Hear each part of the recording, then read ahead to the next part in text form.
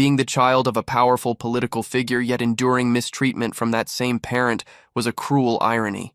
The only escape seemed to lie in earning money through a game, but after finally completing it, he found himself transported inside its world. Now, he had to choose: remain under the control of the powerful, or align with the monsters and carve out a kingdom of his own. The story opened with the protagonist imagining what it would be like to win 10 billion won. Sitting before his computer, he thought about how such fortune could free him from his current life. Everyone knew him as the son of a well-known congressman, yet that fame came with suffocating pressure. He was constantly expected to uphold his father's reputation and often appeared in the media beside him. At school, a female classmate suddenly wrapped her arms around him, leaving him uneasy. She whispered for them to leave the area for a while. In the background, other students murmured about how envious they were for not being close to her. The girl led him into an alley where a few older boys waited. Together, they cornered him, questioning why he hadn't lent her more money. Startled, Jihan insisted he had already helped her the previous week and couldn't do it again. One of the boys stepped forward, threatening to expose him for running an illegal website. Cornered, Jihan retaliated by saying they were involved as well. The girl smirked and remarked that in that case, they would all have to confess. She knew the truth. If things went public, only Jihan would bear the blame. His father's reputation dragged through the mud. With a cold confidence, she stepped closer, telling him she knew he would figure something out. Later, at home, he slams the door, but he didn't expect it to his father be already waiting. The man approached, his demeanor suggesting he already knew what had happened. His gaze was sharp, his tone commanding as he warned his son not to do anything that could damage his name. Fear tightened Jihan's chest, cold sweat forming on his forehead. When he stayed silent, his father demanded an answer. Trying to stay composed, Jihan forced a smile, claiming he would not disappoint him. His father's response was cutting. There was nothing his son could do that would disappoint him more. The man ordered him to keep following his instructions without question. Frustration overtook the boy as he fled to his room. He couldn't understand why his life had to be this way. Then, a small kitten appeared, brushing against his hand. Startled, he pulled away, but the kitten meowed softly from his desk. For the first time that day, Jihan felt a faint warmth in his chest. At least the little creature seemed to care about him. The kitten leapt into his lap, its tiny paws tickling his legs. Holding it gently, the boy muttered that Ruru was the only one still staying by his side. Just then, a faint sound caught his attention, a game notification flashing across his computer screen. He looked closer and saw that he had already cleared 99 rounds. Only one remained, yet no matter what he did, he could never push through the final stage. Every attempt ended the same, with a game over. Confused, he questioned why success remained out of reach after so many tries. On a live stream, another frustrated player ranted about failing at the same point. Watching silently, Jihan remembered how this game had been released a year ago, yet no one had ever surpassed the 100th wave. Even so, he refused to give up. This was his only shot at escaping the miserable life he was trapped in. His last chance was the heart card of Rizzledrake, but even that failed to carry him through. Nearby, a grocery bag lay open with a few items inside, including a pack of cat treats. Reaching for one, the kitten accidentally stepped on his phone. A red glow filled the screen. The disassembly option had been triggered. Jihan's eyes widened in shock as he realized what had just been taken apart, the heart of Rizzledrake itself. For a moment, he froze, trying to absorb what had happened. Losing that item meant starting all over again. Panic began to creep in, but before despair could take hold, another notification popped up. It mentioned something new, a fragment of the heart. That shouldn't have been possible. Dismantling an item never produced fragments. But if this was real, then maybe he could use it. Acting on instinct, he accepted the fragment and chose to merge it with the dragon's soul. A burst of crimson light erupted from the screen. In that instant, Jihan realized this was the missing piece, the true path to completing the game. The system restarted with the new item active. The next morning, he followed his routine and went to school, though he couldn't resist sneaking the game open behind a book. When he returned home, he continued playing, even walking through the streets with his eyes on the screen. It didn't take long for him to reach the 99th stage again. With the heart fragment in hand, victory was finally within reach. Focused and determined, he began the last level. A female knight appeared on screen, cutting down the oncoming monsters. He tapped the command, hoping this time it would work, and a bolt of lightning crashed down. annihilating every enemy in sight. For the first time, it looked like he would finally win, and he did. Triumph surged through him, and Jihan almost jumped from his chair in excitement. But the moment shattered when the door burst open. His father stood there holding a golf club. Startled, Jihan froze. The look on the man's face promised nothing good. The congressman spoke coldly, saying he'd received a call from classmates who had been blackmailing his son, threatening to expose his illegal activity unless they were paid off. Terrified, Jihan tried to defend himself, stumbling over his words as he apologized. But the deputy was already poised to strike, the golf club raised high. His eyes burned with malice, and the boy could only scream in fear. Tears streamed down Jihan's face as he trembled helplessly. Without hesitation, his father brought the club down, shattering the phone into pieces. The sound of destruction echoed like the end of a nightmare. When it was over, Jihan slowly pushed himself up, voice trembling as he asked about his cat, Ruru. The response he received was cold, that he wouldn't be needing the animal anymore. That single statement ignited something inside him. His anger surged, fists clenched as he glared at the man who called himself his father. The deputy sneered, demanding to know why the boy wore that expression. Sweat trickled down Jihan's face as he demanded to know where his cat was. The man's tone remained devoid of emotion as he explained that the cat was now with Jihan's mother, a woman long gone. The words hit like a knife to the chest. Shock left the boy speechless, his body stiff with disbelief. The deputy grabbed his head, forcing him to look up, and said he only needed to obey orders from now on. Finally, the man uttered a warning, not to disappoint him again. He added that he had once believed the boy capable of great things. Then, silence. Jihan lay on the floor, his broken phone beside him. A faint sound buzzed from it, the game's voice declaring that the mission was complete. But now none of it mattered.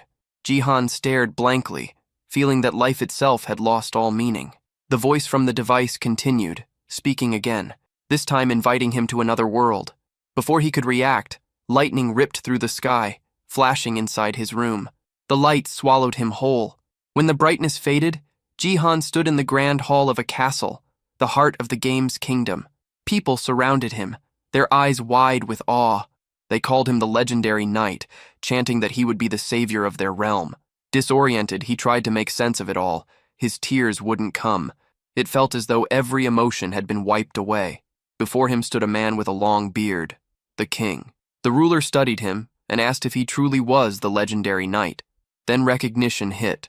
Jihan remembered that face, those words. They were identical to the game's dialogue. The man introduced himself as King Bayless Jordia III and explained that their kingdom was under siege by monsters. Before the king could continue, a servant burst in with urgent news about the invasion. Jihan remained silent, taking in every detail. The setting, the people, the dialogue, all exactly as he remembered from the game. Once the commotion settled, the king spoke again, declaring that the situation was dire and commanding Jihan to act. He urged the young man to assume command of the knights and defend the kingdom. Jihan rose to his feet, his voice steady but heavy. He told everyone to listen closely. His mind still reeled from the loss of Ruru, and as he thought of her, he admitted that even 1,000,000,001 no longer meant anything. The knights whispered among themselves, confused, calling him weak for a supposed hero. The king silenced them and promised that if Jihan fulfilled his duty, he would be granted whatever his heart desired. That promise caught Jihan's attention. He asked if the king truly meant anything he desired. The bearded ruler assured him there was no need to worry. He simply had to obey his commands. Those words struck a nerve. They reminded Jihan of Dan Gai, his father, a man who had forced obedience under the pretense of maintaining reputation. Now the king was repeating that same pattern. The realization burned through him, and he refused outright, shouting that he wouldn't do any of it. The king's expression darkened, his confidence faltering. In front of everyone gathered, Jihan spoke of the life he'd endured. He had always been surrounded by people who cared only for themselves. Every single one, including his father, had used him for their own gain. And now, the same thing was happening again. The king didn't want a hero, he wanted another obedient pawn. Jihan made it clear he would never be that again. The king stayed silent, though his displeasure was obvious. Cursing them all under his breath, Jihan pressed the option to reject the offer. The king's servant stood frozen, unable to believe what had just happened. Then, The screen in front of Jihan began to glow red. In the game's storyline, this color usually meant failure, the point where the monsters invaded the kingdom and the player failed the mission. But something was different this time. A new prompt appeared, offering another choice. The monster faction had been unlocked. Jihan stared at it in silence, the meaning sinking in. Was he being chosen to lead the monsters instead of fighting them? The king's voice broke through the tension, booming across the hall. He declared that every choice came with consequence. Addressing the court, he stripped Jihan of his title, announcing that he was no longer the legendary knight. His shouting grew harsher, declaring Jihan an enemy of the kingdom, a threat to them all. As the words echoed, Jihan remained motionless, weighing the reality before him. But time was short. The king's command for his execution had already been given. Even surrounded by drawn swords, Jihan stayed calm. Blades glimmered inches from his throat, yet he stood unfazed, certain that there was still a way out. Then it happened. A surge of crimson light burst from his body, filling the room with raw energy. The king's fury turned into confusion as the radiance intensified. Jihan's selection had been completed. The system granted him new, overwhelming powers, strength that surpassed human limits. From that moment on, his purpose shifted completely. His goal was no longer to save humanity, but to erase it.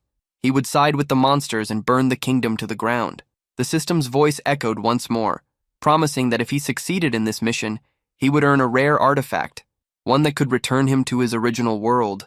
That thought stirred a distant memory, the day his mother had brought him the tiny kitten, Ruru. He wondered if finishing this path could bring him back to that peaceful time. Pulled back to the present, he noticed the soldiers murmuring in fear, commenting on the strange, overwhelming energy radiating from him. The king was certain he'd glimpsed a monster's silhouette, a beast unlike anything he'd seen before. Jihan scanned his new reality, realizing this twist wasn't in the original game. Soon the main objective appeared: break the defenses and wipe out the humans. Despite the change, Jihan noticed his progress still tracked like the game. Following the usual sequence should spawn a random summoning ticket.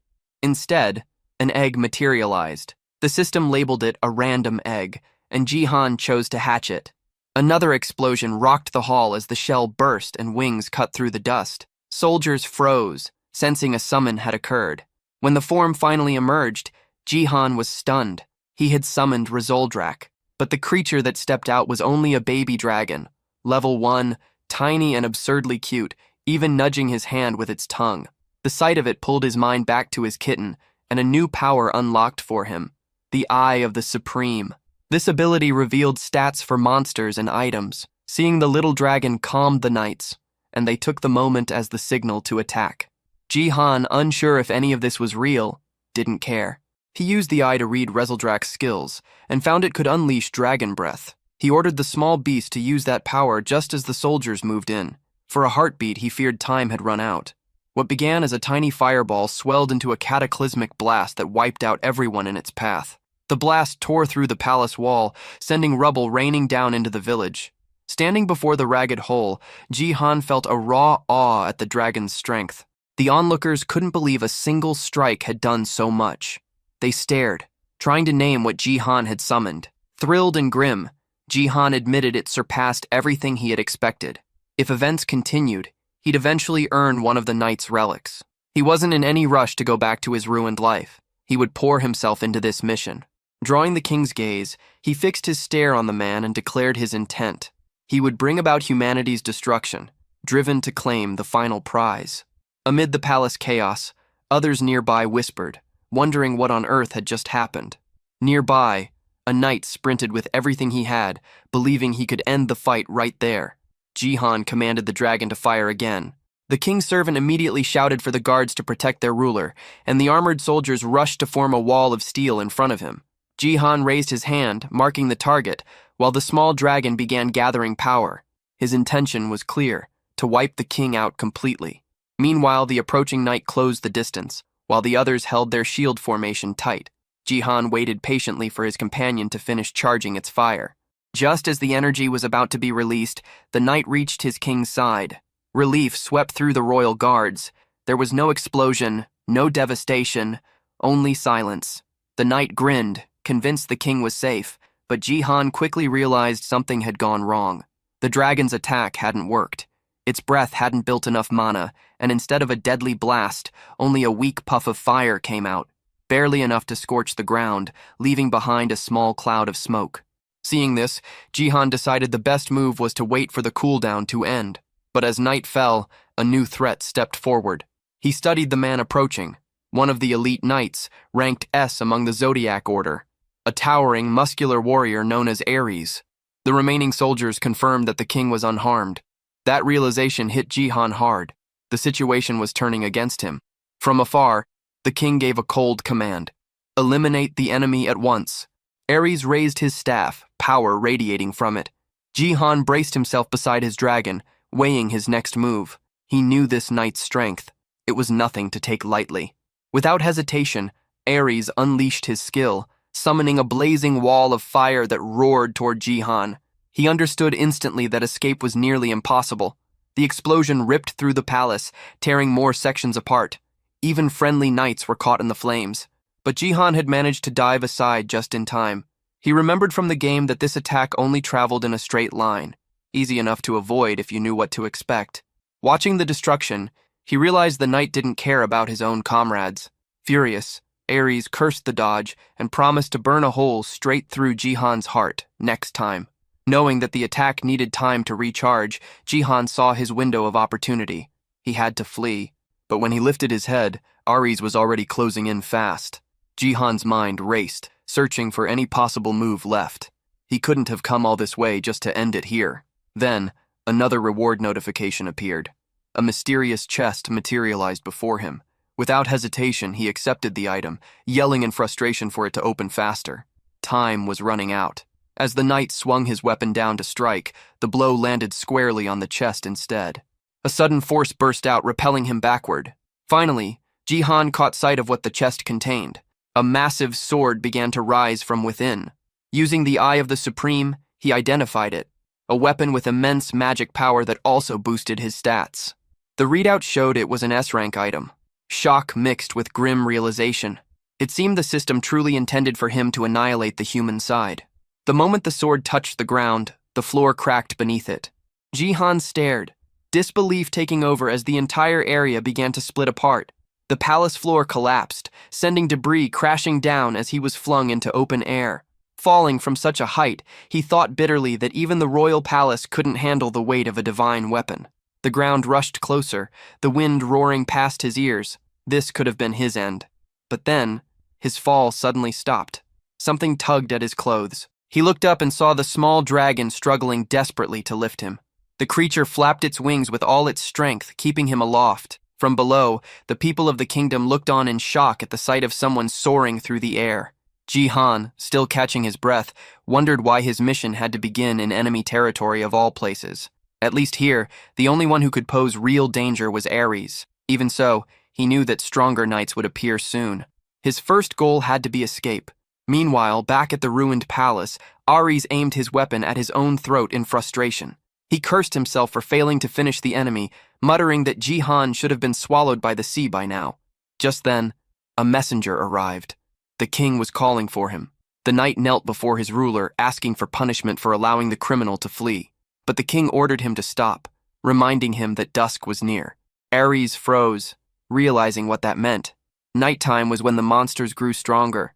The king then appointed him commander of the walls and sent him to the front lines. High above, Jihan drifted in the sky, recalling the early stages of the game, the same pattern of monster attacks beginning with wild goblins. But with Ares present, he knew those beasts wouldn't make much progress at first.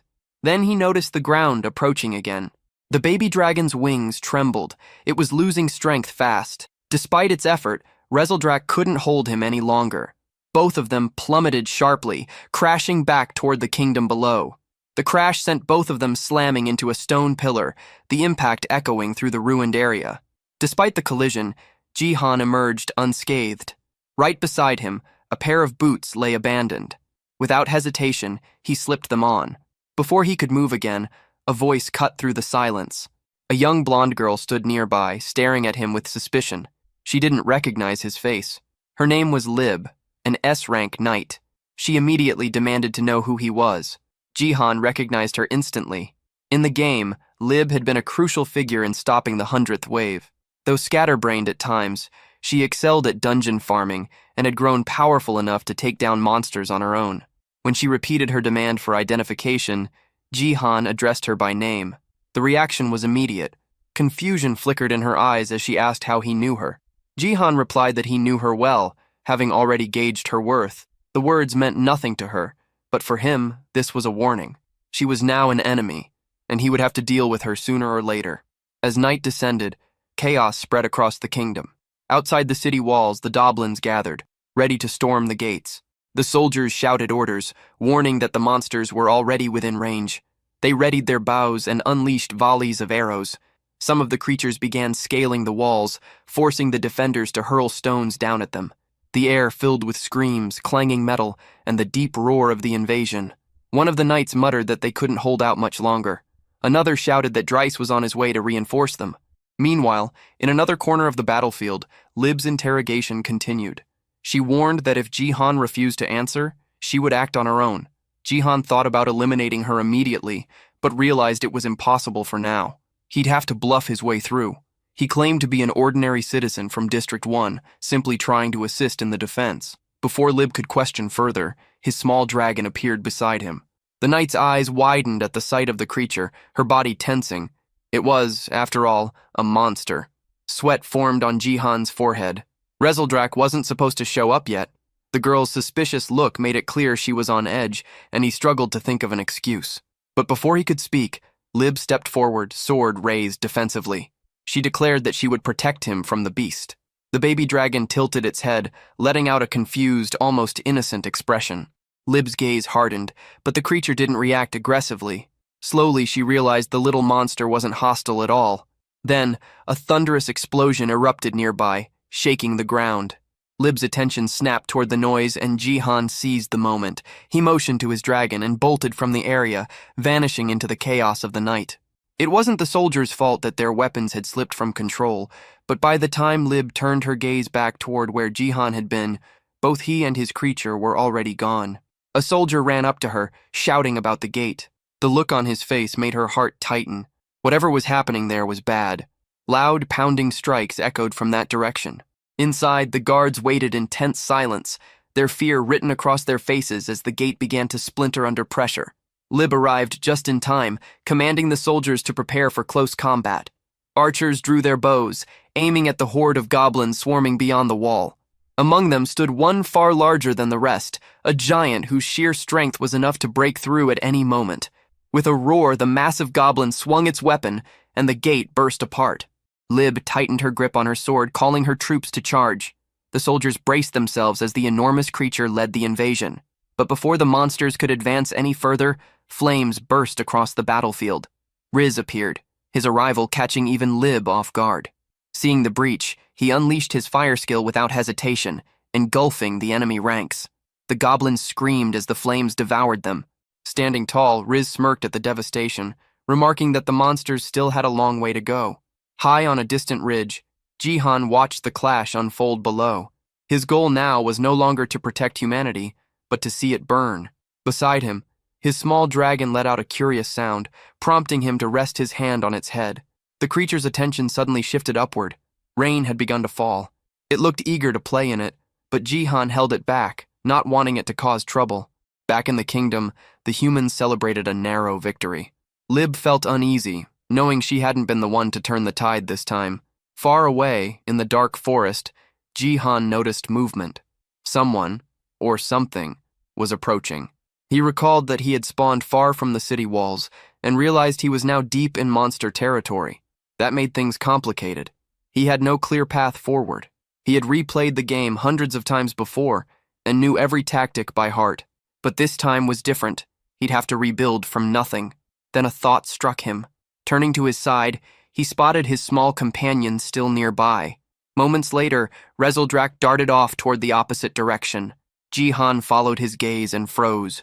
On the forest floor, a colony of ants was working tirelessly, dragging pieces of food and dirt. One of them noticed the dragon's presence and froze in fear. Rezeldrak crouched low, watching them closely, fascinated. Pulling his companion aside, Jihan exhaled slowly and began thinking of his next move. Out of nowhere, a new mission prompt appeared before Jihan's eyes. The objective was clear. He had to create a faction of monsters. He paused, trying to figure out how to even start that. If he needed to recruit monsters like goblins, now would be the perfect moment, but there weren't any nearby. He wondered how he would even communicate with them if he found some. That was when something unusual moved in his peripheral vision. By the time he turned, it was already upon him. A sudden strike came fast. Someone was trying to kill him. The blade glinted inches from his neck, and a figure stood right in front of him. His eyes widened in confusion. Claws grazed his skin. When he focused on his attacker, recognition struck.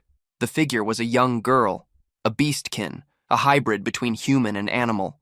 Jihan instinctively labeled her as a rabbit, but her reaction showed she didn't appreciate that.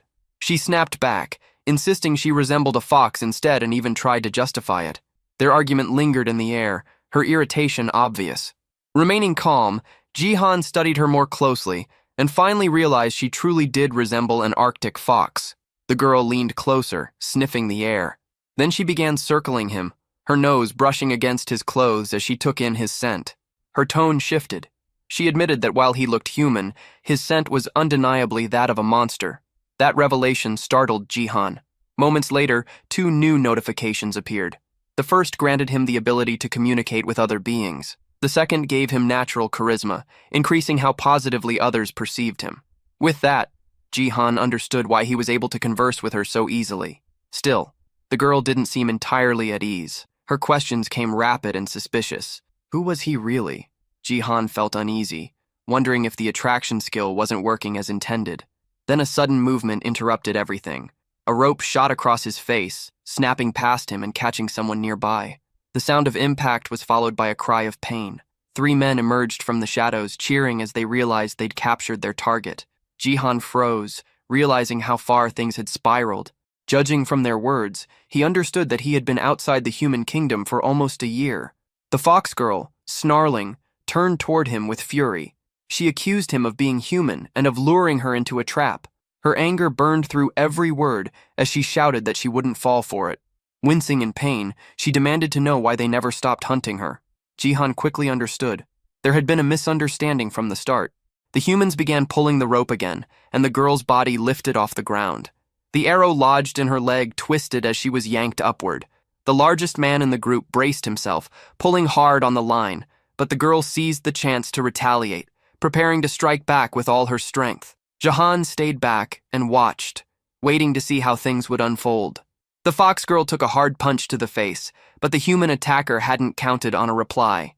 She slammed her other leg into him, the kick landing with enough force to send the big man sprawling.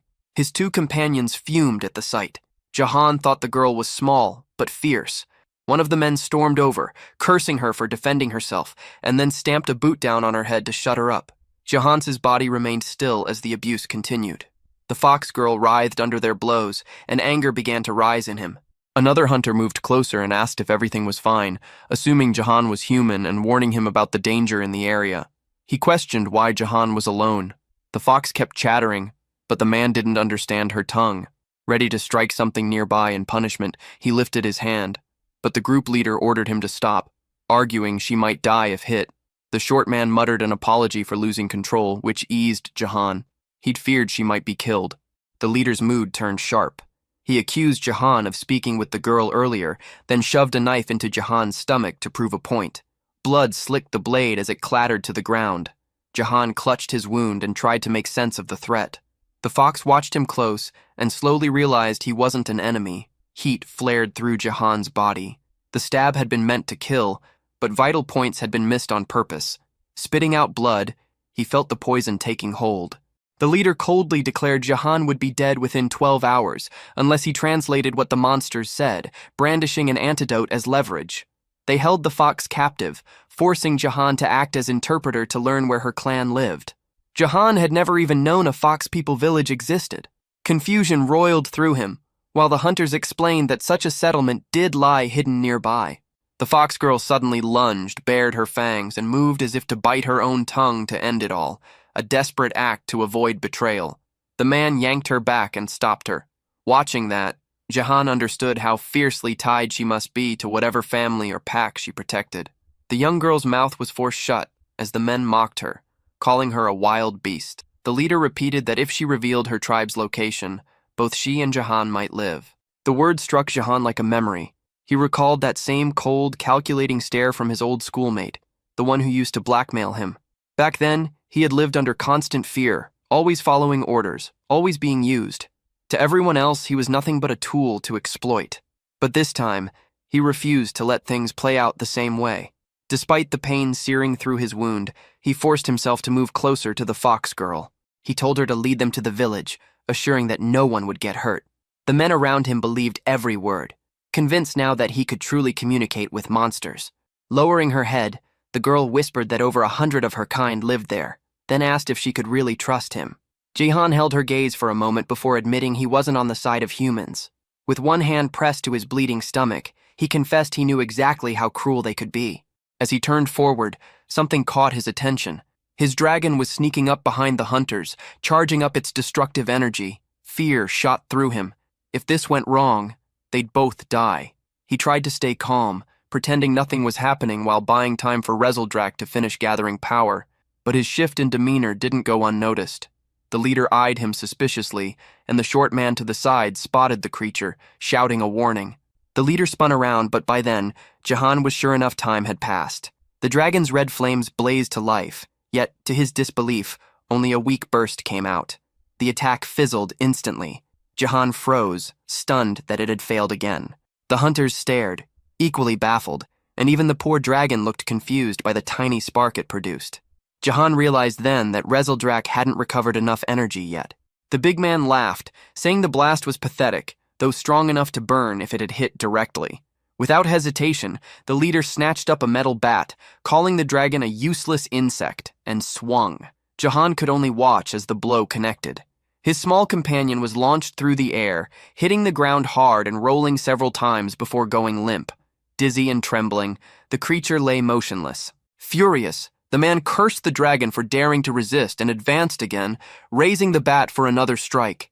Jahan's body refused to move. He could only stare helplessly. The leader ordered his subordinates to restrain Jahan and the fox, while he dealt with the dragon himself. Rezeldrak remained on the ground, unconscious. Grinding his teeth, Jahan felt the same bitter truth sink in. Once again, he only held value because of what he could do for others. Everything was repeating exactly as it had in his old world. He had spent his whole life living in humiliation, constantly bending himself just to satisfy others. Yet no matter how much he tried, he always ended up isolated and unwanted. Whatever happened, he knew one thing. He would never go back to that miserable reality. From that moment on, he swore he would never regret anything again. The leader raised his weapon, ready to crush the small dragon. Even the fox girl froze, horrified at what was about to unfold. Jahan's face hardened, and his body reacted instinctively. His passive monster ability activated, surging through him like fire. In a flash, he crossed the distance between them and swung his fist. The strike landed with bone-shattering force, sending the leader hurtling through the air. The ground split beneath the impact. The fox girl stood speechless, stunned by his raw strength, while the remaining henchmen stared in disbelief. Their leader lay motionless, face ruined beyond recognition. For once, Jahan had acted before it was too late. But in the chaos, the antidote that could have saved him shattered to pieces. The fox girl stared, confused by how he was even moving with poison coursing through his veins. Jahan ignored the pain and rushed to his fallen companion. Rezeldrak's eyes fluttered open, and a faint smile crossed Jahan's face. He was proud of the little dragon for fighting until the end. The creature gave a small, joyful grin in return. Looking at him, Jahan felt a rush of warmth. The sight reminded him of Ruru, his little cat who had always stayed close, trying to comfort him when no one else did. That memory filled him with resolve. He made a silent promise. He would protect his new companion no matter what. His expression softened as he smiled faintly, thinking that, no matter what the future held, he and his partner would stand together. Behind them, the surviving hunters spat curses, threatening to report everything to their boss. Jahan turned toward them with cold fury, his glare enough to make them hesitate. Realizing what would come next, they panicked and fled into the woods. Rezeldrak cheered weakly, proud of their victory. But the moment didn't last. Jahan's body gave out, his legs collapsing beneath him. He hit the ground hard as the fox girl rushed over. She stared in shock, thinking he might be gone. The little dragon whimpered, nudging his shoulder desperately. Jahan's eyes fluttered. His breathing was shallow, and he felt his strength slipping away. This had to be the end. His last image before blacking out was Reseldrak's worried face hovering over him. Then came the memory, the hospital room, the beeping machines, his mother lying frail and pale. He'd been alone back then too, abandoned while his father never once came to see them. The memory burned through him with the same ache as before. Slowly, consciousness crept back. When he opened his eyes, he realized he was being carried. The fox girl held him firmly as they made their way through a dark, winding cave. Soon, light appeared ahead. They emerged into a quiet village filled with beastkin, most of them resembling rabbits. The residents froze upon seeing him, whispering among themselves. Despite his human appearance, they could all sense it. His scent was that of a monster. They lingered near the window, whispering to each other, wondering when he would wake. But Jahan was already conscious. He simply didn't want that much attention. The fox girl soon stepped forward, asking the others to give him some room. From where he lay, Jahan immediately recognized her voice. When she entered, she asked if he was awake and explained that his presence had drawn interest. It was the first time anyone had seen a human in their village, and besides, he didn't even smell like one. Looking down at his hands, Jahan noticed something. The mark left by the poison was gone. The fox girl told him they had kept him in the village to recover. That was when it struck him. She had brought him here herself, risking her safety for someone who had once been her captor. She had saved his life. Puzzled, he asked why she did it. She replied that, despite how he looked, she could tell he wasn't truly one of them. Unsatisfied, he pressed her for another reason. Her eyes softened as she recalled a moment, how his concern for his dragon had moved her. Jahan wondered if that compassion was only the side effect of his friendly monster ability. But the girl grew irritated, snapping that he was still complaining even after being rescued. Nearby, Reseldrak stirred from his nap. When the dragon opened his eyes and saw Jahan awake, his tail began to flick excitedly. Yet he noticed immediately that Jahan and the fox were already bickering. The girl folded her arms, saying that now they were even. He had saved her once too.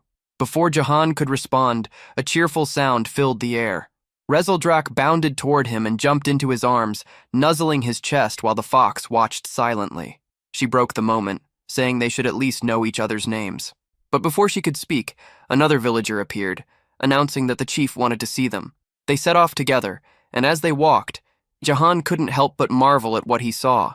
The hidden settlement, tucked beyond the mountains, had been built by rabbit-type monsters. Over time, it had become a refuge for all hybrid species who had lost their homes. The residents worked together in peace, caring for one another with quiet devotion. Their path was soon blocked by a towering bull-type beast who demanded to know if the fox, Rhea, had gone to the human forest. She apologized quickly and continued on, but the bull's suspicious gaze lingered. Jahan called her by name, remarking that everyone here seemed to care about her deeply. Rhea lowered her eyes, her tone darkening when he asked if something was wrong. Then, suddenly, her mood flipped. She frowned, tilting her head, and asked why everyone called him Hey. Stepping closer, she demanded to know if that was really his name. Caught off guard by her confusion, Jahan finally introduced himself properly.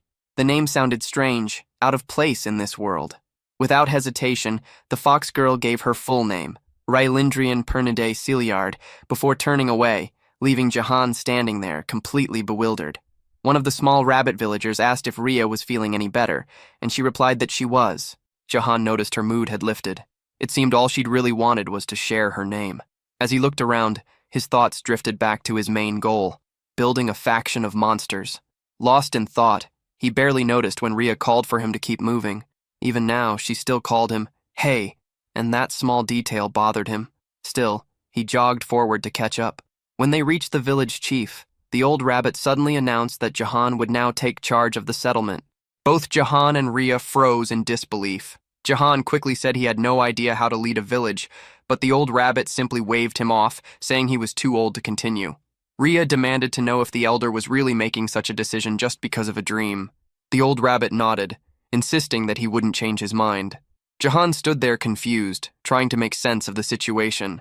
The elder explained that every dream he'd had always come true, and in this one, the person destined to save the village was Jahan. That word, savior, echoed in Jahan's mind. It reminded him of his current mission, establishing a monster faction. The title unsettled him. Being seen as a savior could only complicate things. He remembered that cursed man who had once tried to use him as a translator in exchange for his life. The thought sparked a sudden worry. He turned to Rhea and asked if anyone might have followed them on the way back. She assured him that the village's location was impossible to find. Hidden beyond the mountains, it was bordered by a vast, dangerous sea that no one dared to cross. The only other path lay through an underwater tunnel that twisted like a maze, designed to keep intruders out. According to her, she hadn't sensed anyone nearby. Still, Jahan couldn't shake a bad feeling. On the trail they had taken, faint streaks of red marked the ground. Blood, likely Rhea's. And deep within one of the caves nearby, a hidden figure watched the village. One of the human henchmen had found it and was already grinning to himself, celebrating the discovery. Moments later, noise erupted in the village, shouts spreading through the crowd. Someone was yelling about an intruder. Jahan and Rhea both froze as the words reached them. A human had been found inside the settlement. The bull beast immediately grew tense, cursing under his breath, while one of the smaller villagers muttered in confusion. Jahan rushed forward, asking if the intruders had followed them. Rhea's face went pale. Shaken, she asked if the humans had been trailing her all along, insisting she'd made sure no one had. Then, guilt written all over her face, she began to apologize, saying it was her fault. But the bull shook his head firmly, saying it wasn't. The bull told Rhea not to blame herself, saying she'd simply been too weak to notice what was happening. Her friends echoed his words, trying to comfort her, insisting it wasn't her fault. Jahan's thoughts drifted back to the men who had ambushed them. There had been 3 of them. The short one, still in the village, grinned darkly and warned that the whole place would soon be burning. His voice carried a cruel edge as he revealed he was part of a group called the Screaming Hall. Within minutes, he said, 200 men would arrive. Jahan's brow furrowed. The name meant nothing to him at first. What was this Screaming Hall? Meanwhile, deep in the forest, the other 2 henchmen limped along, battered but alive. The leader of the trio stumbled into his superior's tent, still crying from the beating, demanding revenge. The man sitting before him didn't respond right away. He listened in silence as they explained what had happened. Then, one of them shouted that they had found the Fox village and could lead the way. The boss of the Screaming Hall smiled thinly, pleased with the discovery. He ordered his men to move out immediately. His servant, nearly shaking with excitement, rushed to prepare. Back in the village, the short henchman laughed to himself, boasting that he wasn't the only one who had made it this far. He explained that all 3 of them had followed Rhea through the forest.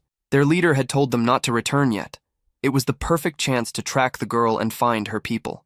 His laughter turned cruel as he claimed that soon everyone there would die. The young fox looked confused, unable to understand his words, though she sensed the malice behind them. She turned to Jahan, calling his name in alarm. His expression darkened as he explained that their location had been exposed and reinforcements were on the way. Rhea froze, horror settling over her. Jahan's mind began to race as he tried to piece everything together. The name Screaming Hall stirred something familiar, a memory from the game Night Defense. In that game, players earned experience by fending off endless monster waves, but leveling alone wasn't enough to survive. There was another mechanic, the Adventurer's System, where players could send knights on missions through 100 stages, from the ruins of the wild goblins to the demon fortress. Jahan remembered the final part clearly, a stage involving the hideout of a gang called Screaming All, hidden behind a rocky hill. The story attached to that stage matched exactly what he was hearing now, yet his anxiety grew. None of this terrain matched any stage he remembered. According to the game's map, this entire region was supposed to be destroyed. The short man broke the silence again, offering a deal. If someone released him, he promised that his boss would spare their lives. Jahan knew only he could understand the man's words, but he didn't need to translate. The hybrids could feel what those words meant. Rhea lowered her head, guilt weighing heavy on her shoulders. She whispered that this was all her fault. The captured man kept shouting, demanding to be freed. Jihan's expression hardened. He wasn't about to let the village be destroyed. While the short, obnoxious prisoner continued to rant, Jihan stepped closer. The man sneered and told him to translate his words for everyone else, but Jihan wasn't in the mood. His fist tightened, and with one swift motion, he drove it straight into the man's face. The blow sent the henchman flying. his scream echoing through the clearing. The bull hybrid stood frozen, astonished by Jihan's strength. Even the small rabbit villagers stared wide-eyed, stunned. Rhea, too, couldn't believe what she had just witnessed. The man lay motionless on the ground, barely conscious, while Jihan stood firm, ready to fight if it came to that. Rhea's heart pounded as she heard him say he would do anything to protect them. But the bull stepped forward, explaining grimly that fighting was impossible. The village was filled with the weak, mostly women, children, and the elderly. Just then, the old chief appeared and called everyone together. As the villagers gathered, he raised his voice and made a declaration that left everyone speechless. Jihan would be the new chief of the village. Far away, the mercenary gang advanced through the forest. Their leader's eyes gleamed as they reached the rocky hill. The reports had been true. The Fox village was hidden right behind it. Grinning, he announced that this place would soon serve as their new base. With that, he ordered his men forward. Back in the village, the bull explained their situation. The enemy force was about 200 strong. Their own group was tiny. Only a few bull warriors, 2 young deer, 5 sheep hybrids, and 1 fox girl. Including the rabbits, their total barely reached 112. He asked Jihan if they stood any chance. Jihan replied bluntly that the enemy's strength was nearly double theirs. But then a thought struck him. Numbers weren't everything. He remembered how Rhea had fought those men on her own, and realized that if she could handle 3 by herself, others might not be as helpless as they seemed. Even if the villagers lacked combat experience, hybrids were known to grow stronger when transforming into their animal forms. If everyone had even a fraction of Rhea's strength, there was hope. He turned to the bull and asked how powerful she truly was. The hybrid scratched his chin, watching the fox play with the small dragon nearby, then admitted she was easily the strongest in the village. The statement left Jihan silent. The bull added that even if every villager united against her, Rhea would still emerge victorious. That truth sank heavy in Jihan's mind. Knowing this, he realized he had to act fast. His head dropped slightly as he weighed the consequences. Compared to her, the rest of the villagers were practically defenseless. As they discussed their next move, the young fox mentioned that there was still time before the humans arrived. Jihan frowned, not understanding how she could be so sure. She pointed to the short prisoner, explaining that she had asked him directly. Jihan recalled that one of the henchmen had said their boss was searching for something he had lost. He turned to Rhea, asking if she had any idea what that might be. The girl shook her head and said their village was nothing more than a small refuge for displaced creatures. Hearing that, Jihan guessed the enemy might be using that as a convenient excuse for invasion. Before he could think further, the bull hybrid Tor called out that everyone had gathered. It was time for Jihan to present a plan. He knew that to stand a chance against superior numbers, individual stats would have to compensate for their lack of manpower. The strongest fighter among them was the fox girl. He'd confirmed that much. If she could handle 3 opponents at once, their odds might improve, but even then, he wasn't certain. He began to wonder if raw power depended on species, and thought how useful it would be if he could see everyone's stats. Then it hit him, the demon eye ability. Maybe it could analyze what he needed. In the game, he had triggered it by opening the status screen, so he attempted the same, but nothing happened. He frowned, frustration tightening his chest. Nothing appeared, and the silence around him only made it worse. A moment later, however, a faint red glow flickered before his eyes. An inventory window. It was empty. Still, one detail stood out. Its title wasn't the same as when he had played on the kingdom's side. That difference reminded him of something bitter. Back in the kingdom, he had obtained that incredibly powerful sword, the one strong enough to destroy the entire palace. Now he felt a stab of regret for having left it behind. Since the inventory window had appeared, he couldn't understand why the status screen refused to open. He went through his abilities in his mind. 4 passives. The demon eye that revealed information, the power to communicate with both humans and monsters, the charisma that attracted others to him, and finally, his monstrous physical strength that surpassed human limits. Annoyed, he muttered that he needed to make a decision soon. The fox tried to steady herself, saying she would follow his lead, her voice tinged with guilt. She blamed herself for the crisis and insisted she had to protect the village. Jihan could tell the weight of that guilt was crushing her, and time was slipping away fast. Then suddenly his right eye burned with light. A crimson gleam flooded his vision. When he looked at the fox, lines of information flickered faintly across her face. Focusing, he realized he could lock onto a target. The realization hit him immediately. The ability worked through intent. It activated whenever he looked at someone and consciously decided what he wanted to examine. The red glow sharpened in Jihan's eye, and a set of numbers and letters appeared before him. He saw his own classification. Rank B. A small surge of excitement hit him. That ranking matched an average knight's level in the game. Shifting his focus, he turned his attention toward Rhea. Her stats appeared clearly, and one thing stood out. Her attack power far exceeded the rest. While she continued speaking beside him, Jihan wasn't paying attention. His mind was locked on the glowing skill window. A small heart icon caught his eye, and he wondered what it represented. Instinctively, he reached out to touch it. Only when Rhea flinched did he realize what he'd done. His finger had poked her nose. Trying to brush it off, he muttered that it hadn't been intentional. But the fox girl's face flushed with anger, and in the next second she lunged at him, claws out. After the brief scuffle, Jihan called for Tor, asking him to gather everyone in the village. A thin scratch now marked his cheek, but he assured them it was nothing serious. Soon the villagers assembled just as he requested. He needed them all in one place to analyze their stats. The process was long and exhausting, each scan draining his focus. When it was finally over, he exhaled in relief. The results confirmed what he had suspected. He could now tell who was strong and who wasn't.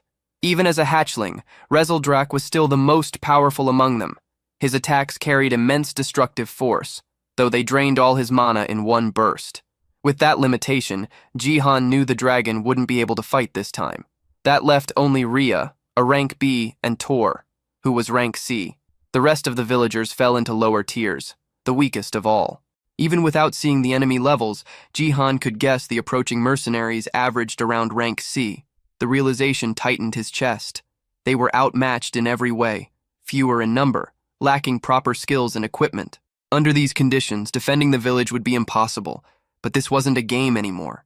The rules were different here. He looked around the settlement and began thinking.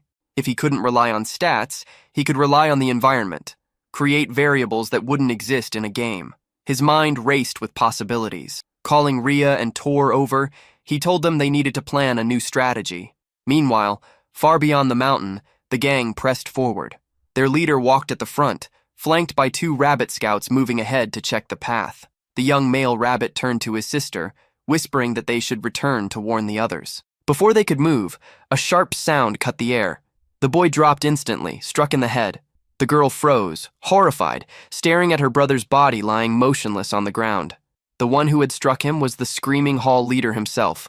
A cruel grin spread across the man's face as he stepped past the corpse, leaving the girl trembling. Tears welled in her eyes before she shut them tight and bolted, shifting into her rabbit form as she fled through the forest. One of the henchmen asked if they should chase her, but the leader waved him off with a smirk. His voice was low and venomous as he said there was no need. He was already spreading the infection. The village was in motion, every hybrid working together to put the plan into action. Tension filled the air as they prepared for what was coming. Then, through the misty entrance, the little rabbit who had escaped earlier came running, her eyes wide with panic. Jihan immediately noticed she was alone. The girl stumbled forward, shouting that the humans had already arrived. Even Tor, the bull, froze at her words. Rhea stepped forward, confused, asking why the rabbit's fur was soaked in red liquid. But the girl was too terrified to explain clearly. She kept repeating the same thing. The humans were already here. Despite the panic spreading around him, Jihan stayed composed.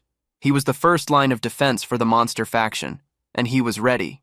Gritting his teeth, he swore he wouldn't let the village fall. Far from the village, the mercenary gang finally reached the cave entrance. Their leader asked if this was truly the fox's den, and his men confirmed it.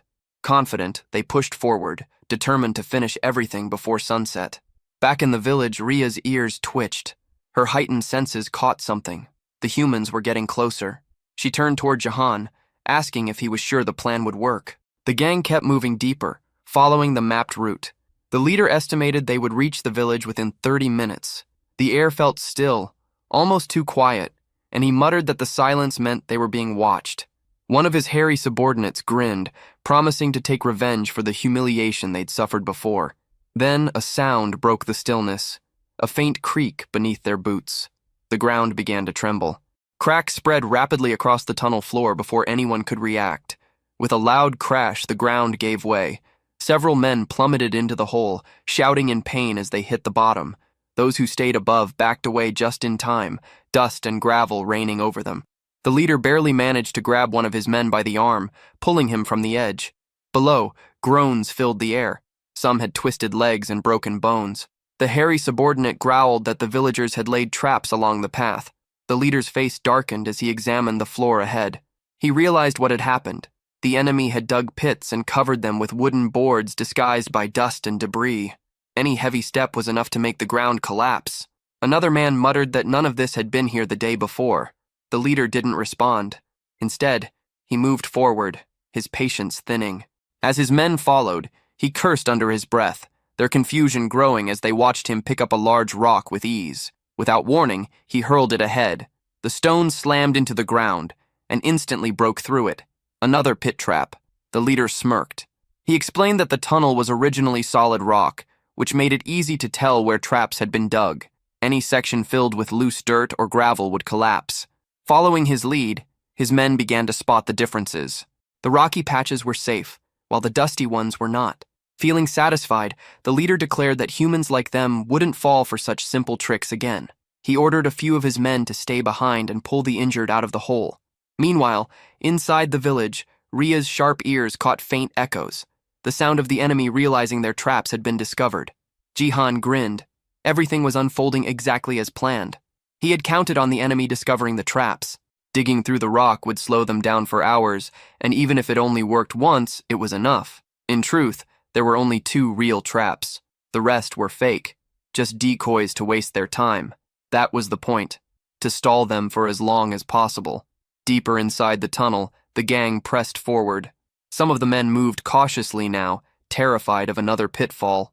As they advanced, one of the subordinates warned that a crossroads was up ahead. When the leader saw it, he frowned.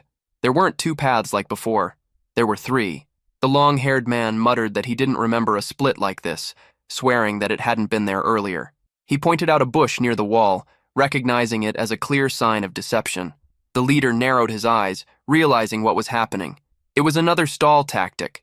They were trying to buy time, probably preparing something inside the village. He wouldn't let that happen. He ordered his troops to divide into smaller squads. The long-haired man would take the left tunnel. The large brute would lead the middle route. The leader himself would go right. The left group advanced first, only to hit a dead end where the tunnel had collapsed. Meanwhile, the middle group spotted faint light ahead and assumed it was the exit. Their commander signaled everyone to get ready for a fight. The left group soon saw light too, convincing them they were also near the surface. Believing he had chosen the correct path, the leader ordered that no hybrid should be left alive. The group surged forward without hesitation. But on the right-hand path, the one the leader took, things were different.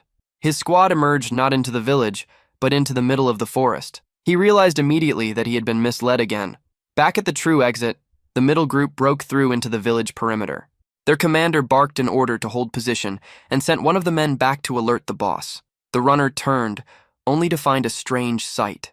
One of their own was tied to a tree, gagged and struggling. The bound man's eyes darted wildly. Sweat poured down his face as muffled cries escaped the cloth in his mouth. He tried to ask for the boss, but before anyone could react, he noticed something. They were surrounded. The messenger spun around and bolted back toward the crossroads. He had to warn the leader. But before he could reach the tunnel bend, the air erupted with a deafening blast. A wave of smoke burst through the cave, throwing several men against the stone walls. The explosion had come from above. The Fox Girl and Jihan had triggered it perfectly. Everything was proceeding exactly according to plan. The traps had done their job. Every second they bought mattered. The enemy's forces were now scattered and divided across the tunnels. After hearing what happened to the earlier group, the short man grew uneasy, his confidence fading fast. Suddenly, the large brute turned his head, catching movement from the shadows. All around them, the villagers were waiting, hidden and ready to strike.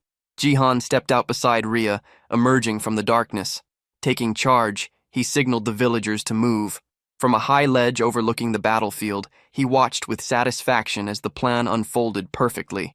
The opposing commander barked orders for his own men to counterattack. Both sides now stood face to face, the air tense, seconds away from erupting into chaos. The mercenary leader hefted his massive hammer, preparing to crush anyone who got in his way. Jihan raised his voice, giving a single command. It was time for the hybrids to transform. In an instant, smoke burst across the area, swallowing everything. The human soldiers staggered, confused, wondering if the villagers had vanished. But it was all part of the plan. Jihan had learned earlier that when the beast folk transformed, their bodies released a dense mist. He'd turned that natural trait into a battle tactic.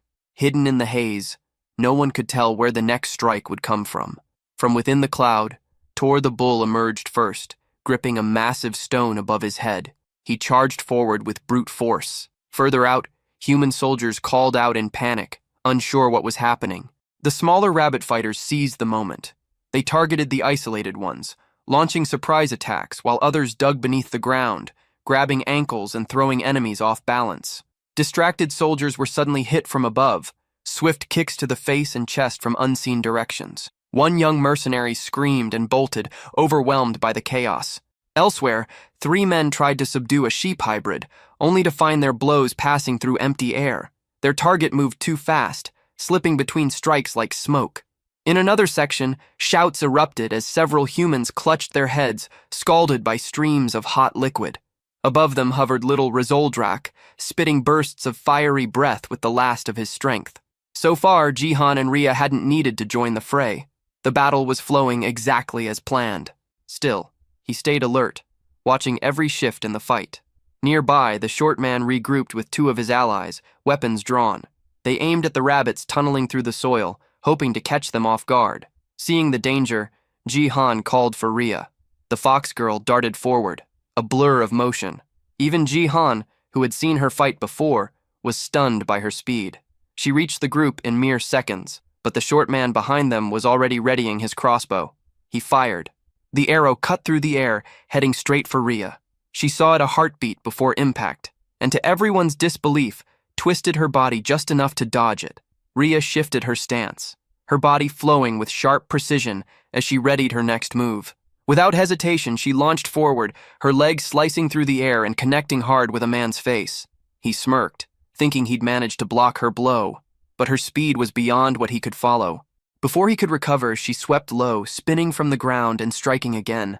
This time, her kick landed clean, sending him crashing backward. Without stopping, Rhea pivoted toward the next opponent and drove her heel into his jaw, knocking him flat.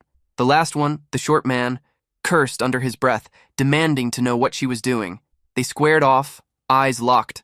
Then, in a flash, she struck again. Her leg snapped upward and came down with crushing force, slamming his head into the dirt. Groaning, the man clutched his bruised face while the fox girl stood tall. In mere moments, she had taken all 3 down. Her cold glare swept over them, daring any to underestimate her again. Across the battlefield, the large brute took in the scene. His men were losing, badly. Rage twisted his features as veins bulged along his arms. With a guttural growl, he triggered his ability. His muscles swelled, doubling in size as raw power coursed through him. Jihan, watching from afar, recognized the transformation immediately. Only C-rank knights, or stronger, could wield active abilities like that. A burst of power that enhanced their physical strength. The rabbits nearby froze, trembling as the ground shook beneath the brute's steps. But the man's confidence vanished when a massive shadow loomed before him. A colossal hand gripped a fallen tree trunk, ripping it from the ground with ease. Standing there was Tor, the bull hybrid, towering at nearly twice the man's size. The brute's face went pale, words failing him. From his vantage point, Jihan observed the encounter with wide eyes. He hadn't expected Tor to be that powerful. His plan was unfolding better than imagined. Meanwhile, deep inside the cave, the long-haired mercenary grew restless. None of his allies had returned from the other tunnels. Muttering curses, he finally decided to move. Pointing toward the path the larger fighter had taken, he ordered his group to follow that route. Back in the village, victory was already sealed. Every remaining invader had been captured and buried. Jihan turned to Tor, asking if his legs were holding up after the fight. The bull nodded, though the exhaustion showed. Even though the villagers outnumbered their enemies, many were injured. But Jihan refused to slow down now. He could sense more soldiers approaching from the cave's exit. He called to Tor again, ordering him to prepare the next line of defense. The bull grunted and began distributing weapons to everyone. He turns away and brings Tar, one of his strongest allies, over to speak with him. Jihan then reveals a heap of weapons and has them handed out to every soldier. The fighters step forward and take their new gear without delay. At this stage, every ally is armed and ready to fight. Once he confirms that preparations are complete, Jihan triggers his special skill, known as the Eye of the Ruler. Through this power, he clearly sees that the attack strength of the group has nearly doubled. The white-haired boy feels genuine satisfaction and surprise at how effective it is. At the same time, a team of humans advances toward the village camp. Their leader feels unsure, certain that the hideout was meant to be there. Still, something feels wrong, since the entire area is silent. Moments later, he faces a disturbing sight as several people are found buried in the ground. Shock freezes him, his mind unable to grasp what took place. Behind him, his companions panic when they notice the scene. The leader soon realizes that every buried person is still alive. He tries to call out to the hostages and intends to free them, only to notice that the ground is riddled with holes. Before he can move closer, 2 rabbits leap at him, swinging clubs. Right then, a piercing scream echoes across the canyon. Elsewhere, another squad of warriors rushes ahead. Their leader grows irritated, aware that without a map they have no sense of direction. One of the men points out a passage, claiming it is the correct route. He also notes that beyond it lies a fork in the road. The leader quickly senses danger and signals for everyone to keep their distance. One of the men reacts too late as the ground begins to crumble. As the floor trembles, a warrior loses footing and falls. Yet the mechanism fails to activate fully, leaving the entire group baffled. Confusion spreads as one man questions why the trap did not work. Without hesitation, the leader tightens his grip on his spear and takes action. Using force, he strikes the ground to test it. To his surprise, the surface is solid stone, raising doubts in his mind. With a bitter laugh, he realizes that only the cave entrance was rigged. The realization angers him, knowing he had been led around on purpose. A cruel grin forms as he swears to destroy every enemy he finds. Moments later, one of his men rushes in, exhausted and barely able to speak. The report comes that the passage through the central tunnel has finally been located. The leader's expression hardens as he absorbs the information. Back in the village, word spreads that all captures have been completed successfully. Jihan acknowledges his allies' efforts and approves of how the prisoners were secured. The white-haired boy then explains that at the fork, a wall can be broken down. By doing this, a hidden route was opened that connected back to the entrance. This strategy ensured the group gained enough time to fully prepare for the coming battle. Jihan understands that lasting a bit longer is all it takes to secure victory. Even so, one of the captives buried in the ground starts to mock him. The man claims everything will end once their older brother finally shows up. He goes on to expose that their true leader is Scream Spike, someone far stronger than the rest. Without warning, a girl steps in and kicks the captive in the face, cutting him off. She quickly reports to Jihan that she counted 60 enemies, with only 5 still able to fight on their side. Jihan works it out in his head, judging that the remaining bandits, including their leader, number around 60. He knows his group is at a clear disadvantage, having already fought twice and grown tired. Still, those battles gave them real experience. Because of that, everyone is tougher and mentally ready for what comes next. The white-haired boy shows confidence, aware that they have grown stronger. His only issue is that the new sword feels heavier than expected. Just then, heavy footsteps echo closer. Rhea senses the presence first, and alerts everyone that the enemy has arrived. The buried captive grows excited and calls out for his older brother. The bandit chief scans his own men and treats them as useless. His attention then shifts to Jihan, suspecting the entire situation was a setup. Jihan throws the idea back, treating it as nothing more than solid planning. The bandit leader smiles, noting how bold the boy has become. He makes it clear that while the earlier wins were pleasant, a third victory will not happen. Jihan shows no concern and moves to put forward terms. The bandit leader immediately rejects the idea, insisting this is not negotiation, but coercion. Jihan raises his blade toward the man's brother and signals for all weapons to be dropped. He makes it clear that refusal will end in his brother's death. The bandit leader does not reply, his face stiff and unreadable. The captured man cries out in fear as Jihan recognizes how cruel the move is. Still, he knows this is not a moment for honor and questions whether the enemy will comply. Against all expectations, the bandit chief releases his spear, letting it hit the ground. Instead of surrendering, he begins chanting, activating a strange power. Jihan is caught off guard, having never expected this response. A purple glow spreads over the bandits, and the skill name Scream Spike becomes clear. Jihan quickly understands that it is a wide-range buff that raises the strength of allies. Even without numbers, his companions immediately feel the surge in enemy power.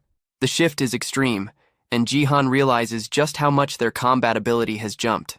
The bandit leader roars for a full assault. The clash begins at once, and the empowered bandits start to control the field. During the chaos, one of Jihan's allies is forced to fight someone far bigger. The enemy strikes hard and wounds one of the small rabbits during the exchange. Watching this, another rabbit snaps and smashes the attacker with a club. Though hurt, the enemy grips his arm, glaring at the two rabbits standing before him. Another bandit, eyes glowing, mocks them, questioning if they are ready to give up. The two rabbits shake in fear, overwhelmed by the pressure. The opponent suddenly grabs one of them and laughs cruelly, clearly enjoying the moment. Tar suddenly enters the battlefield and swings his massive hammer, sending one of the bandits flying through the air. At the sight of the giant, the enemies quickly throw ropes aiming to restrain Jihan's ally. The ropes coil around Tar's body and weapon, nearly locking him in place. Several opponents pull together with all their strength, trying to drag him down. The Minotaur struggles to hold his ground, but the combined force eventually pulls him to the floor. With the giant pinned, the bandits move in, ready to deal a killing strike. They close in around Tar and urge everyone to strike the giant at once. Right then, flaming sheep are hurled into the crowd of bandits. At the same time, small creatures are launched as makeshift weapons toward the archers. Jihan quickly understands that despite better gear and hard-earned experience, his side is losing control of the fight. Concern takes over as the white-haired boy searches the field for Rhea. Elsewhere, Rhea narrowly avoids a strike and counters by kicking an enemy's arm. She lands, only to find herself surrounded by several bandits laughing at her. Her breathing grows heavy, exhaustion clear as her enemies watch closely.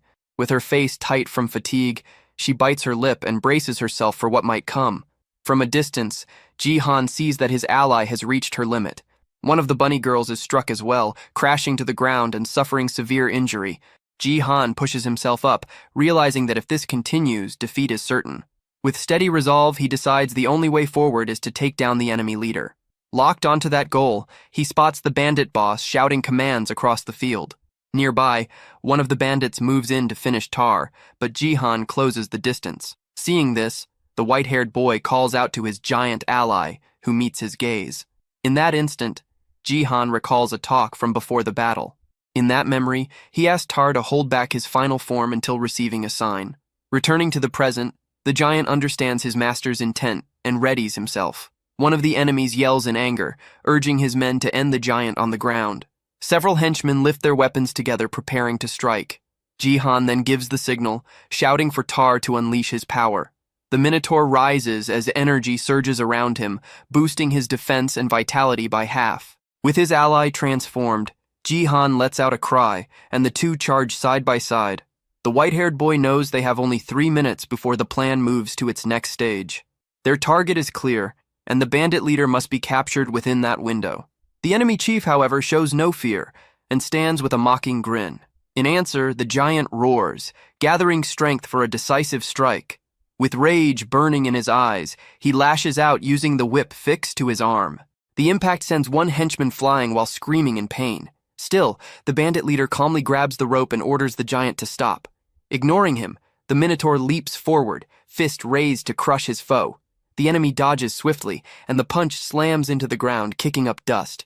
Wearing a smug expression, the leader mocks the giant for growing larger without real strength. Using that moment, Jihan bursts through the dust, launching an attack from behind. It becomes clear that the giant's assault was meant as a decoy, allowing Jihan to close the gap. In the next instant, Jihan feels a chill as he understands that the plan has failed. The bandit leader displays overwhelming power and flings the Minotaur aside without effort. Before the giant can rise, a heavy kick crashes into his body. The enemy then leaps high into the air, lining up a brutal finishing blow for Tar. Exhausted and hurt, Jihan can only watch, unable to save his ally. The villain slams down with immense force, smashing the ground and carving out a massive crater. He turns toward Jihan with a twisted grin, clearly enjoying the chaos. Gathering strength, he jumps again, aiming to crush the boy still on the ground. Elsewhere, Rhea shows her skill and quickly takes down another foe. At the same time, Jihan fails to evade and takes a crushing hit head-on. Rhea cries out in despair at the sight, even as blood runs from her wounds. Despite the pain, the white-haired boy refuses to give in. As he lies there, he recalls the moment he studied his own combat status. He knows his raw power is far below that of his two allies. Still, he stays down, aware that he has one last option left. With his face injured, he understands that against a human foe, he holds an edge. A screen appears before him, revealing his passive skill known as Physical Monster. His eyes glow as Jihan releases every bit of power he had kept hidden. This ability holds deadly strength when used against human enemies. Sensing the shift, the bandit leader freezes, caught off guard. When facing humans, all of Jihan's attributes surge by 200%. With this sudden boost, Jihan drives a devastating punch straight into the villain's face. Rhea freezes in disbelief at her master's sudden rise in power. Even the giant Tar is left stunned, unable to speak at what he witnesses. From above, the white-haired boy stands over the bandit leader lying on the ground. Jihan believes he hears something crack from the enemy's neck under the force of the hit. Yet to his shock, the bandit leader slowly pushes himself up, acting as if nothing happened. Blood runs down the villain's face as he wears a mocking grin, repeating that there would be no third victory. The look in his eyes is unstable and twisted. Jihan feels despair creeping in, struggling to understand how such a monster can be beaten. The bandit leader suddenly grips Jihan's fist with crushing strength. The pressure is overwhelming, forcing the boy down to one knee without any chance to resist. Jihan braces himself with one hand on the ground, completely overpowered. With firm resolve, he tells himself that he cannot fall now. Still, the enemy seizes his head, preparing to end it. Using all his strength, the villain smashes Jihan's face into the ground without mercy. Jihan struggles, but the grip pins him down completely. Wearing a cruel smile, the bandit leader lifts Jihan's face so everyone can see. He wants his allies to witness the defeat of the village leader. The others watch in despair, crying out for their chief. Even Tar stands frozen in shock, unable to do anything to save his master. At that point, the Minotaur calls out toward Rhea as she rushes in to save Jihan. Before she can reach him, one of the bandits raises a crossbow to block her path. An arrow strikes her leg, yet she keeps moving despite the injury. Gritting through the pain, she forces herself forward, focused only on helping her master. Jihan notices her approach and feels a surge of concern for her safety. With his face pressed against the ground, he desperately tries to warn her of the danger.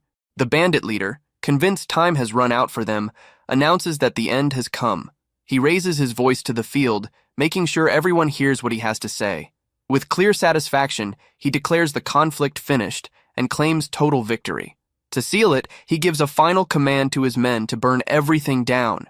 Pinned and helpless, Jihan can do nothing but watch in horror. The henchmen carry out the order, hurling flaming torches into the village. Fire quickly spreads through the crops and stored harvest. Nearby haystacks ignite almost at once. The flames reflect in Jihan's eyes as despair fully takes hold of him. Not long after, one of the village homes is completely swallowed by fire. A bunny girl cries out in panic as the blaze spreads unchecked. With chaos everywhere, the villagers start fleeing to escape the flames. The bandits enjoy the destruction, tossing more torches without restraint. Two residents stand frozen, watching the fire with no hope left. The villain makes it clear that war was never as simple as Jihan believed. He reinforces the truth that the losing side always loses everything. Elsewhere, several bandits mockingly bind a child from the Tar race. The giant is forced to watch as friends and family are taken one by one. Amid the disorder, a rabbit girl tries to help a friend injured earlier in the fight. The villain makes it known that Jihan's base, along with everything he built, will be wiped out. With a hand tightening around Jihan's neck, he continues to mock his defeat. He then lifts the boy off the ground, making it clear that even his life will be taken. Even wounded, Rhea witnesses everything, powerless and overwhelmed. Jihan struggles to break free, but the grip on his throat is far too strong. The bandit leader questions whether the boy still refuses to surrender, treating the battle as finished. Jihan, however, refuses to yield, holding on to the belief that he cannot lose. In that moment, a brief memory surfaces. He recalls a woman smiling gently at him. He remembers her wish for her son to form bonds and befriend a girl. He remembers his goal of returning to that time and destroying the human faction. Driven by that memory, He forces out his resolve, declaring that he will not stop until his ultimate goal is reached. With everything he has left, the white-haired boy unleashes his determination, refusing to give up. This sudden willpower leaves his allies stunned. The giant and the fox girl look toward him with renewed hope in their eyes. The villain reacts only with laughter, questioning what refusal alone could change. He makes it clear that Jihan's part in the war is finished. Pressing a dagger to the boy's neck, he signals that this is the true end. At that instant, a bright full moon shines directly into Ria's eyes. The bandit leader still holds Jihan in the air, ready to strike the last blow. Then, without warning, a blood-soaked hand slowly lifts from the ground, rising as if reaching out for help. The enemy leader freezes, his body locked in place as confusion takes over. At the same moment, Ria's hand begins to change, sharp claws forming at her fingertips. The white-haired boy turns his attention to her, sensing that something about her has shifted. He recalls how strange it always felt that others awakened through mana, while Ria never did. No matter how much mana she held, her power never surfaced. Even when facing death, she had never shown this form. In that instant, Jihan finally understands. Her race's awakening carried a strict limit. That condition was the full moon, whose light doubled all her abilities.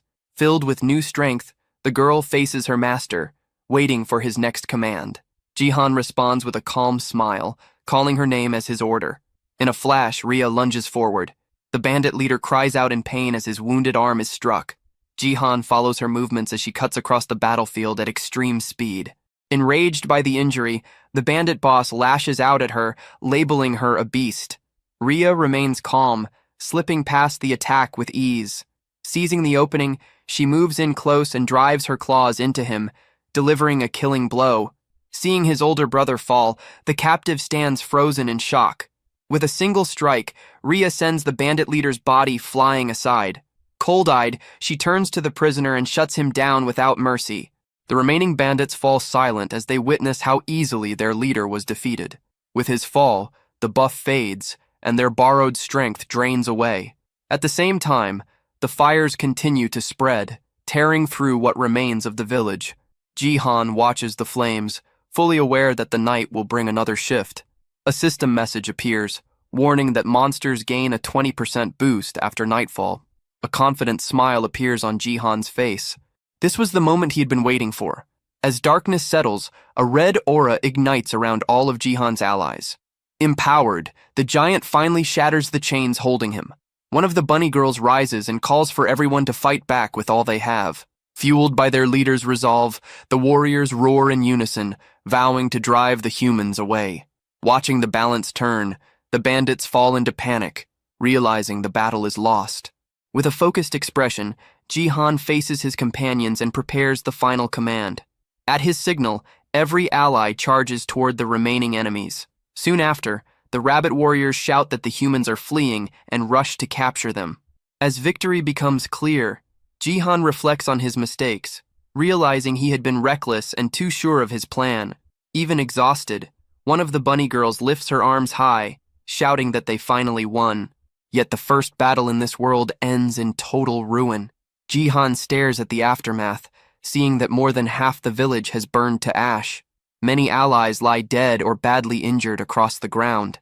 Tears streak down his face as guilt weighs on him, knowing he could have done better. At that moment, the fox girl steps closer, making it clear that he does not have to bear everything alone. Ria stays by his side and comforts him, reminding him that everyone's strength works in different ways. She recalls that even when facing a clear disadvantage, he kept fighting with everything he had. Even after losing, the white-haired boy never once thought about abandoning the fight. She finishes by making it clear that he did everything possible within his limits.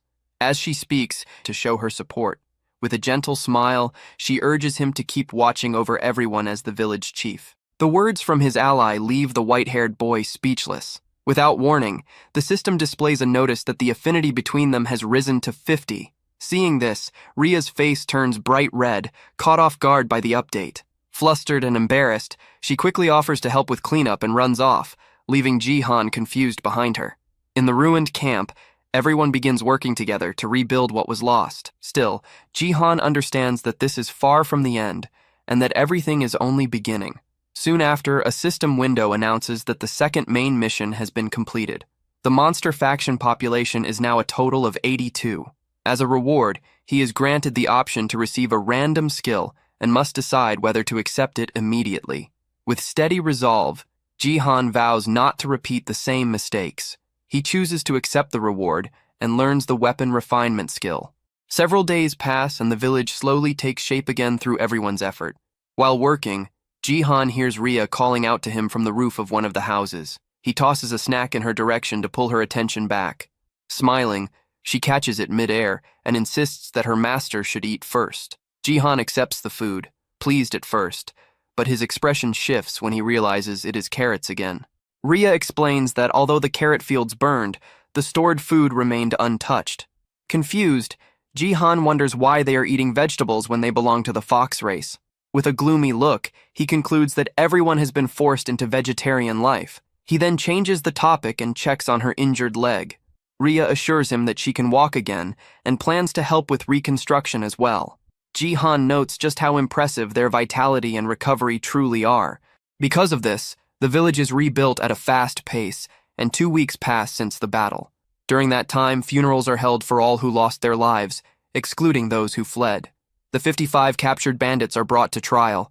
Most villagers demand quick revenge for their fallen comrades. However, taking the lives of unarmed captives is not an easy choice. After long arguments and heavy debate, a final decision is reached.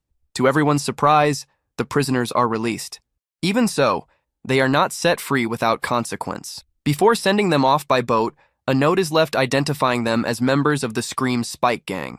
Jihan explains that the sea is filled with dangerous monsters. If fate allows, they may reach the kingdom and face the punishment they deserve. Afterward, the white-haired boy reveals an important discovery. He learns that the bandits were searching for a specific item their leader desperately wanted. By chance, the house of one of his allies survived the fire.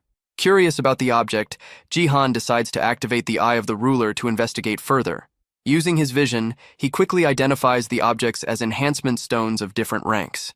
His attention then locks onto a green stone glowing softly on one of the tables. To his surprise, the system identifies it as a B-rank enhancement stone.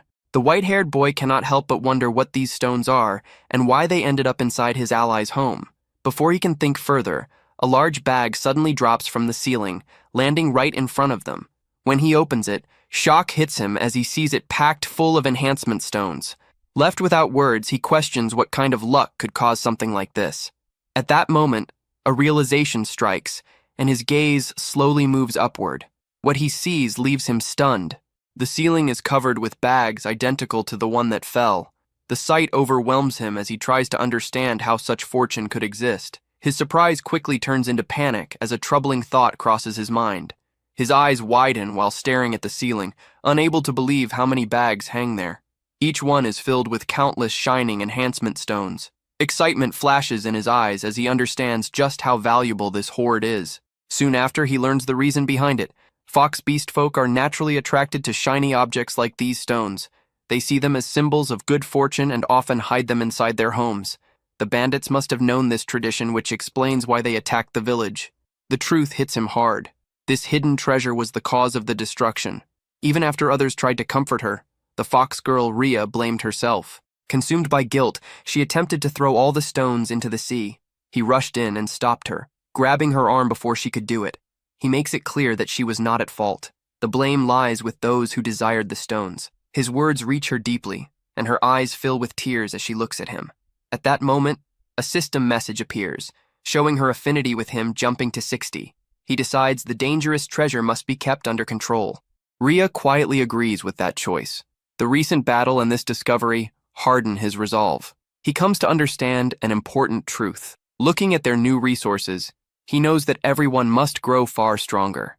As the sun sinks toward the horizon, he asks Rhea where the bandits' weapons were stored. Soon, the two of them arrive at the warehouse, ready to put his plan into motion. He prepares to test his newly learned weapon refinement skill using the seized equipment. Holding a dagger in one hand and an enhancement stone in the other, he steels himself. With calm focus, he activates the weapon refinement skill on the blade. A sudden burst of bright red light erupts from the warehouse, visible throughout the village. Moments later, the process ends. and the blue stone in his hand breaks apart. Rhea reacts in shock at the shattered stone, but he merely smirks, knowing it worked. A system window confirms a successful enhancement, showing a 70% success rate for C-rank items. He then turns his attention to a B-rank dagger known as Scream Spike. Its success rate is much lower, sitting at 50.5%. Gripping the dagger alongside a green stone, he prepares to enhance it for real. Outside, a rabbit girl carrying carrots notices strange flashes coming from the warehouse. Light continues to spill out, lighting up the entire village. He works through the night without pause, as red flashes keep bursting from the building. One weapon after another is refined, while the glowing light pours endlessly into the darkness. By the next morning, 2 villagers approach the warehouse out of curiosity, wondering what their village chief has been doing inside for so long. Rhea also wakes up with a wide yawn, confused about why he is still locked in the warehouse. She walks in and finds him seated on the floor, surrounded by dust from more than 2,000 shattered stones. Rhea immediately recalls that he was supposed to throw the stones into the sea, not use every single one of them. Anger flares as she realizes what he did. Furious over her destroyed lucky treasures, she grabs his head in frustration and shakes him. In the middle of it, he quickly stops her and explains that the enhancement was successful. Nearby lies a green glowing dagger, its power raised to +10. He makes it clear that it took 10 stones to fully upgrade the weapon, with every attempt succeeding. He then gestures to a massive pile of glowing weapons around him, all successfully enhanced due to their low rank. Even Tar's hammer was improved, its attack power rising by a large margin. Rhea, however, cannot see much difference at a glance. Jihan, covered in dust, suddenly sneezes hard. After wiping his nose, he complains that the only obvious change is how thick the dust is in the air. At that moment, Tor arrives. Jihan has him test the upgraded weapon. The massive warrior grips the handle of his hammer and immediately feels the altered balance. His eyes sharpen as he senses the power now flowing through it. With a loud roar, Tor lifts the hammer over his head, ready to test its force. He confirms that it feels much heavier than before, yet still easy for him to use. Though the hammer remains a C-rank item, its attack power now exceeds that of the B-rank dagger. Rhea watches with a puzzled expression, noticing that Jihan looks both pleased and troubled. His thoughts drift to his own S-rank weapon, the magic sword Hellbringer. He lets out a quiet sigh, admitting to himself that since he cannot use magic, the sword is useless for now. The scene then shifts to the human faction's kingdom, which appears calm and orderly. 2 individuals stand on a balcony, questioning why they were instructed to leave a massive pit in the ground untouched. Nearby, a blue-haired girl feels a strange and dark presence rising from the hole. Without warning, a terrifying scream echoes from deep below. Far underground, a warrior clad in golden armor strains to pull a massive sword from the earth. Dark purple energy coils around the blade as his tattooed hands grip it tightly. His eyes glow with raw focus as he channels all his strength into the effort. At last, the sword breaks free from the ground. A sudden pulse follows, leaving him uncertain about what just occurred. One of the men nearby is stunned, remembering that even Sir Ares at full strength could not draw the blade so easily. This realization makes the situation far more dangerous. The warrior, Ares, remains silent. He stares at the ominous sword now in his grasp, his expression grave. Back in the monster village, Jihan suddenly receives a system alert for the 3rd main quest. The mission demands the expansion of the monster forces. His population must grow from just over 80 to a total of 1,000. At the same time, a new party system unlocks. It allows groups of up to 4 members to form parties, granting shared experience and synergy bonuses. He sees the system as something close to an adventure mode from games and begins to plan the best possible party setup.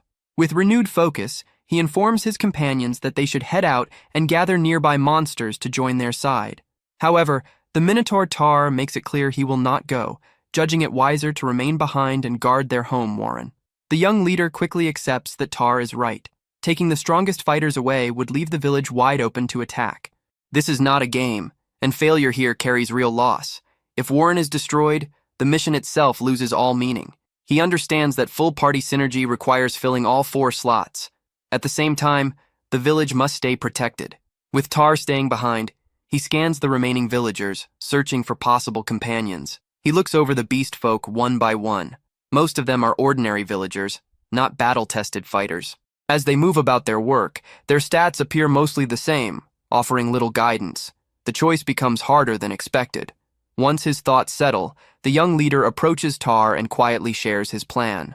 The giant then gathers everyone together and announces that there are 77 beast folk present, not counting the leadership. Jihan watches with a steady expression, fully aware that he cannot choose carelessly for such a critical mission. He sits at a table beside Rhea, who struggles to stay awake, and prepares to begin what he calls an audition named Show Me the Ability 77. Tar steps forward and explains that everyone must demonstrate their usefulness. From the 77 candidates, only the most capable will earn a place in the 4-person expedition team. The Minotaur calls for the first group, numbers 1 through 4, to step up. Ji-Han makes it known that he is seeking someone with strong resolve, fit for exploration and carrying unique abilities. The first applicant can only shift nervously, unable to speak clearly. After hesitating, he admits he prefers to stay in Warren. The village chief immediately dismisses him without hesitation. The next group claims they need to remain behind to plant carrots together as part of village life. Jihan's patience begins to wear thin as serious candidates fail to appear. He motions Tar closer and quietly gives him new instructions. The Minotaur listens and nods, understanding at once. Turning back to the crowd, Tar announces that only those who truly want to take part should stay. After hearing this, most villagers turn around and leave. What remains is a much smaller group. Tar reports that the candidates have been narrowed down, and Jihan is clearly satisfied. With fewer people present, Tar calls forward the first applicant. A single rabbit girl steps out from the group. The tryouts take place inside a partially built structure in the village. The young rabbit girl starts to speak, her voice shaking as she attempts to introduce herself. Then, without warning, her timid behavior disappears, surprising both Jihan and Rhea. She introduces herself as Rain and claims she can manage anything, from cooking to scouting. As Jihan weighs her words, Rhea immediately raises her hand, clearly supporting the girl. Rain goes further, stating she would dedicate her life to the mission if chosen. Jihan shows no strong reaction. He quickly dismisses her for the moment and signals for the next applicant. With a simple gesture, he marks her attempt as a failure and moves on. As Rain breaks down in tears, Jihan signals Tar to bring in the next participant. He then makes it clear that the auditions have already ended. Rain was the only person who applied. The truth leaves her frozen in shock. Jihan is equally stunned, realizing that only one candidate stepped forward for such an important mission. With that, the Lizard Expedition Team is officially formed, their objective set on locating and recruiting the legendary Lizard Tribe. However, the moment the word lizard is mentioned, the rabbit girl stiffens. Fear washes over her as the meaning sinks in. She grows uneasy, realizing he is referring to the terrifying Lizard Tribe, and admits she was too nervous to fully hear the details earlier. A memory surfaces from just before the auditions began. Jihan had asked his advisors where monsters could be recruited.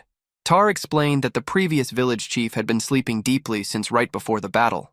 Jihan was shocked to learn the old leader had been unconscious for an entire month, making him impossible to consult. He had no choice but to abandon the idea of asking about nearby tribes. Tar then revealed another harsh truth. Repeated human invasions had already wiped out all nearby monster villages. Rhea suggested that small refugee settlements might still exist. Jihan immediately understood that such groups would never be enough. She agreed, stating that to face the human faction, only truly powerful monsters would matter. That was when Tar brought up a single remaining option.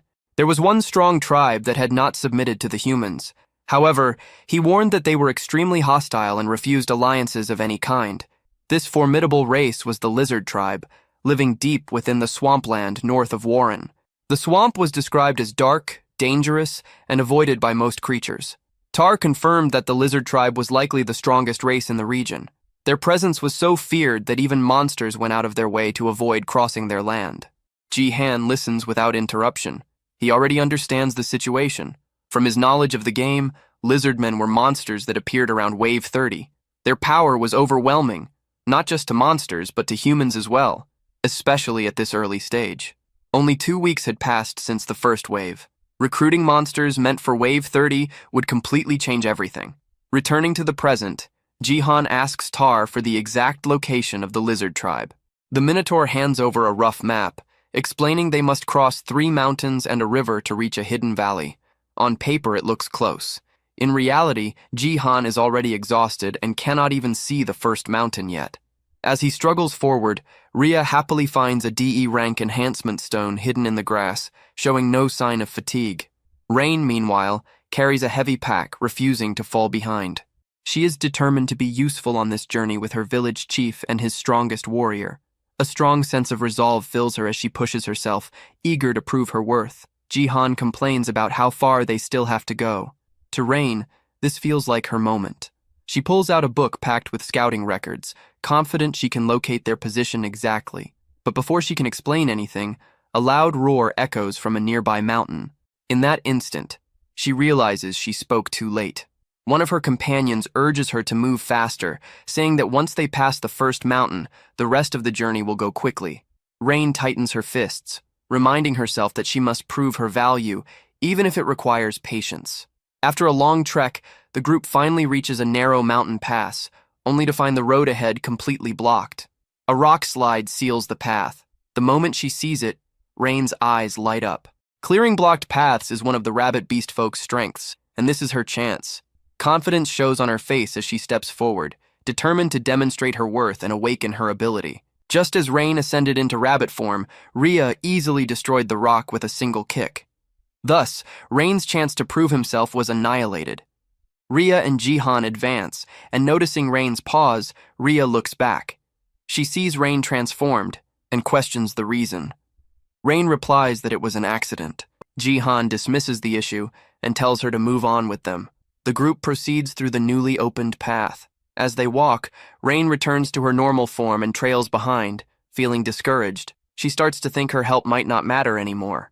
Suddenly, her long ears twitch. She senses something the others cannot. Rain stops in place and alerts her companions that movement is nearby. Ji-han hears nothing at first. Rhea explains that Rain has sharp hearing, which is why she was assigned scouting duties. Ji-han then recalls seeing her before. As a child, she was always alert, constantly watching her surroundings. A memory flashes through his mind of a younger Rain, bloodied and running through chaos with fierce eyes.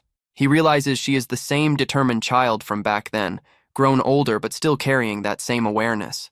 The sound finally becomes clear. It comes from hundreds of large, clawed feet pounding the ground. The source reveals itself as a massive group of rat-like creatures. With a serious expression, Rain identifies them as the rat tribe. Ji-han connects it to the boom rats as they observe the large-scale movement from the cliff. Rain continues watching, puzzled by where such a massive group could be heading. Concern appears on her face as she traces their route. She notes that they are moving toward human lands, far outside rat territory. Looking ahead, she confirms their destination is the human faction's kingdom. Ji-han understands at once that if the rat tribe is marching toward the royal palace, something major is unfolding. Rain adds that the movement is abnormal since rat villages are scattered and rarely unite. Rhea agrees, noting that such a gathering means something is seriously wrong. With a firm expression, Ji-han decides they will follow the rat tribe. He needs to confirm what is happening. As they prepare to move, he calls on his small dragon companion, Rizzledrake, requesting help. Just as Ji-han and Rhea start to run, Rain stops them. She struggles to keep up because her bag is too heavy. Frustration hits her as she feels like a burden again. Ji-han pauses and considers a solution. He reaches toward the oversized bag on the ground and activates his storage ability. In an instant, the bag vanishes. Rain stares in shock, assuming it must be some kind of magic. A system window appears, showing the bag now stored in a large inventory slot. Ji-han decides to review the details later. For now, he makes it clear that identifying this monster wave is their highest priority. With the burden removed and the issue resolved, Rain is finally free to move properly. The three of them leap from the cliff, descending after the massive army below. The scene shifts to the human kingdom. A loud bell rings through the city, announcing the coming of war. Panic spreads across the streets as a man runs past, yelling that monsters are swarming once more. In response, armored knights quickly form ranks and begin marching through the city. Their commander, the warrior Ares, drives them forward, aware that nightfall is near. Citizens line the streets shouting for Sir Ares to defeat the monsters and keep them safe. Amid the crowd, a young girl asks her mother why monsters continue to attack. The woman explains that monsters are violent and irrational beings, and that humanity must grow stronger to survive. Close by, A blonde female knight listens silently, her expression cold and resolute. Elsewhere, the small red dragon Resildrake flaps its wings wildly, struggling to stay in the air. Watching from below, Rhea points out that they seem to be drifting the wrong way as both the leader and the dragon slowly descend. Jihan realizes he has reached his limit and may be too heavy for the small dragon to carry. Feeling apologetic, he accepts that they should descend more carefully from here on. Suddenly, Resildrake lets out a roar and loses all strength at once. Shock floods Jihan's face as they drop straight down. He screams as they fall, while his companions on the ground shout his name and rush after them. Their shadow stretches across the land below, growing larger with terrifying speed. A violent crash follows, as a massive cloud of dust and debris bursts outward on impact. At the center of a deep crater, Jihan sits clutching the dragon, checking if it is still alive. Relief washes over him when he sees Resildrake appears unharmed. He rises slowly, grateful for their endurance, but confusion sets in as he tries to figure out where they landed, assuming it must be near the kingdom. Then his eyes widen in pure horror. Something ahead steals the breath from his lungs. Rhea and Rain finally catch up, calling out to their village chief Jarun and asking if he is all right. Seeing his frozen expression, they ask what is wrong. He does not answer immediately. Jihan stands still, staring forward, unable to pull his gaze away from what lies before them. The ground ahead is covered with the bodies of the rat tribe. He confirms that every one of them is dead. The three stand in silence, overlooking a valley filled with death and ruin, trying to understand what could have caused this. As he examines the corpses, Jihan notices that most were killed by deep cuts and stab wounds from sharp weapons. His expression hardens as realization sinks in. This is the second time he has witnessed such a massacre. Once again, he finds himself standing before a field of lifeless bodies. The sight brings back a memory of the past, when he once stood before a shattered portal, surrounded by death and ruin. An image of his younger self flashes through his mind. Since arriving in this world, death has become a familiar presence. Back in the present, he finds it strange that the scene stirs no emotion in him, as if this kind of horror has always been normal. Rain covers her mouth in shock, recalling that she heard footsteps running from another direction only moments earlier. Without warning, a weak cough breaks the silence. The group quickly notices a lone survivor lying among the corpses. Jihan immediately signals Rain to bring her herbs. She responds at once as they hurry toward the injured figure. Kneeling down, she applies a healing salve to the wound. The rat creature offers a faint thanks, barely able to speak. Rain presses for an explanation, but the survivor hesitates, still shaken. Everyone gathers around him, waiting quietly as he stares at them with terror in his eyes. A memory grips the survivor. He recalls the face of a human warrior, a terrifying man marked by a single glowing blue eye. Trembling, he manages to say the word humans before his body locks up in rage and grief. Suddenly he screams in agony and lunges toward Rhea, accusing humans of slaughtering his people. Rhea stops him with ease, restraining him before he can strike. She forces him to look closely at them and settle down. The survivor turns his gaze to Jihan, confused. He notes that Jihan looks human, yet something about him feels monstrous. Rhea assures him that Jihan is not like the others. Jihan steps forward and explains that they followed the rat tribe. He asks the survivor to tell them what happened. With a serious look, he waits for the answer. The rat creature lowers his head and recalls how they were attacked by humans in armor. They were knights from the human kingdom. Hearing this, Jihan's eyes narrow as the weight of the truth settles in. A memory unfolds, showing the rat tribe facing rows of knights. The attack came without warning. The survivor remembers their leader giving an order, but his words are drowned out by screams and steel clashing. The scene turns brutal. Knights tear through the rat tribe without mercy. The rats are cut down one after another, unable to fight back. As his story ends, the survivor explains that the humans killed them all for no reason. Jihan and the others are left shaken. The vision shifts again. A rat messenger races through the darkening sky, flying with urgency. He lands roughly before the rat leader and delivers his report. 8 villages have already been wiped out by humans, his eyes burning with fury. The rat chief explodes in rage, questioning what crime his people committed to deserve this. He declares that they cannot endure it any longer. At the same time, atop the walls of the human kingdom, a commander orders the archers into position. Ares stands prepared beside the female knight. Together they provoke the approaching monsters, daring them to come closer. The rat leader swells with rage, vowing revenge for every fallen comrade. A massive force of monsters from many tribes roars in response. United by fury and despair, the horde surges forward, charging straight toward the gates of the human fortress. Back in the present, the survivor explains that he was able to figure out the human's motive by observing one specific man. This knight wore a ring on his lip and carried a look filled with hatred. Through him, the true reason behind the massacre becomes clear. The survivor remembers that knight walking calmly across the battlefield, paying no attention to the chaos or the dying around him. All the killing happened for one simple reason. He bent down and picked up a small purple stone from the ground. Jihan's expression hardens the moment he understands what it was, an A-rank enhancement stone. As night falls over the human kingdom, the sky sinks into a dark, heavy blue. The female knight watches the horizon and notes that the sun has fully set. This marks the start of the battle. The rat army's eyes ignite with purple light as darkness strengthens them. A system notice explains the change. All their stats increase by 30%, but their ability to think clearly disappears. From the castle walls, the human commander gives the order. Archers unleash a massive wave of arrows, blackening the sky as they fall toward the charging monsters. The arrows strike deep, piercing rat after rat. Even so, driven by rage and empowered by night, the horde keeps moving forward. The commander then shifts tactics and orders the archers to focus on the monster at the front. A warrior steps forward on the wall, raising a shining golden sword. He prepares a skill and releases a vast wall of fire. Flames surge outward, cutting off the monster's path. The rat leader stares into the fire, purple eyes glowing, showing no fear as the attack reflects back at him. Back in the present, the survivor completes his account. He explains that he used what little strength remained to confront the humans. A memory plays out of him standing weakly before the knights, begging them to stop the slaughter. He remembers clenching his teeth, forcing himself to show resistance despite pain and fear. The human knight simply turned away. He left without a second glance, abandoning the dying rats as if they were worthless. The survivor realizes that once the humans obtained what they wanted, the rest no longer mattered. Jihan listens without speaking.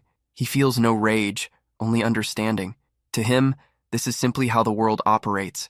His mind drifts back to his school days. He remembers being bullied, surrounded by classmates who only cared about using his father's influence for their own benefit. They pressured him, questioning why they had ever treated him kindly if he could not give them anything in return. He recalls how everyone was always measuring profit and loss, pretending not to see the truth. That lonely realization still lingers deep in his mind. From it, he learned one thing clearly. Humans will always put their own interests first, no matter the cost. On the battlefield, the human commander orders his archers to kill everything in sight as arrows continue to fall. Amid the fire and steel, one rat warrior pushes ahead with unbroken resolve. Spotting the leader of the rat tribe, the humans on the walls shout for every weapon to be aimed at him. The Rat King surges ahead, forcing smaller rats in front of him to block the endless rain of arrows. The female knight watches the advance, her face hard and focused. Arrows bury themselves into the Rat King's body, yet he ignores the wounds and pushes on toward the gate. His resolve is absolute. He intends to make the humans feel the pain and will of his tribe, even if it costs him his life. A bright blue energy begins to spark and gather around his body as he prepares a final move. He channels everything he has left, preparing to carve his tribe's suffering into the humans.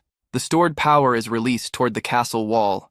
The human commander, Ares, stares in disbelief. Understanding what is about to happen, soldiers on the wall panic, realizing the Rat King is about to self-destruct. Fear spreads as they try to pull back from the gate. The blue energy swells, seconds away from wiping out everything nearby. With his final breath, the Rat King dedicates his life to peace, a desperate sacrifice for his people. At that moment, the female knight draws her blade. She prepares her own skill and strikes. A beam of pure light erupts from her sword, colliding with the Rat King's attack. She activates her light sword dance, a flash strike meant to counter the explosion. The Rat King's eye twitches. In his final moments, he realizes with bitter clarity that his sacrifice will change nothing. A massive blast erupts at the castle gate, sending a shockwave across the battlefield. Far away, Jihan's group hears the explosion.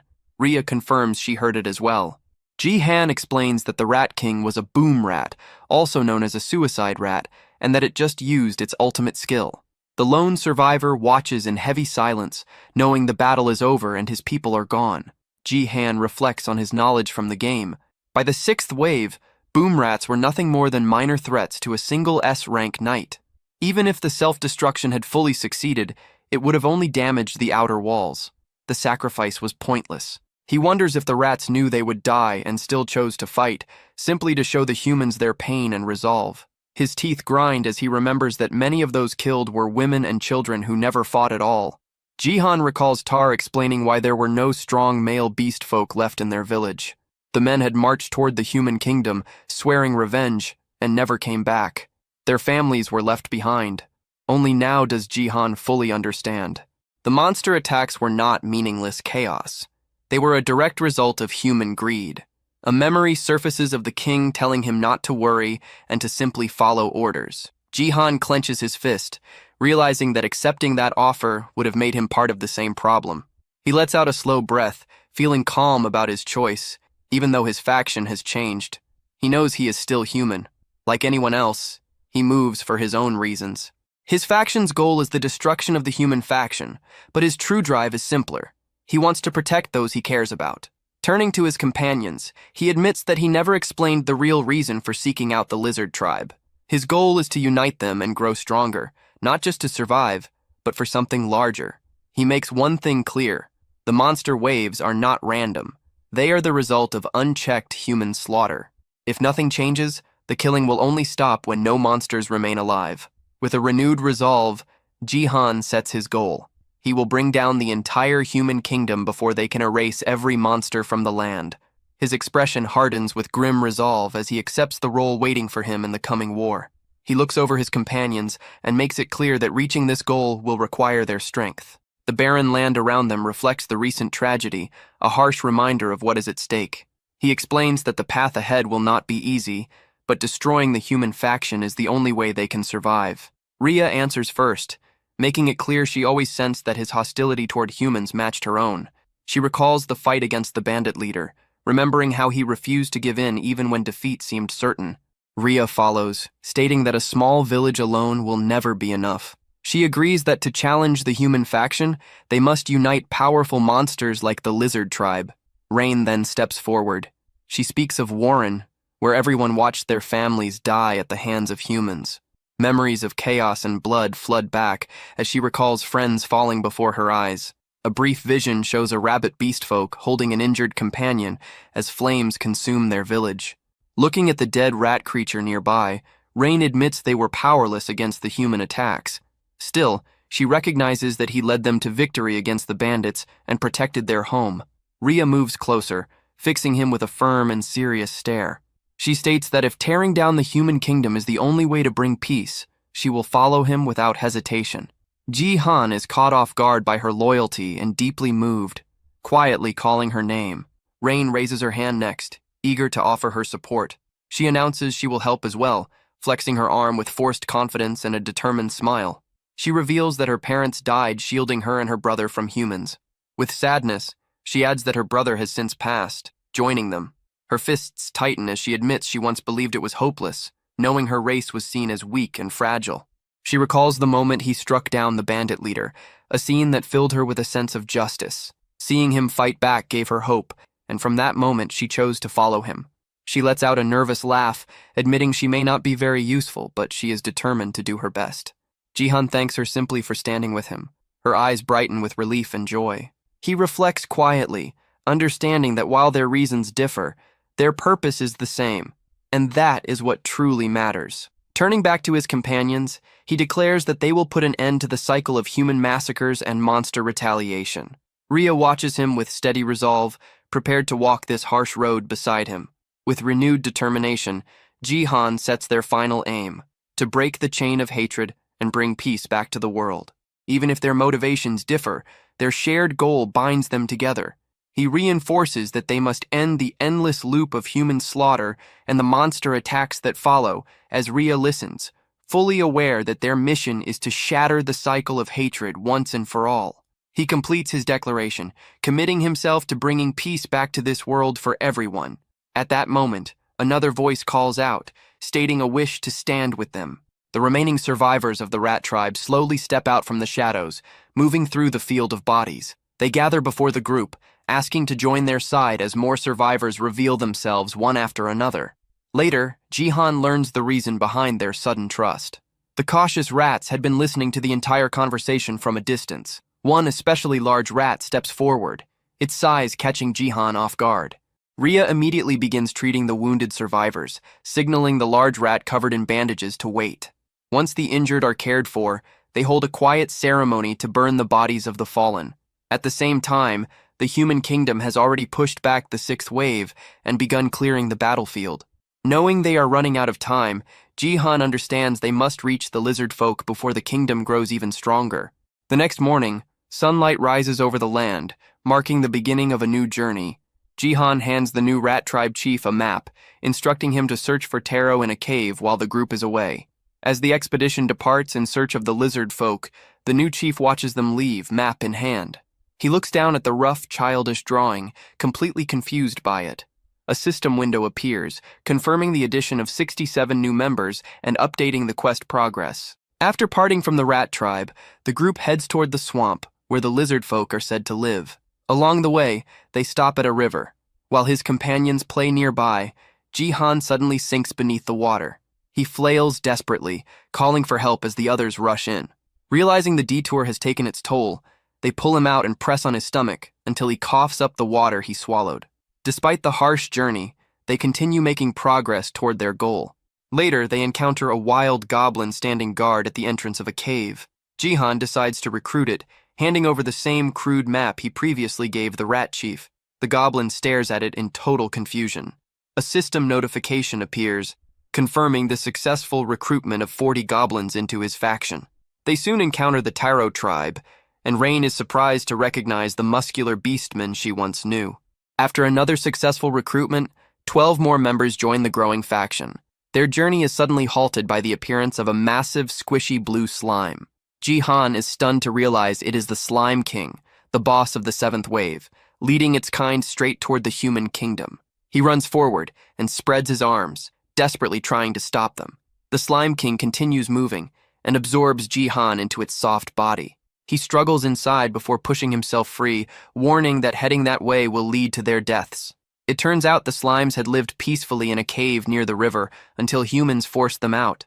They were simply migrating to find a new home, unaware their chosen path would lead to destruction. Jihan offers them another route to a much larger cave, showing the Slime King his simple map. After a long discussion, he finally convinces the slimes to follow him instead and join his faction. His faction count surges by 793 members, leaving him only 6 short of his goal of 1,000. As the sun sinks low, Jihan is completely worn out, complaining that he cannot take another step, and Rhea agrees with him. Just as they consider stopping altogether, Rain notices something in the distance and points it out with excitement. The group looks ahead and sees 2 massive mountain peaks outlined by the setting sun. Standing at the edge of a cliff, they realize they are finally close to the land where the lizard folk are said to live. Jihan's stomach growls loudly, and he decides they should rest for the day and eat something. Hearing his complaints about hunger, Rain treats it as her chance to be useful. She eagerly pulls out a bag, proudly revealing that she carried fresh food all the way from Warren. When she opens it and reveals a bundle of carrots, Jihan groans in disappointment at seeing the same meal again. He grumbles that he is sick of carrots and wonders if there is anything else edible in such a large forest. Rhea quietly extends her hand, offering him something she gathered nearby. He looks down and recognizes the small red fruits resting in her palm as wild berries. He eats one, and his expression changes immediately as the sweet taste spreads across his tongue. Relief and joy wash over him as he enjoys real sweetness after so long. He asks Rhea if she already knew about the berries, and she confirms it casually. Rain then suggests cooking the carrots instead of eating them raw. Excited by the idea of a warm meal, Jihan agrees without hesitation, which makes the bunny girl beam with joy. Before long, a familiar and comforting smell drifts through the air as food simmers over the fire. Rain presents a large steaming pot, clearly proud of her work. Jihan is shocked to recognize the dish as soybean paste soup, and both he and Rhea find it surprisingly delicious. Curious, he asks where she got the soybean paste. She explains that cooking is her hobby and that she made it herself. Suddenly, Jihan calls out to Rain after noticing something strange. He wonders if she just bit into a rock. She nervously explains that she sensed something moving in the darkness. At that moment, a new scent draws her attention, and she turns her head with a confused look. Two enormous ogres step out from between the trees, one of them muttering that he also bit something hard earlier. Rain finally notices the towering figures behind her and lets out a scream in terror.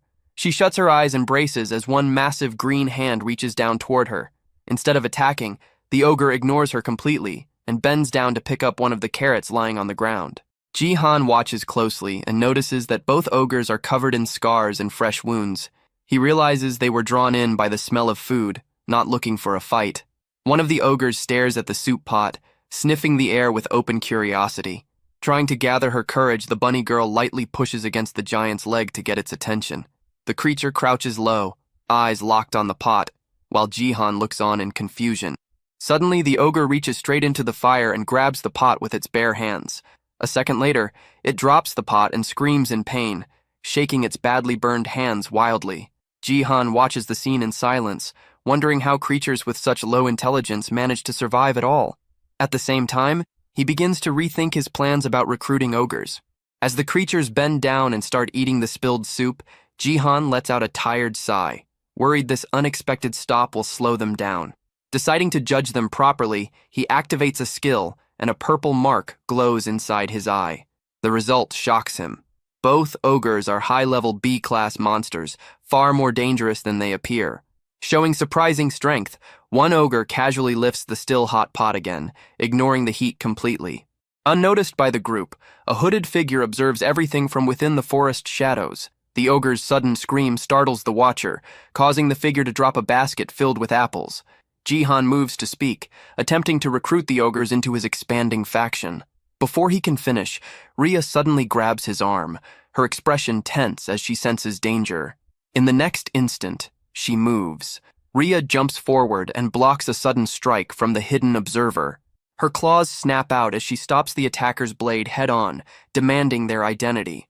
Jihan freezes as the hood falls back, revealing long, sharp ears. He realizes at once that the attacker is a dark elf, a race he believed no longer existed. The elf raises a hand, dark energy swirling tightly around it as a twisted spell forms. With a quick motion, the stranger touches Rhea's shoulder. The magic activates instantly. Dark bind surges through her body, locking her in place. Rhea cries out in rage, struggling, but her body refuses to respond. The dark elf lunges forward, sword aimed straight at the now defenseless Jihan. He shouts Rhea's name, panic clear on his face as the blade closes in. Without hesitation, he activates his abyss slot. Purple energy wraps around his hand, forming a blade just in time. He blocks the strike, steel and energy colliding in a spray of sparks. The elf recoils slightly, stunned by the weapon. An overwhelming magical force radiates from Jihan's blade. Jihan tries to understand why they are under attack, but the elf throws the same question back at him. The response leaves him completely lost. The dark elf tightens their grip and moves again.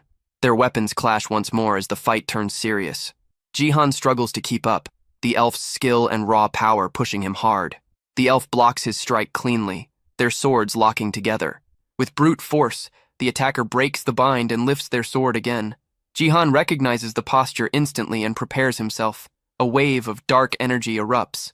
Dark slash tears forward, ripping through trees and ground alike. Jihan barely avoids it. The attack crashes behind him, splitting the earth open in a violent explosion. He turns just in time to see the deep lie in the ground left behind.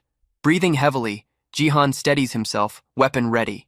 Across from him, the dark elf stands with blood running down their face. The elf is clearly shocked he survived the attack, but quickly suppresses the reaction. Jihan again demands an explanation. This time, the elf accuses them of harming the ogres. The claim leaves Jihan stunned. He struggles to understand what the elf means. Then he remembers. The wounds covering the ogres' bodies when they first appeared. The dark elf points sharply at one ogre, demanding an answer for its burned hands and earlier scream. Jihan hurriedly tries to explain that the ogre burned itself by grabbing the hot pot. The explanation only makes things worse. The elf twists his words, fury rising, and brands him a liar. Desperate to clear up the misunderstanding, Jihan turns to the ogre and seeks confirmation. He asks the creature directly whether his group caused those injuries, and the ogre denies it. Ji-han then faces the elf again, presenting the ogre's response as proof they were innocent. The elf remains unconvinced and questions the ogre once more, asking if Ji-han's group was responsible for the harm. The elf accuses Ji-han of taking advantage of the ogre's low intelligence, refusing to accept his explanation. The clash resumes as their weapons collide again, the fight growing more intense. Ji-han moves with raw frustration, dark energy flaring around his blade as he yells, trying to force the elf to listen. The attacker's eyes widen when Ji-han swings his energy-infused weapon. The strike lands cleanly, tearing into the elf's shoulder as Ji-han shouts his innocence. A strange sensation spreads through him, and he realizes the blow was a critical hit. Blood splashes onto the grass, confirming how deep the wound is. The elf staggers back, gripping the injured shoulder and admitting the attack carried unexpected power. From the side, Rhea watches while still bound, straining against the magic holding her in place. She senses the spell weakening and knows her chance to break free is close. Before anything else can happen, the elf moves faster than sight, appearing behind Ji-han in an instant. Darkbind is cast again, freezing Ji-han where he stands. Rhea sees the spell take effect and warns him not to move, knowing he is fully exposed. The elf explains that their village follows a rule, granting offenders one chance to confess. They demand he tell the truth and seek forgiveness from the ogres for attacking them. Ji-han, filled with frustration, insists this is exactly what he has been trying to do as his eye glows red.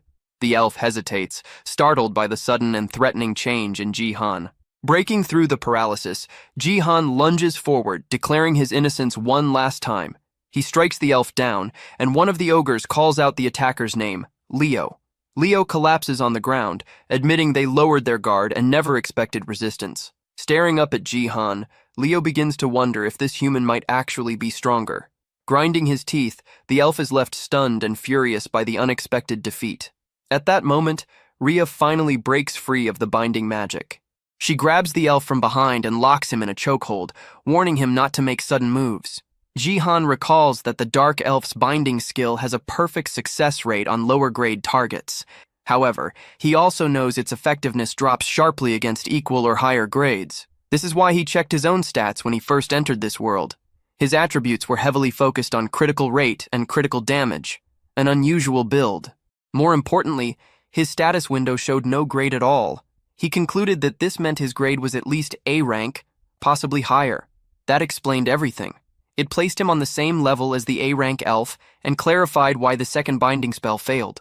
With the immediate danger resolved, Rain looks toward her leader. Rain looks to her leader, asking what they should do next. Rhea keeps her claws firmly pressed against Leo's neck, making sure he cannot move.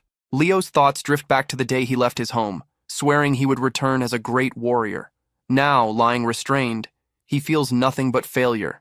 Ji-han steps closer and calmly signals Rhea to let the captive go. He reaches out and places a steady hand on Leo's shoulder, urging him to trust him.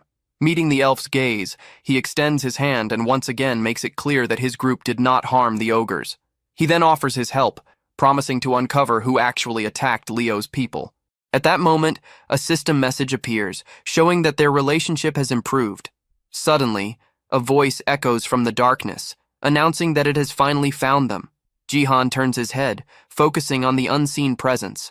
A knight clad in dark armor steps out from the forest, his blue eyes glowing coldly. With a cruel expression, the man mocks the ogres and warns that escape is pointless.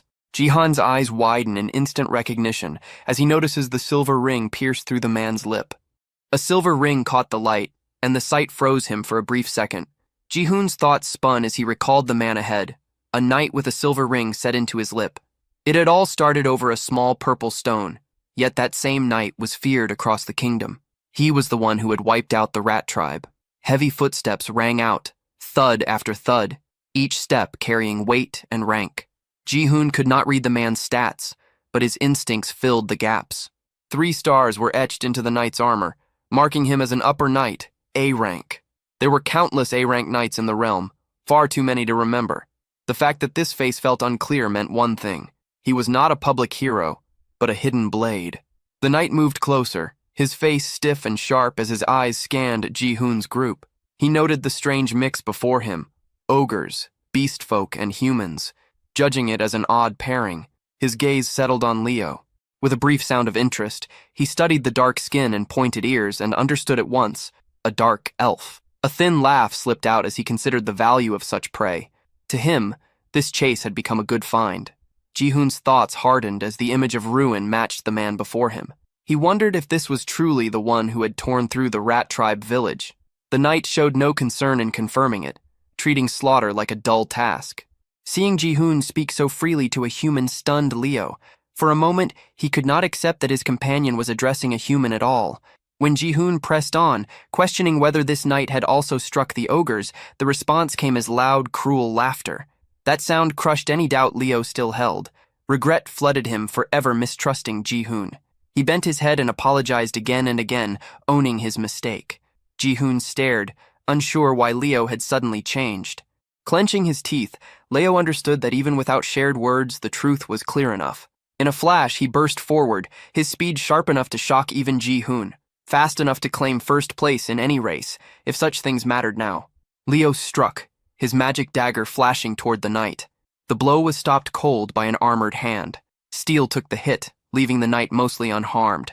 A crooked smile spread across the knight's face as he judged the gap in gear between them. A low laugh followed while he muttered something unclear and shifted his stance. Leo's thoughts raced. If the armor could not be broken, then flesh without cover was the answer. He charged again with full force, slicing at the side of the knight's neck. The blade cut true. Pain broke through as the knight let out a rough sound and spat curses at the lesser race. He answered at once, driving a brutal punch forward, packed with enough force to shatter bone. Leo managed to block the strike despite the pain, forcing his body to take the shock head-on. Driven by rage, he attacked again with his dagger, aiming for the knight's chest, but the armor proved far tougher than he had expected. The blade shattered in his grip, and the sudden break left him frozen for a split second. Before he could recover, the knight answered with a crushing blow that sent Leo flying into the ground. The knight exhaled hard, thinking that he had gotten carried away. He reminded himself that this target was valuable property and should not be damaged too badly.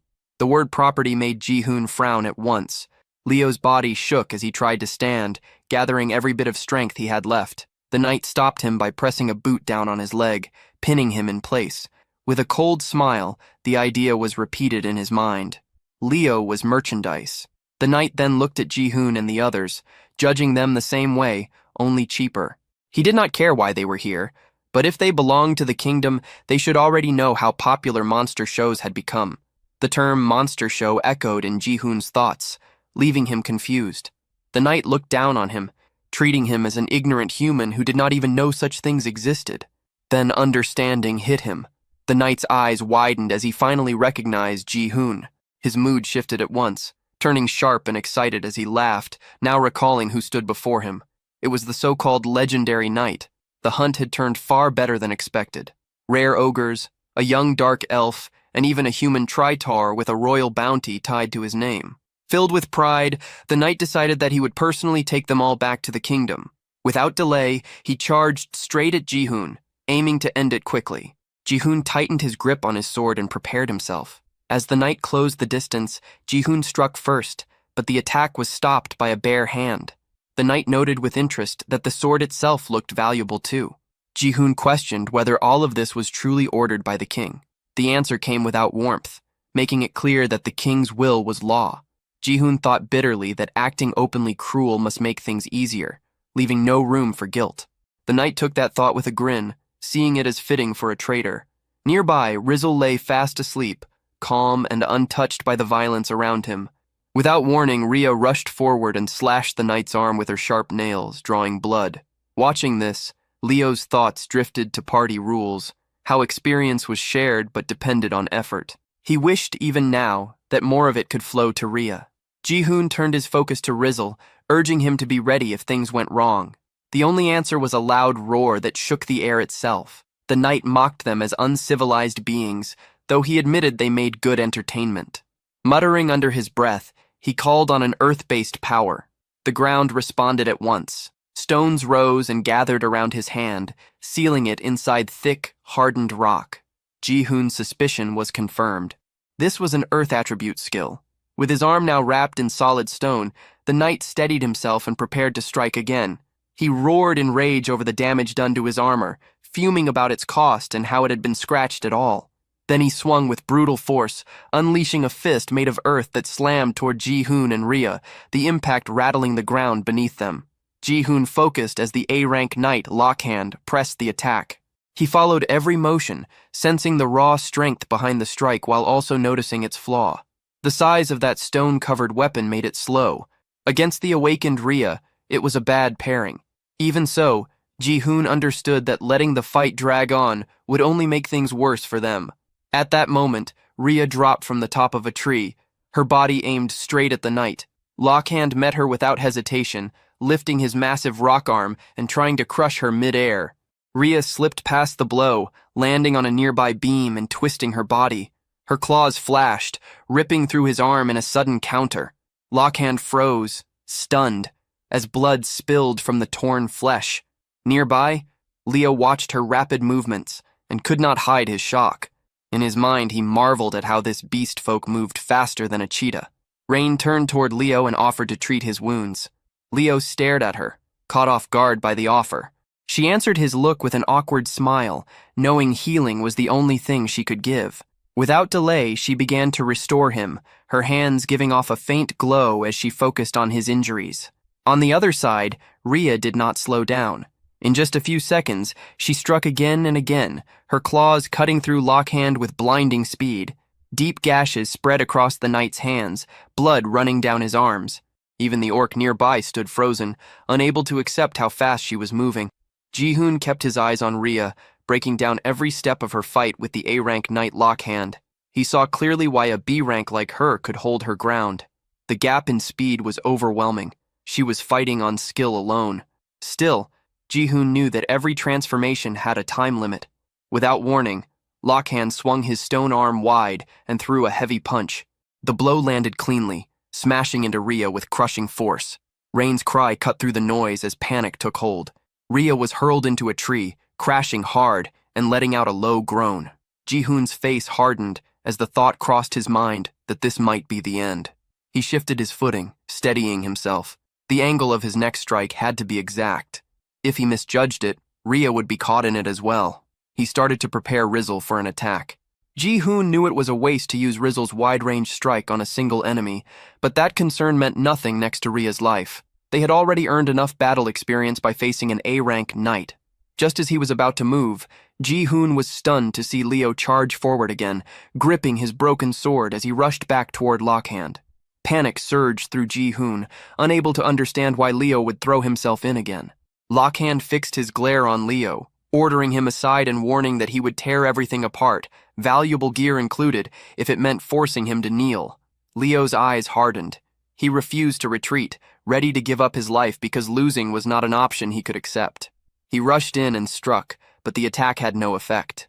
Lockhand's low voice carried scorn as he dismissed the rumors about dark elves being dangerous due to debuff magic, calling it meaningless talk. He seized Leo and slammed him into the ground. His cruelty showed as he noted that Leo's poor intellect was helping calm his own anger. Leo was told not to fear for his life, since it still held value, but beasts that failed to know their place had to be beaten. Watching from afar, Ji-hoon questioned why the knight went this far. The answer came without warmth. Lockhand believed he was being merciful, but Leo was too ignorant to grasp it. In his view, Leo was not at fault. He was simply born into a savage, lesser race that howled instead of speaking. Leo clenched his teeth as memories flooded back. In his childhood, his strength had always been lacking. His father had tried to comfort him, telling him not to worry, promising that his magic would grow with time. Yet as the years passed, nothing changed. Whispers followed him everywhere, saying the chief's son had less magic than a child. People questioned how someone like him could be the heir of the tribe. Unable to endure the shame, Leo had left his home. As he walked away, he swore he would return stronger and walk the same path as his father. Back in the present, regret shook him. Thoughts of his father filled his mind, and he apologized in silence, crushed by the feeling that he had failed. Ji-hoon called out to him and threw his sword in his direction, urging him to take it. Leo caught the blade, and the moment his hand closed around the hilt, a massive flow of energy surged through him. Power flooded his body, and he realized that magic was pouring out of him without restraint. With that level of magic flowing through him, he was finally able to fight back. Leo rushed in, swinging the sword and driving it straight into Lockhand's chest. The knight did not move, not even a scratch appearing. Lockhand burst into loud laughter, treating the attack as nothing more than a joke. Ji-hoon watched Leo closely, breaking down the motion of the strike, noting the diagonal path from the upper right down to the lower left.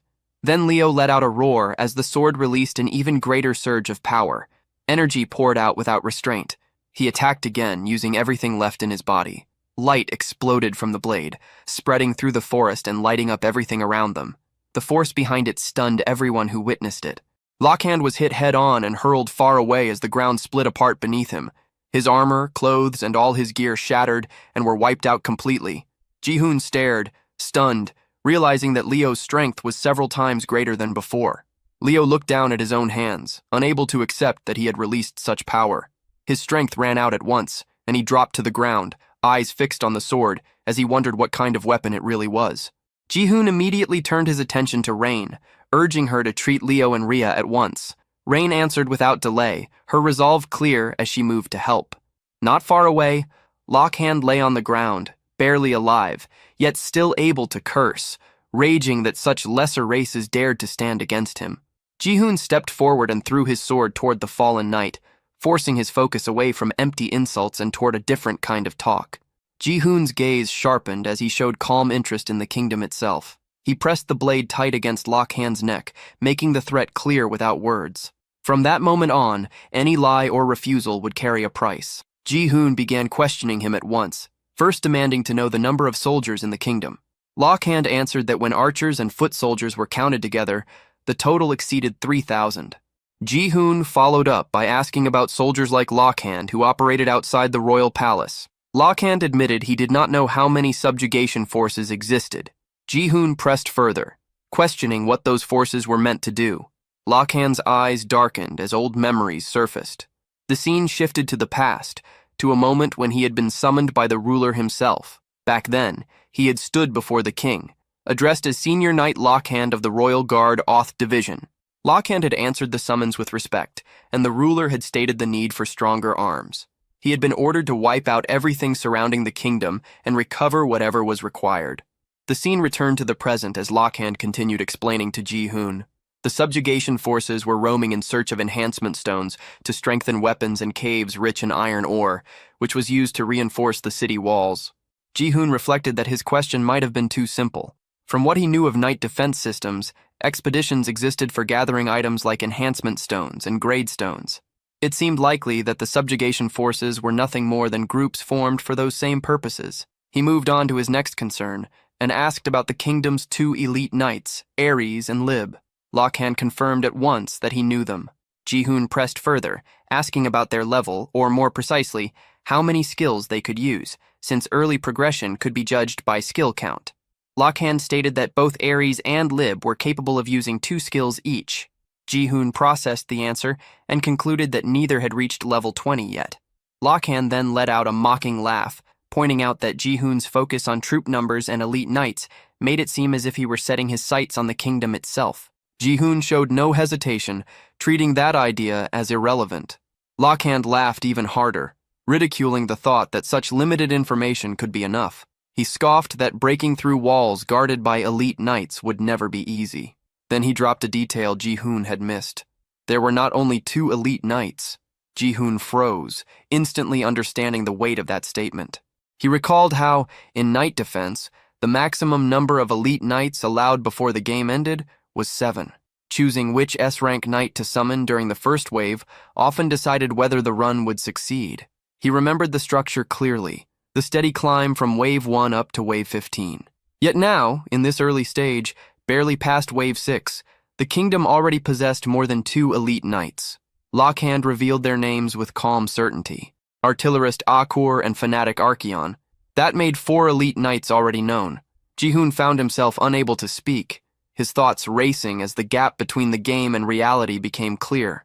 Unlike a game, this world did not reset.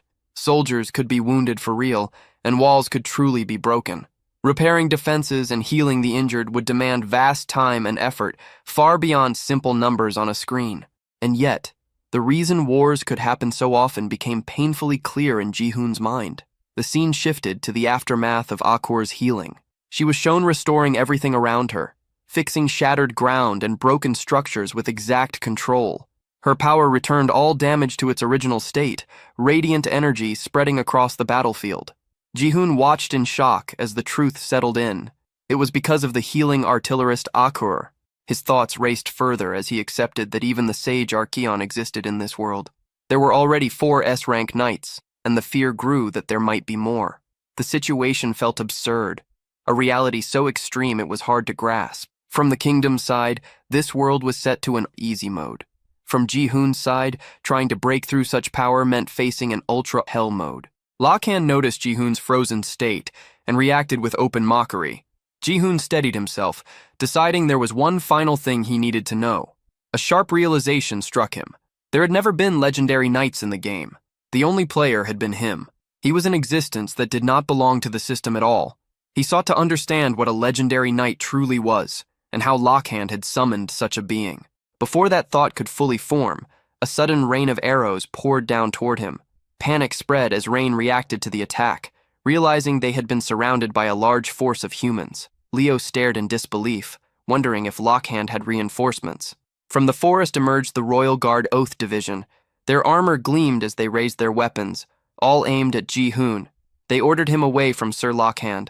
Despite his burned and broken state, Lakhan formed a cruel smile and activated his skill. Stone-earth regeneration took effect, his body slowly repairing itself. He reaffirmed himself as a knight of the Great Kingdom, making it clear he would not give up information easily.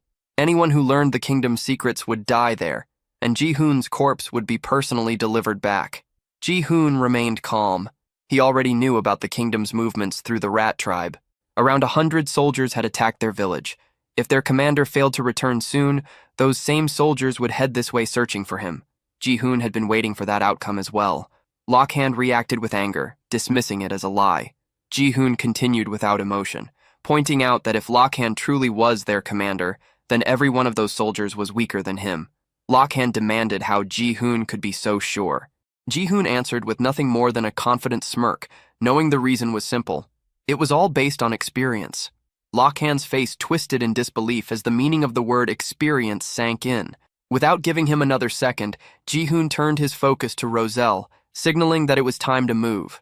The creature answered with a deep roar as Roselle Drac fully awakened its strength. Lakhan reacted with mocking laughter, dismissing the idea that such a small monster could pose any threat. Ji-hoon pushed Roselle forward, ordering it to seize them all. Roselle opened its jaws wide and released its dragon breath. Fire burst out in a violent wave, swallowing the royal guards whole. A system window appeared at once, flashing new alerts. Party synergy effect activated. Magic-type monsters' attack power increased by 20%. Even while burning, Lakhan showed disbelief, unable to accept what was happening. Rain, Leo, Rhea, and the orcs stood frozen, eyes wide, watching Roselle's overwhelming power erase everything in its path. After a short while, the flames died down. Roselle's strength drained away as exhaustion set in. Another system notice appeared. Mana depletion penalty. Fatigue increased. Ji-hoon walked up to the worn-out creature and patted its head in approval. Roselle managed a weak smile, breathing hard but clearly satisfied. Ji-hoon's thoughts turned inward as he reviewed the fight.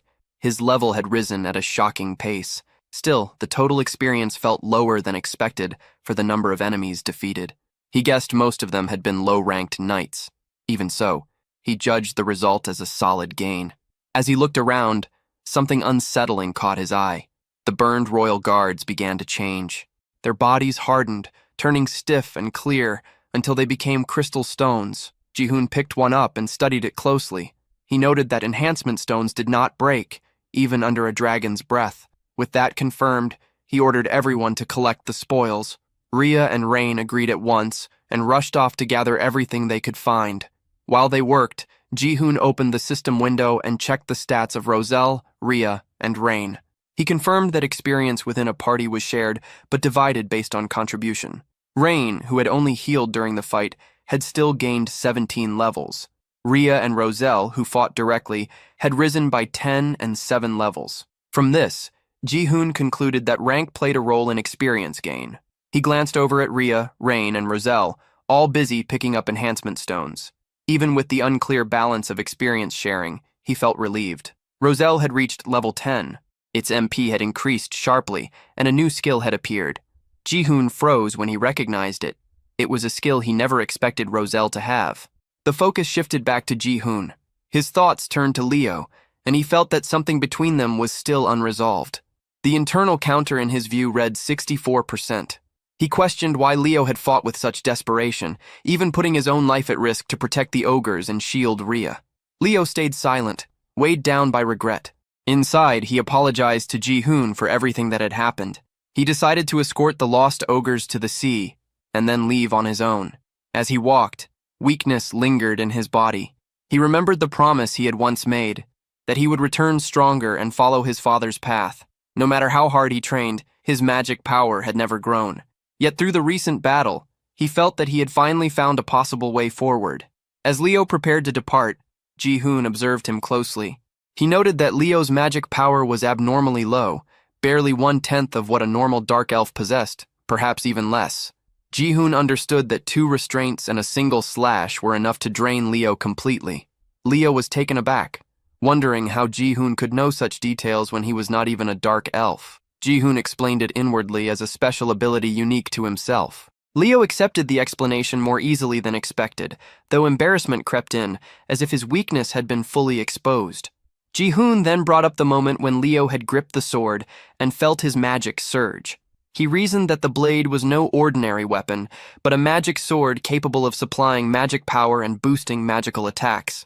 Leo understood at once that it was a rare magical weapon, and admitted he had never seen one of such quality.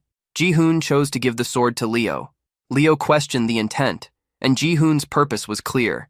He wanted Leo to wield it and fight at his side. Leo recalled that dark elves did not normally join forces with other races. Still, Ji-hoon pressed the point that Leo wished to grow stronger. Ji-hoon understood Leo's condition well. His magic power was lacking, but his physical ability was far beyond that of other dark elves. The real weaknesses were his low magic reserves and poor magic attack strength. Leo reluctantly admitted that this judgment was correct.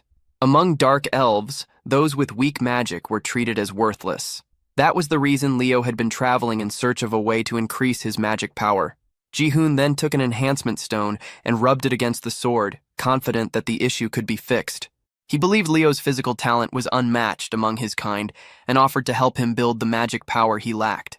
Ji-hoon was capable of continuously increasing the weapon's magical output. He pulled out a B-rank enhancement stone and began the enhancement process. Leo watched in disbelief as the attempt failed. The magic power did not rise at all. Ji-hoon tried once more. From afar, Rain noticed the flashes coming from the enhancement stones and felt puzzled by what she was seeing. At last, the sword's magic power rose.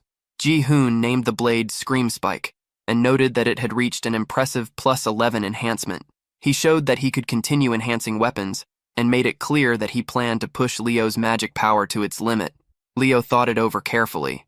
If this method truly allowed him to grow stronger, then it was not submission, but a reasonable deal. After some hesitation, Leo agreed to join for 10 years. Nothing beyond that, just temporarily.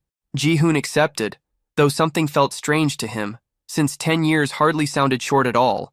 Leo wondered if there was an issue, while Ji-hoon insisted that 10 years was sufficient.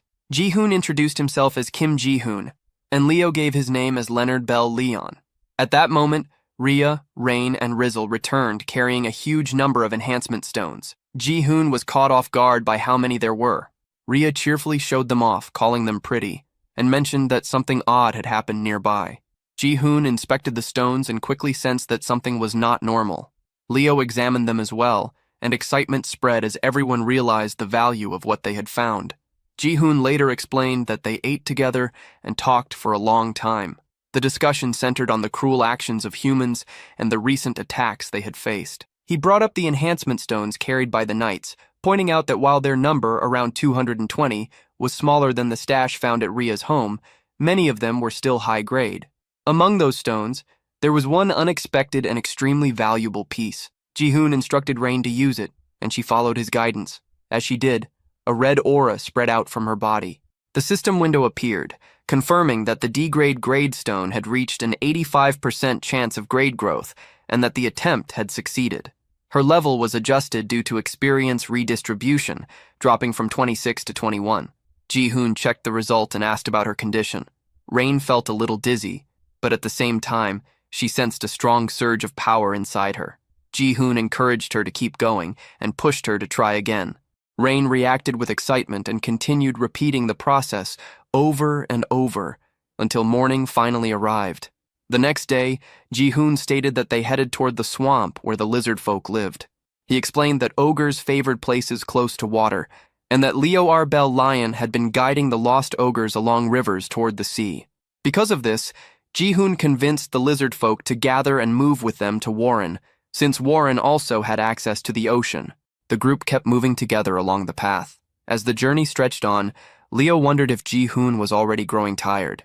Ji-hoon felt annoyed and pointed out that they had only been walking for a few days, and that the others were the strange ones for thinking it was long. Leo reacted with confusion, which led Ji-hoon to complain that Leo's name was far too long and awkward to say. Leo allowed him to choose any name that felt easier.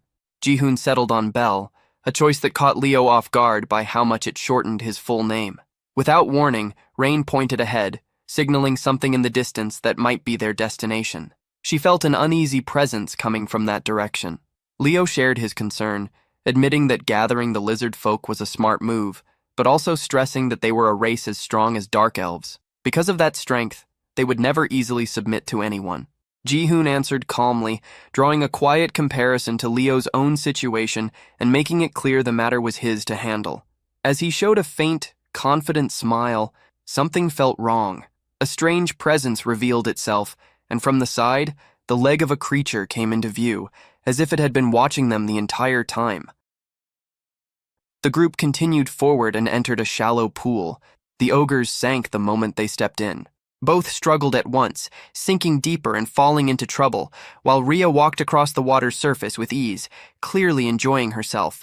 Leo noticed the ogres drifting farther away, panic spreading as they sank, and reacted in shock at how far they had already gone. As the ogres continued to sink, Leo stopped them. He then stepped onto the water himself and moved forward to help, while Ji-hoon watched with growing tension. At that moment, someone approached Ji-hoon and calmly explained the situation. Ogres were usually 5 to 6 meters tall and weighed several dozen tons, making swamp crossings nearly impossible for such slow and heavy bodies. Ji-hoon turned toward the speaker and recognized the figure as a lizard folk. The newcomer identified himself as Linak. Behind them, the ogres were still struggling in the water. Rhea looked at Linak and confirmed that he was indeed lizard folk. Linak informed them that beyond the swamp lay a lizard folk settlement. Ji-hoon stated that meeting the lizard folk was the reason they had come this far. Linak warned them that the lizard folk did not welcome other races stepping into their land and assumed they already understood that risk. Ji-hoon answered that anything of value was always found near danger and noted that Linak seemed unusually confident about something. Linak asked for the reason they wanted to meet the lizard folk, and Ji-hoon revealed their goal of borrowing the lizard folk's strength to strike the kingdom. Linak laughed at that and explained that after leaving his village, he had wandered for many years and seen firsthand the cruelty of humans. Because of that, he understood why such different races, humans, beast folk, dark elves, and ogres, had gathered for the same cause. Hearing this, Leo let out a quiet breath of relief. At that moment, Razel floated over and settled on Ji-hoon's head. Linak wondered who the small figure was, and Ji-hoon introduced the child as his friend, Razeldrak. Razel yawned again, and Ji-hoon noted that the child slept often. Linak accepted him as a friend and explained that convincing the chieftain would not be easy, since it was the chieftain's birthday. He added that the chieftain was young and cautious, and that they would need to show enough power to succeed. He wished them luck with their plan, and said he would take care of the ogres in the meantime. Leo hesitated, feeling uneasy, but Ji-hoon insisted, and respectfully asked Linak for help, even calling him an old man. Leo questioned how Ji-hoon could trust someone so quickly, but Ji-hoon urged him to follow and called him Bell. Leo objected, pointing out that he had never met Linak before, and that such trust felt reckless. Ji-hoon reassured him and asked him to believe, explaining inwardly that the old man had a high level of affinity with him. Leo glanced at Rayan and wondered if Ji-hoon had once again seen through everything with that strange ability. Rayan hesitantly agreed. Linnock then called the ogres over and told them to come with him. At first, the ogres refused, insisting they could not follow just anyone. Linnock understood their caution and offered them food instead. The ogres quickly softened, admitted they were hungry, and agreed to follow him. The group moved toward Mudrak village. Linnock mentioned that Mudrak would be lively that day, though the thick fog made it hard to see much. Ji-hoon asked how much farther they had to go. Before long, they arrived at the lizard folk village of Mudrak. Ji-hoon noted that he had never imagined a village could exist deep inside the swamp. Rayan pointed out that perhaps because it was the chieftain's birthday, no one seemed to be around. Ji-hoon decided they should head inside anyway. Rayan worried about entering without permission, but Ji-hoon pointed out that waiting forever was pointless, and that meeting the chieftain was necessary. Leo reflected that they had followed Linnock only because they trusted Ji-hoon and believed there had to be a way to persuade the village. Rhea stated with confidence that Ji-hoon always did what he promised and made it clear that she believed in him completely. Leo asked whether she liked Ji-hoon, and Rhea flushed at once, stumbling over her denial and embarrassment while questioning why such a thing would even be asked. Before the moment could stretch further, Ji-hoon suddenly stopped, sensing something unusual. Rhea asked what he had heard, and Rain confirmed that she had begun to notice it as well. Ji-hoon focused and picked out the sound clearly. It was a heavy pounding, coming from a specific direction. He pointed toward it, signaling the source. Rhea warned him to stay alert, but before he could respond, a lizard folk soldier launched an attack straight at him. Ji-hoon reacted instantly, dodging the strike and recognizing the attackers at once. Leo intercepted another soldier's blow, while Rhea leapt forward, striking back and forcing the soldiers away from Ji-hoon. She moved in to attack again, but Ji-hoon stopped her, telling her to wait.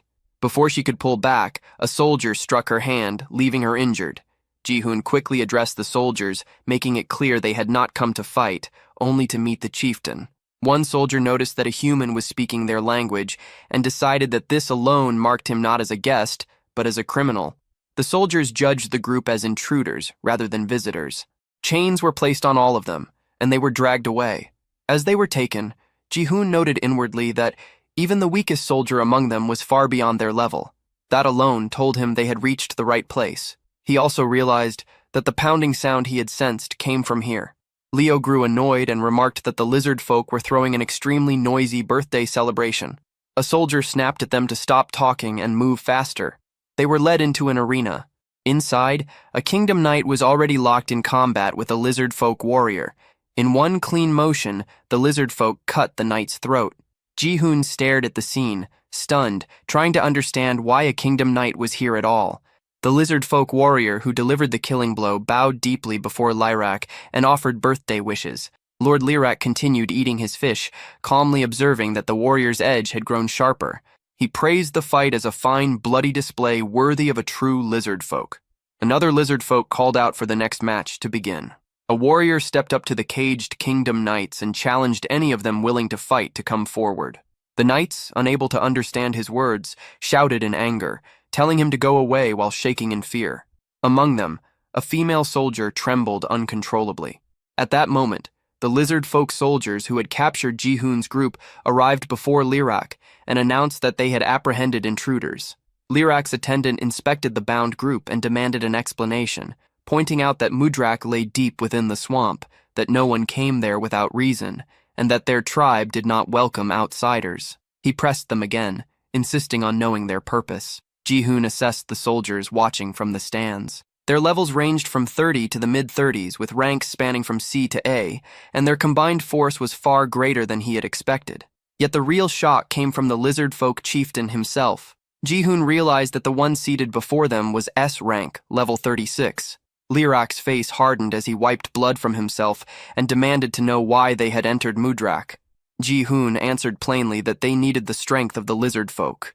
Lyrak burst out laughing, and the entire tribe followed his lead. Rhea bristled in anger, demanding to know what was so amusing, while Rain panicked and tried to stop her. Leo urged Rhea to stay calm, reminding her that this was only the beginning. Rhea questioned what kind of beginning this was, and Leo clarified that it was a negotiation where their lives were on the line. Lyrak kept laughing, clearly entertained by Ji-hoon's claim that he needed power, and pressed him to see if that was all he had to say. Ji-hoon lowered his head, deciding inwardly that they had to move boldly. Once they bowed, they would never stand as equals again. This world followed the same rules as the game, and that meant Ji-hoon had already met the basic conditions needed to lead the lizard folk. Ji-hoon then declared that all lizard folk would fall under him. At once, a soldier thrust a spear to Ji-hoon's throat, calling him an insolent fool for daring to insult the chieftain and the tribe. Rain froze at the sight, nearly losing consciousness, while Rhea stared in disbelief. Leo understood then that Ji-hoon was using the method he had hinted at earlier. A soldier insisted there was nothing more to hear, and suggested ending their lives on the spot. Ji-hoon and Lirak locked eyes, cold and unmoving. After a moment, Lirak ordered the soldiers to lower their weapons.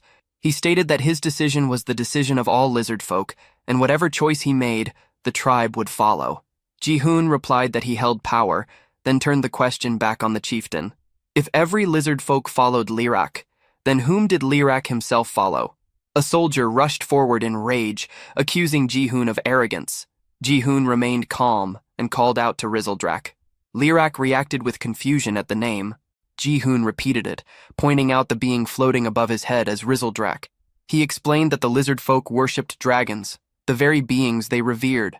Lirak hesitated, disbelief crossing his face, and questioned whether it truly was a dragon. Leo turned toward Rhea in shock, repeating the word dragon in his mind. He recalled the legendary dragon race and wondered if Rizeldrak belonged to it. Rhea reminded him that he had already witnessed that massive attack earlier and still failed to understand what he was seeing. Leo admitted that the earlier attack had been overwhelming, but he also recalled that the dragon race had disappeared more than 100 years ago. From his parents' stories, dragons were described as massive beings with huge wings, capable of wiping out entire villages with a single breath. Because of that image, he could not accept that the small creature floating before him was truly a dragon. Lirak acknowledged that his people worshipped dragons and followed their will as absolute law. Even so, he insisted that the being above Ji-hoon was not a dragon. The lizard folk soldiers erupted in anger, shouting that the intruders were mocking the dragon race. They demanded that the outsiders be executed at once. One soldier drove a spear close to Ji-hoon's neck and looked to the chieftain for a final call. Ji-hoon assessed the situation in silence. He questioned how the lizard folk chieftain could fail to recognize a dragon at all, wondering whether Lirak truly did not know, or if he was only pretending not to. Lirak suddenly paused, then announced that a more entertaining idea had come to him. He mentioned that there were still 4 prisoners awaiting execution. Rain echoed the words in shock, understanding what death row prisoners meant. The soldiers ordered the remaining kingdom knights to step forward. Lirak explained that not long ago, those same knights had broken into Mudrak, stolen their treasure, and slaughtered a young warrior without mercy. He declared that a fight would decide their fate, and whoever survived would be spared. The surviving kingdom knights moved forward to face Ji-hoon's group. Leon protested, questioning why they were being forced into battle, but a soldier shut him down, reminding him that intruders had no right to refuse. Ji-hoon accepted the situation, deciding that it no longer mattered whether the lizard folk believed the truth or not. Leon begged Ji-hoon to say something. Ji-hoon chose his response carefully. He would prove it himself by showing them the true power of a dragon. Humans and beast folk stood facing each other inside the arena, the air thick and tense, like the quiet pause before a tournament fight that everyone knew would turn violent. Among the humans, a yellow-haired knight stared at the beast folk with smug confidence, talking as if victory would really spare his life. Beside him, a heavily armored knight thought grimly about his situation. He had been meant to die, yet now there was a slim chance to survive, as if fate had flipped into a twisted gamble with slightly better odds. Their meaningless chatter grated on their female teammate, whose irritation showed clearly as her patience with their arrogance ran thin. The armored knight then sized up the beast folk with cold judgment, dismissing everyone except the dark elf as weak, delivering his opinion like an unwanted ranking announcement. The yellow-haired knight stepped forward eagerly, claiming the first fight for himself and calling for an opponent. He provoked them openly, throwing insults and labeling the beast folk as savages.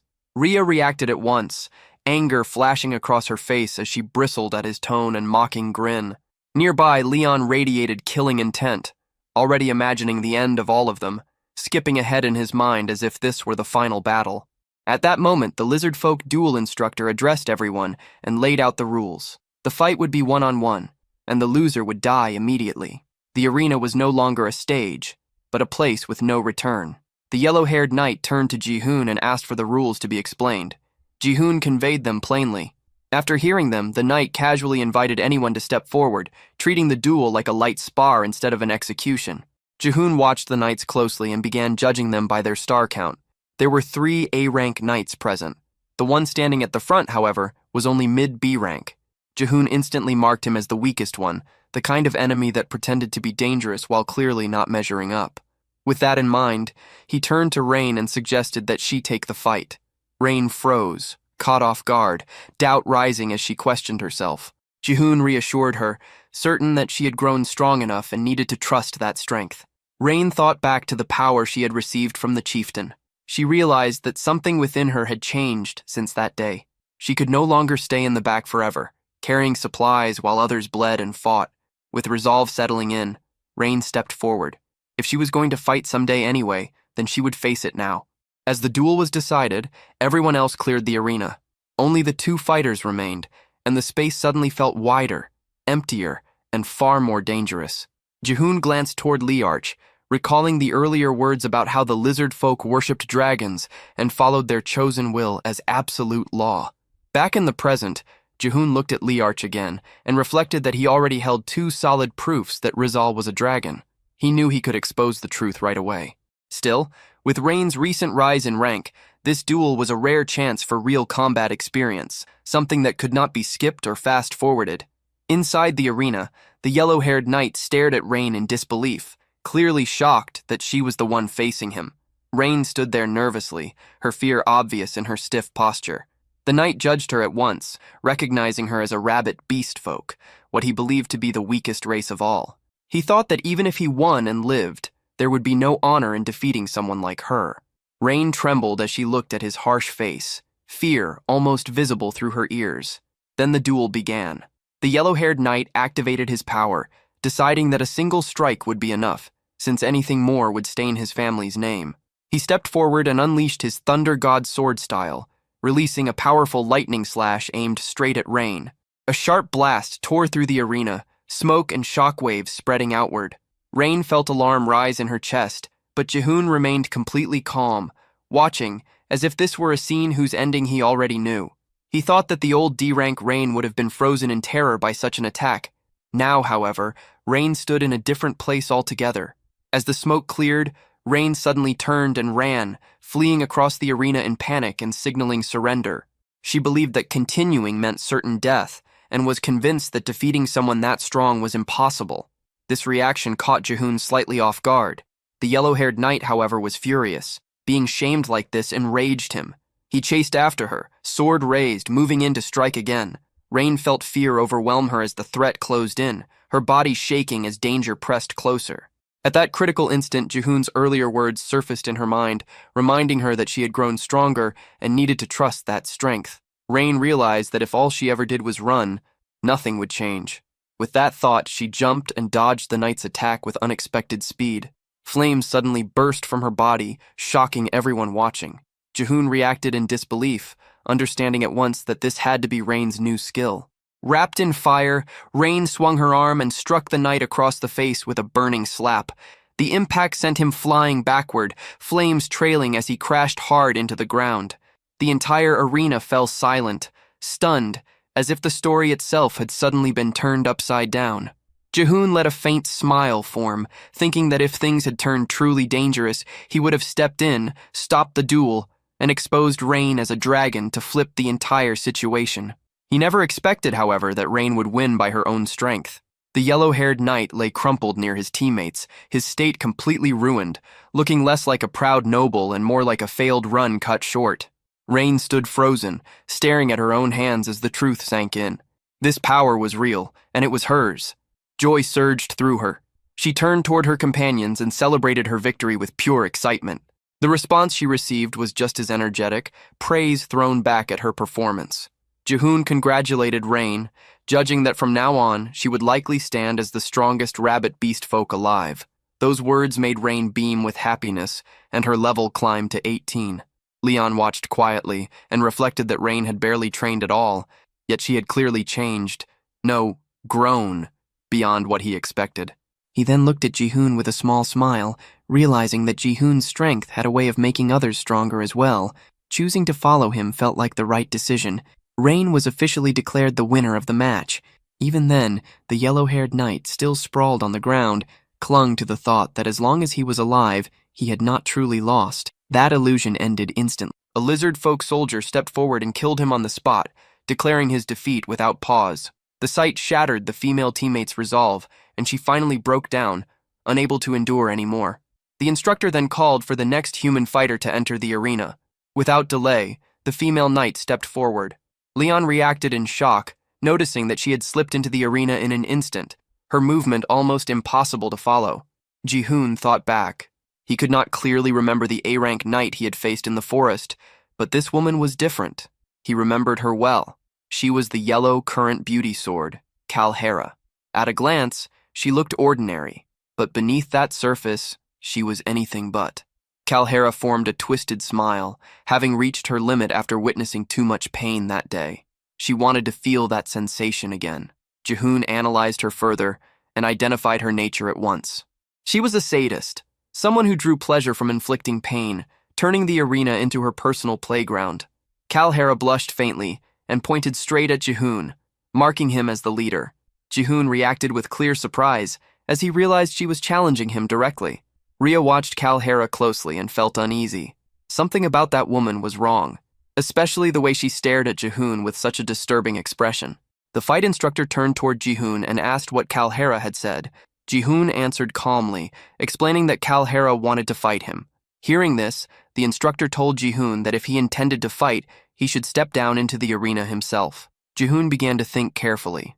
Kalhera was a knight from the upper tier of A rank, and on top of that, she was fully armed with specialized A rank equipment. Even among A rank knights, she stood on a completely different level. Logically, taking such a risk made little sense. Still, no matter how strong Kalhera was, she could not endure a dragon's breath at that distance. All Jihoon needed was to shut down her high-speed movement skill, Current Shift. His tools were simple: his durable body and Risaldrak's single-strike power. If he won, the experience gained would be enormous. The thought crossed his mind whether he should attempt it. Jihoon then stated that he always fought together with Risaldrak. Kalhera reacted with interest, seeing this as something that would double the fun. Before moving, Jihoon borrowed Belle's sword. Leon warned him that the woman was dangerous. Jihoon acknowledged this and walked toward the arena without hesitation. As Jihoon moved, Liarch, resting atop his head, glanced at Risaldrak and was pulled back into memories of his childhood. He remembered his mother telling him that their people had once been saved, and that those beings had shared their power with them. She had said that when Liarch grew older, he too would be able to use that power. Back then, the young Liarch had wondered if that was really possible for him. Returning to the present, Liarch dismissed those thoughts as foolish nostalgia. Before the battle started, Jihoon raised an important concern. He asked what would happen if spectators among the lizard folk were killed during the fight. Risaldrak answered coldly that the arena was far too large for humans to fight properly and gave the signal to begin. Kalhera looked at Jihoon with a faint smile, her thoughts dark and twisted. She weighed whether she should stab him or slice him apart, her imagination drifting in a way that felt closer to a nightmare than a duel. After deciding, she raised her sword forward, satisfied with her choice. Leon watched anxiously and noticed something off about her stance as she gripped the blade, even from that distance. Without warning, Kalhera activated yellow current thunderbolt magic inside her sword and hurled it forward at terrifying speed toward the guards. The guards barely managed to block the attack with their shields. Leon was stunned. Throwing a sword infused with lightning magic was a technique that could end a fight instantly if the opponent did not understand what was happening. Leon assumed Jihoon had dodged the attack. Ria corrected him at once, pointing out that Jihoon had not moved at all. Leon was left confused. The view then revealed a thin cut on Jihoon's cheek. Kalhera smiled, finding the situation odd. She realized that Jihoon had known she would miss and had chosen not to avoid it on purpose. Jihoon watched her closely. Kalhera belonged to the 4th Division of the Cancer Knights and served as vice-captain. She was widely known as the Beauty of the Yellow Current. Yet among those who truly understood her nature, she carried a different name: the Seizure Spectator. She specialized in inflicting pain, using a cruel fighting style that dragged death out slowly. She never ended her opponents quickly, a fact known only to a small circle. 80% of those who faced her never survived. There was no way Jihoon could have predicted her miss and deliberately stayed still. Kalhara smirked and decided to remove the irritating obstacle first. Jihoon felt a surge of shock at her sudden killing intent. She grinned again, convinced that this reaction proved she was right, and launched another strike. Jihoon barely avoided it, deflecting with his sword. Leon immediately understood how bad the situation was for Jihoon. Jihoon had no ranged weapons and no long-distance magic. Rhea argued that he only needed to dodge and counterattack. Jihoon told Rizal to stay right behind him. Leon pointed out that Jihoon was nowhere near as fast as Rhea. The only way Jihoon could deal damage was through a direct charge. With no hesitation left, Jihoon rushed straight at Kalhara. She welcomed him with a warped smile, eager to savor every expression he would show as he suffered. She formed an electric ring around herself using yellow current lightning. The shock hit Jihoon instantly. Rhea cried out in alarm. The Lizard Folk King watched without any visible reaction. Jihoon groaned as electricity tore through his body. Kalhara laughed openly, enjoying the look on his face as he endured the pain. She wanted to see what expression would come next, pushing him to show her more. Jihoon broke the situation down in his mind. Electric Ring was a skill with heavy magic consumption. Kalhara would likely enjoy it until her opponent was close to collapsing, then stop. But once it ended, the pain afterward would be far worse than what he felt now. Kalhara kept laughing, fascinated, wondering how it felt as his blood vessels were torn apart. She wondered whether the sensation stung him or thrilled him, driven by a need to know what he felt. Jihoon realized that he had already endured the assault for 10 seconds. Kalhara's current level was no higher than 29. That placed her maximum magic power at around 1500. Current Shift consumed 400 MP. Electric Cloud used 100 MP. Electric Ring drained 50 MP per second. If Jihoon could hold out for 11 more seconds, she would lose access to Current Shift entirely. Kalhara grew irritated, disliking the calm look on Jihoon's face. Jihoon remained composed, thinking that pain could only be understood by taking a hit directly. The system window activated, displaying a notice that magic immunity nullified lower-tier magic attacks. Jihoon immediately commanded Roselle to unleash Dragon's Breath. Roselle released the attack straight at Kalhara.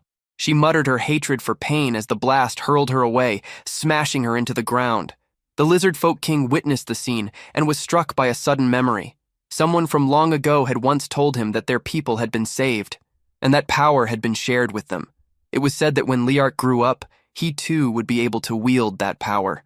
The moment lingered, heavy with understanding, as the meaning of that forgotten promise began to surface again. Roselle's dragon breath left the surrounding area half destroyed. Every lizard folk stood frozen, unable to move. From a distance, the Lizard Folk King observed the scene with sharp focus. He understood at once that this was power inherited from the Dragonkin. Dragon's Breath was an ability only the rarest lizard folk warriors could achieve, those who had reached the absolute pinnacle. The fact that such power came from such a small being was almost impossible to accept. Leon supported Jihoon's injured body and helped him stand. Jihoon then addressed all the lizard folk, certain that they, more than anyone else, had already felt it. He made it clear that the only one present capable of using Dragon's Breath was Relak himself, their chieftain.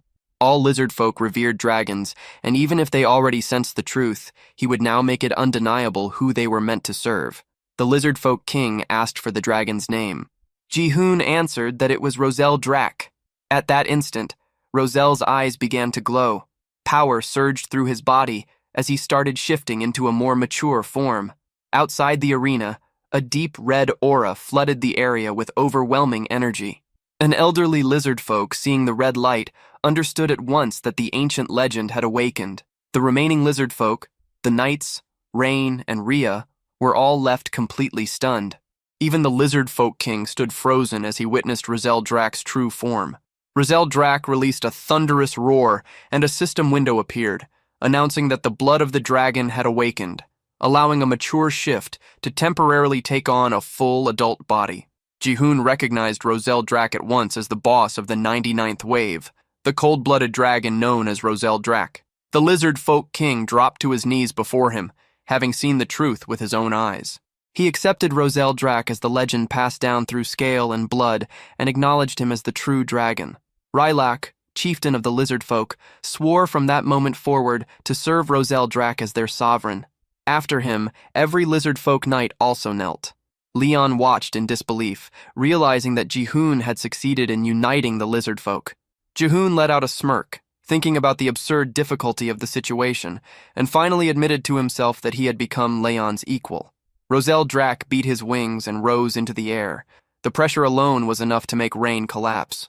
Leon could not even remain standing, understanding that a single flap of those wings carried crushing power.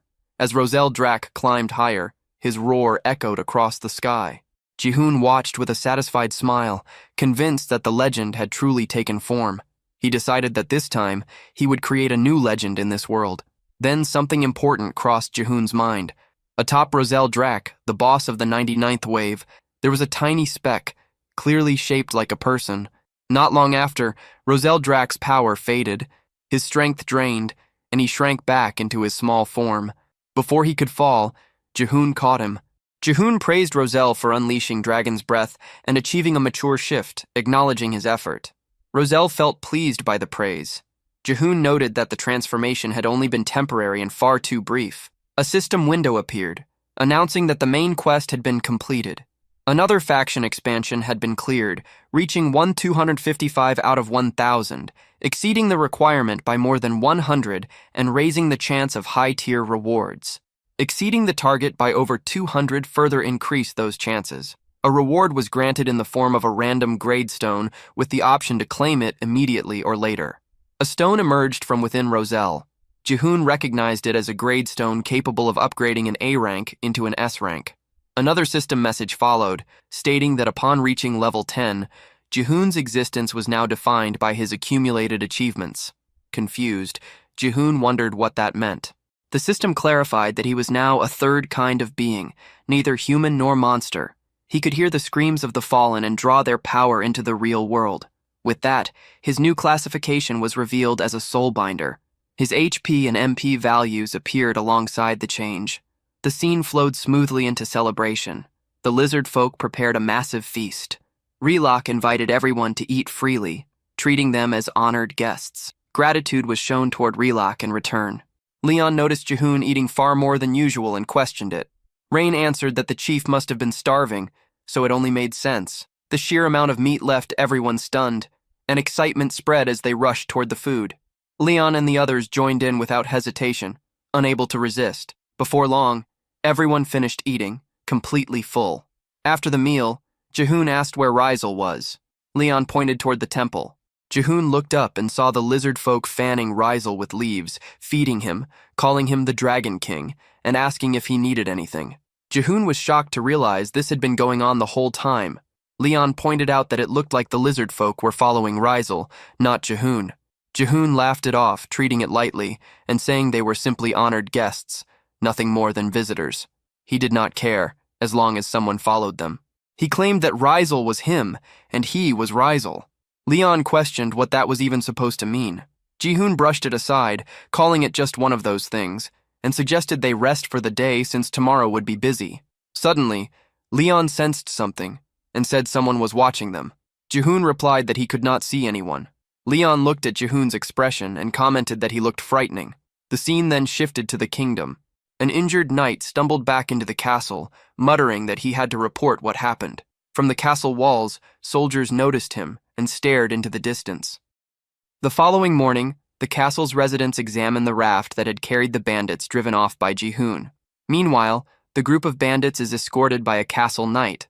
As they complain of thirst, their request for water is denied, with the explanation that their only right at the moment is to wait for the king's decision. The bandit leader then notices a poster bearing Jihoon's face, and it does not take long before the group arrives at the castle. Standing before the king, some of the bandits beg for forgiveness, while the guards order everyone to remain silent and feel ashamed for stealing the king's treasures and begging for mercy. After that, the situation becomes an outright affront. Suddenly, the doors of the hall open again, and the warrior who managed to escape the lizard folk lands enters. The king's advisors ask why Arcor, the warrior's name, has come alone, since he is a subordinate of Rock Hands. Arcor explains that he returned alone because none of the others survived. His entire group was wiped out. The advisor then asks who was responsible, and Arcor explains that he survived only because he was positioned in the rear, and that the one responsible for the attack was the legendary warrior summoned by the king. Alongside a small flying monster, this revelation leaves the king completely stunned. Arkor continues his account, saying that because of injuries to his leg, he had to remain still until the monsters fell asleep. Before leaving, he overheard the plans of the group led by the legendary hero, whose intention was to gather monsters and attack the king's empire. The advisors debate the fact that the legendary warrior is alive, and are confused to learn that he is amassing monsters. Arkor is then asked where the legendary warrior is, but he cannot say for certain.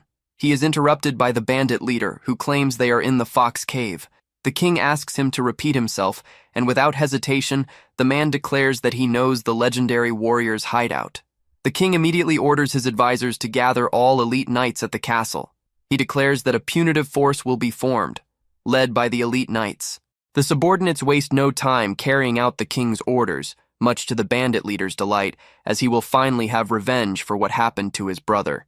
Before long, Ares is interrupted from organizing the defenses to receive the royal summons that the king is calling everyone together.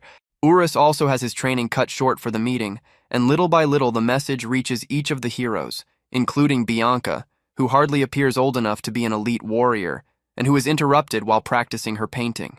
At last, the message reaches Sir Cancer as well, who seems to be in a private moment, his bath interrupted. He is not shaken by the situation. On the contrary, he expresses excitement at the news that something interesting is finally happening. Back in the lizard folk lands, Leon prepares to depart to meet Mudrak and then return to the group. Before he can leave, Rain shows interest in accompanying him. Jihoon asks why Rain wants to go with Leon, and she explains that the lizard folk lands are too damp and slimy, and that she wants some fresh air. Jihoon is surprised by her reasoning and asks whether Rhea would like to go as well. She promptly refuses, saying she is fine where they are. As the group splits up, Rhea asks whether the clothes Jihoon is wearing are new. The hero explains that he borrowed them since his own clothes were completely destroyed during the battle, and the lizard folk said they had some human clothes stored away. Rhea remarks that the outfit suits Jihoon well, leaving him embarrassed.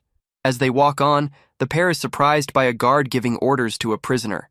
Jihoon asks what is happening, and the guard replies that it is nothing important. Jihoon ignores the incident and continues on, while the guard finds it strange that the hero addressed him by name. Before Jihoon can walk away, however, the prisoner calls out to him, claiming he only needs to use the bathroom. Jihoon sympathizes with the situation and helps the prisoner, taking responsibility for resolving the matter. Before leaving, he even asks the other prisoners whether any of them would like to go as well. They reply that they do not need to. After that, he turned toward the knight, clearly surprised that the man was still breathing after losing.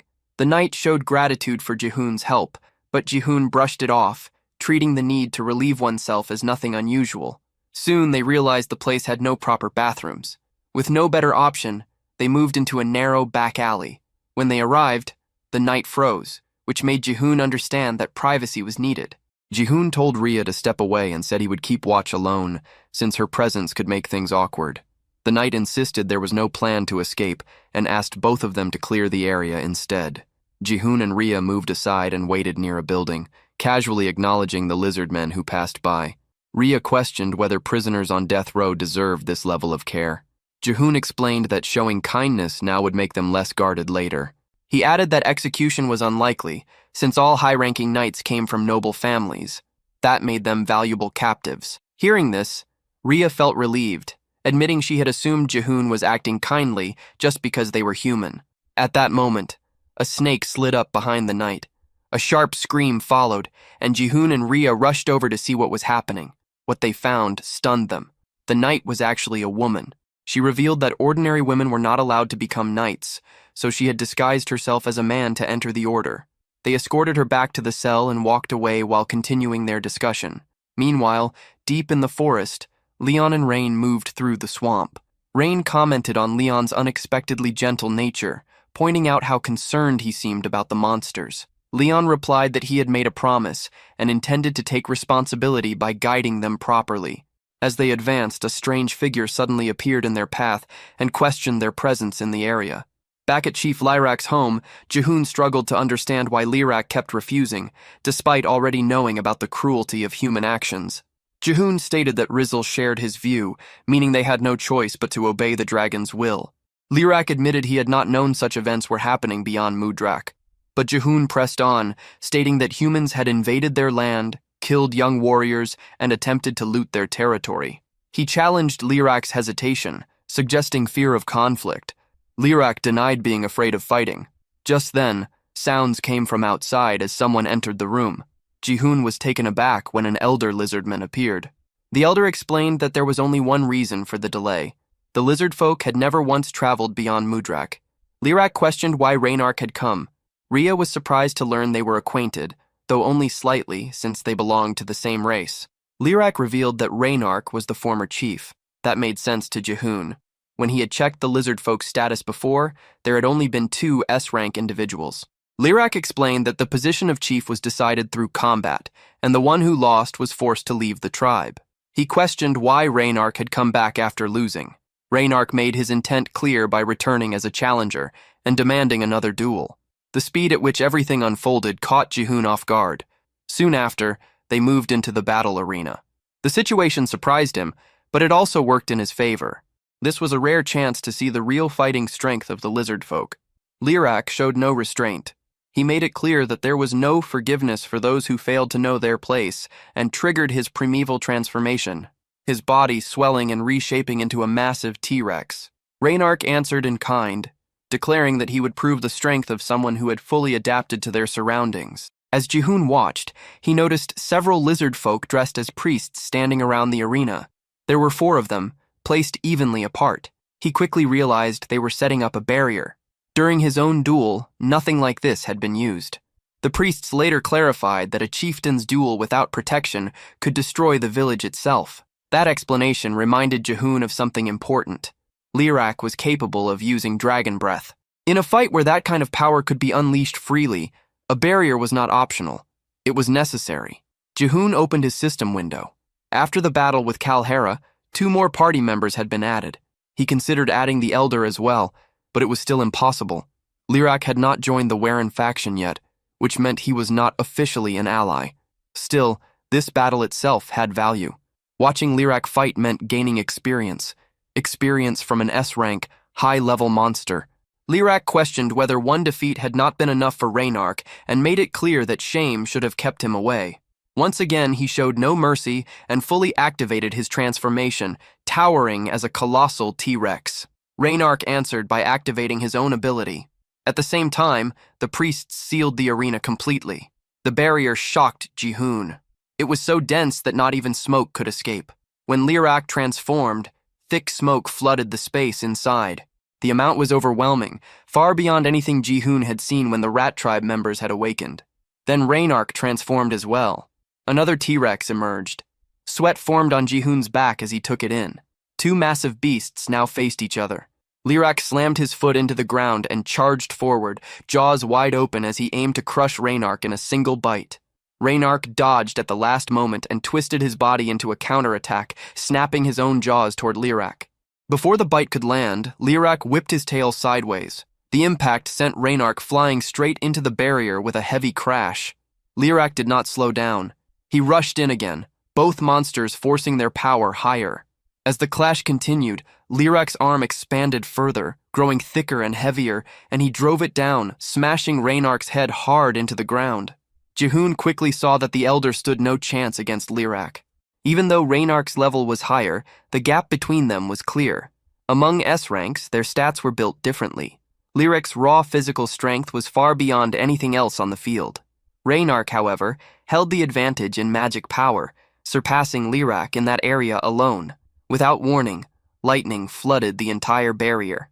The 2 stood facing each other again, Lirak's hold finally broken.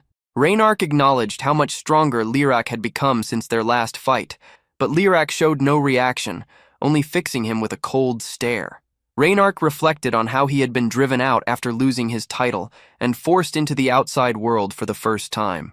Accustomed to darkness and damp ground, the open world had been brutal. Harsh sunlight burned away the moisture in his skin, and the heat and bloodshed of monsters pushed him into madness, dulling both his senses and judgment. That was when Jihoon realized his mistake. He had not thought about the role of the environment. He had finally gathered allies, but leaving the swamp would weaken them. Still, Reynark believed adaptation was possible. That idea made Lirak uneasy, as it implied abandoning Mudrak itself. Lirak remembered the stories Jihoon had shared about other villages beyond their land, yet he knew better than anyone that not all lizard folk could adapt as Reynark had. As chief, he carried the weight of their survival. He could not gamble with the lives of his warriors for a reckless choice.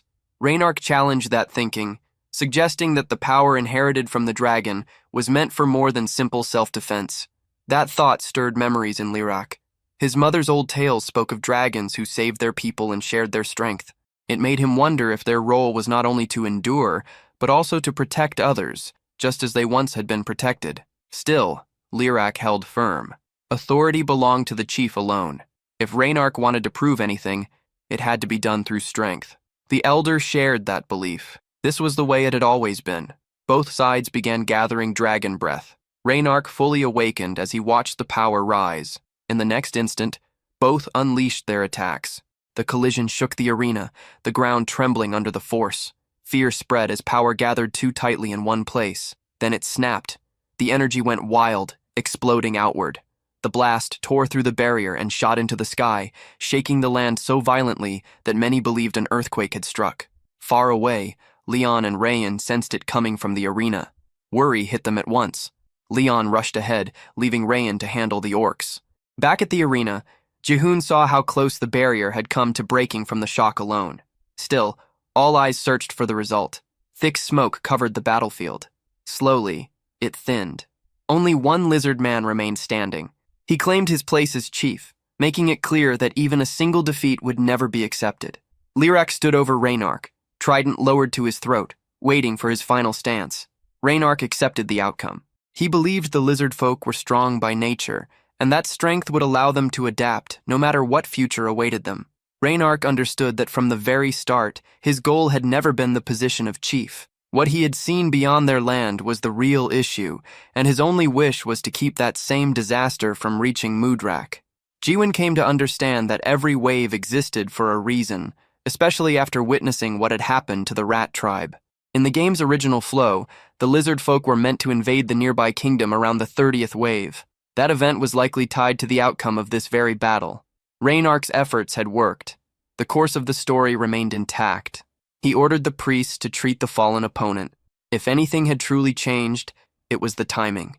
Jiwon had forced the story forward earlier than it should have been. At that moment, another system window appeared before Jiwon, catching him completely off guard. An emergency quest had been triggered. The mission was clear: stop the expeditionary force. The alert showed that S-rank knights were already on the move, leaving Jiwon confused about how things had escalated so fast. Leon rushed over, demanding to know what was happening. Jiwon told them that Warren was in danger. In the capital, the city gates opened wide as armored knights marched out in formation, heading east. From atop the castle walls, Ares watched them go, teeth clenched in frustration. Only a few hours earlier, the king had summoned the elite knights to the throne room. 6 had answered the call, excluding the one already away on a mission. Present were Ares of the 1st Hamal Knights, Uros of the 2nd Aldebaran Knights, Bianca of the 3rd Gem Knights, Cancer of the 4th Tark Knights, Lib of the 7th Zubanel Knights, and Akur of the 11th Saddle Squad Knights. The king explained that a legendary knight was gathering monsters and declared Uros the commander of the subjugation force. Orders were given to leave only minimal troops behind for wall defense. This mission had a single goal: total annihilation. Ares watched the army disappear into the distance, stunned that he had once again been assigned to wall duty. Akur and Cancer remained behind as well, with Cancer openly complaining about having to walk on dirt. Ares questioned her presence, recalling that she had mentioned losing contact with her subordinates sent north. Cancer dismissed the concern and turned it back on him, hinting that he might be worried about her. Ares corrected that assumption, stating his concern was for her missing troops, and warned her not to twist his words. That response clearly annoyed her. She complained that staying behind was dull, and Ares bluntly told her to leave if she found it so unbearable. Just then, a man approached Cancer and asked whether she truly planned to sit out the subjugation. If so, he needed to know whether her existing schedule should remain unchanged. Cancer stood there, unsure what the man even meant, until he explained that her day was already packed with shows and social events. The idea only added to her confusion. Nearby, Akur approached Ares and questioned why he seemed so eager for battle, hinting that it might be driven by personal desire. Ares pushed back at that thought, refusing to be seen as someone who loved war for its own sake. He made it clear that his goal was to help fulfill the king's vision, and that meant wiping out the monsters as fast as possible.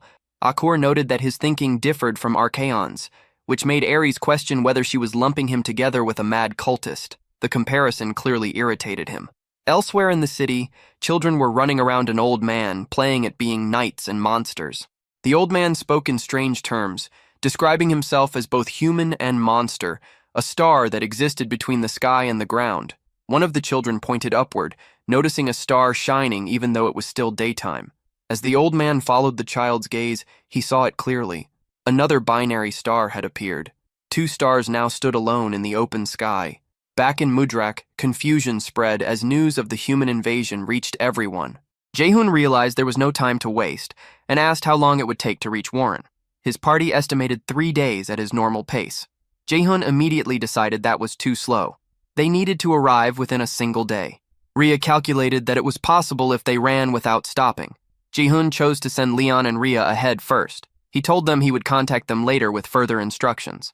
Before letting them go, he stopped them briefly and handed over rank evolution stones. As the stones were used, a burst of light followed. Lyrak sensed something change at once. The flow of power within the fox beast kin had shifted. Rhea's rank rose to A, and she felt an odd sensation run through her body, something unfamiliar and unsettling. Jaehoon then looked down at the A-rank evolution stone he had received as a quest reward. It was an ultra-rare item, capable of pushing an A-rank being into S-rank territory, though the chance of success was only 35%. A clash with an S-rank knight was unavoidable in the coming fight. He already knew who would appear. Lib of Libra, the strongest in single combat. To stand a chance against Lib, they needed an S-rank melee fighter with extreme speed. There was no other option. Jaehoon silently wished for the stone to work. Soon after, Leon and Rhea departed, heading out first to assess the situation and react as needed. Still, Jaehoon knew that scouting alone would not be enough. To truly win the war, they would need a powerful army to lead it. Lyrak then asked whether the humans were truly attacking. Jaehoon explained that by now, many races must have gathered in Warren. Beastkin, rat tribe members, slimes, goblins, and others would all be there. That was why he was worried. After hearing this, Lyrak made his decision. He said that he would go as well, catching Jaehoon completely off guard. He ordered the priest to gather the warriors and declared that he would lead them himself as they left Mudrak. Hearing that eased Jaehoon's tension. The priests objected at once, warning that Lyrak's condition was unstable and that he needed at least a week of treatment before moving again. Lyrak ignored the concern. His decision was already made. This would be their first war beyond Mudrak, and he believed the chief had to stand at the front. Right after, blood spilled from his mouth as he coughed. The priests grew alarmed, pointing out that he had taken the full force of a dragon's breath head-on and needed rest above all else. At that moment, Dirac stepped forward and offered to lead the warriors in his place. Jaehoon evaluated him. Setting aside the 2 S-rank chiefs, Dirac was clearly the strongest among the A-ranks. His level stood far above the rest, marking him as the most likely next candidate for chief. Lyrak acknowledged that Dirac was more than capable of replacing him. Dirac answered with absolute resolve, stating that he would claim victory even if it cost him his life. Lyrak accepted that resolve without hesitation and told him to fall on the battlefield if that was what it took. Dirac took those words seriously, declaring that he would never bow to the environment itself. Jaehoon then headed toward Rain. She mentioned that she had seen Leon and Rhea sprinting earlier and sensed that something serious was happening. When she turned around, she froze. A full lizard folk force stood assembled behind her. Jaehoon explained that they were moving toward Warren. Rain worried about the goblins left behind, but Jaehoon reassured her that the lizard folk would handle them. Dirac then told Jaehoon to climb onto his back, stating they would move at full speed. A female lizard folk approached Rain and told her to do the same. With that, the group set off across the open plains under the bright sun. The moment they stepped into the light, the lizard folk felt their skin dry and crack as moisture drained away. Unease spread through the ranks. Dirac pushed them forward, telling them not to fear the sun. They were Mudrak's elite. The warriors lifted their heads and surged ahead, charging toward their goal. 50 of Mudrak's finest fighters moved as one, all A ranks level 30 and above. They would win through strength, not numbers, sending a clear message to the human army to wait. They were on their way. If the scene shifts to Bianca, she is holding the shadow nail, a weapon shaped from her own shadow. Without hesitation, she drives it into the ground. It is a skill known as shadow nail. By embedding a nail made of her own shadow into another shadow, Bianca can return to that exact spot whenever she wishes. As she watches the weapon slowly sink into the earth until it disappears completely, Bianca murmurs to herself that as long as light exists, shadows will never vanish. Then, as if expecting a response, she calls out to Ryan, the nail. At that moment, Lib appears behind her, asking whether this is the place Bianca intends to mark. Even so, Bianca does not turn around. Her gaze remains fixed on the shadow on the ground, a strangely defined silhouette with the outline of a young boy. Lib's close presence makes Bianca tense. Her voice comes out unsteady as she asks Lib to step back a little, explaining that if someone is too close when she uses her ability, Ryan will end up manifesting. Without arguing, Lib retreats a few meters and apologizes, asking whether that distance is sufficient. Only then does Bianca turn around, scratching her head in a nervous gesture, and confirms that it is. Before silence can settle again, a voice echoes from the distance, calling out to them. Lib turns toward the source of the call and looks at the armored soldiers approaching, commenting that they have fallen well behind the vanguard. At the front of the group stands a bearded man with an imposing presence. He wields a massive hammer and a shield adorned with bull horns. Raising one hand, he orders the march to halt. Bianca is the first to speak, asking what happened and warning that there is something strange about the forest. The man scans the surroundings carefully before replying that the enemy was likely hiding, waiting for nightfall, an approach guided more by instinct than by intelligence. In the next moment, the entire army stands still, staring at the shadow of an animal cast atop a tall mountain. Uros watches the scene in silence. As the army remains frozen in place, the shadow at the mountain's peak begins to condense, gradually taking on a defined shape. Little by little, it reveals itself as a white wolf, marked by a scar beneath its eyes. Its open jaws expose sharp fangs, leaving no doubt about what it is: a direwolf. Its red eyes blaze before a powerful howl echoes across the forest. At that call, an entire pack of wolves emerges beside it, all howling in unison, making the very air tremble. In response, the army raises its spears, and fear spreads among the soldiers as they recognize the creatures before them. The assessment is swift. There are hundreds of them, perhaps close to 1,000. Orders follow immediately to hold formation as units reorganize. The front line advances, the flanks are secured, and the shield bearers move into position. Soldiers brace themselves, kneeling with spears leveled forward as shields lock together, forming a solid wall. Bianca watches from beside Lib, unease creeping in. It is still daytime, and provoking a battle seems unnecessary. The mission does not demand this confrontation, and blocking the creatures from the fortress would be a far more advantageous strategy. Even so, it is clear that the wolves understand this logic just as well. Doubt hung in the air. Were they truly monsters, or merely creatures reacting to the human threat? At the top of the mountain, the wolves' leadership revealed itself. The decision was made swiftly, treating the moment as a rare opportunity. Without further hesitation, the command to attack rippled through the pack. The black wolves charged down the mountain at full speed, howling as they rushed toward the army. The order to withstand the impact was followed to the letter. Moving at tremendous velocity, the creatures' bodies slammed against the wall of shields, making the formation shudder. Even under the pressure, the line held. Remaining upright became an act of sheer strength. Then the wolves adopted a new tactic. Those coming from behind leapt over the formation, casting threatening shadows over the soldiers below. The moment of impact was brutal. Spears were thrust upward, piercing the creatures midair and halting the assault. The counterattack came without hesitation, and the battlefield descended into chaos.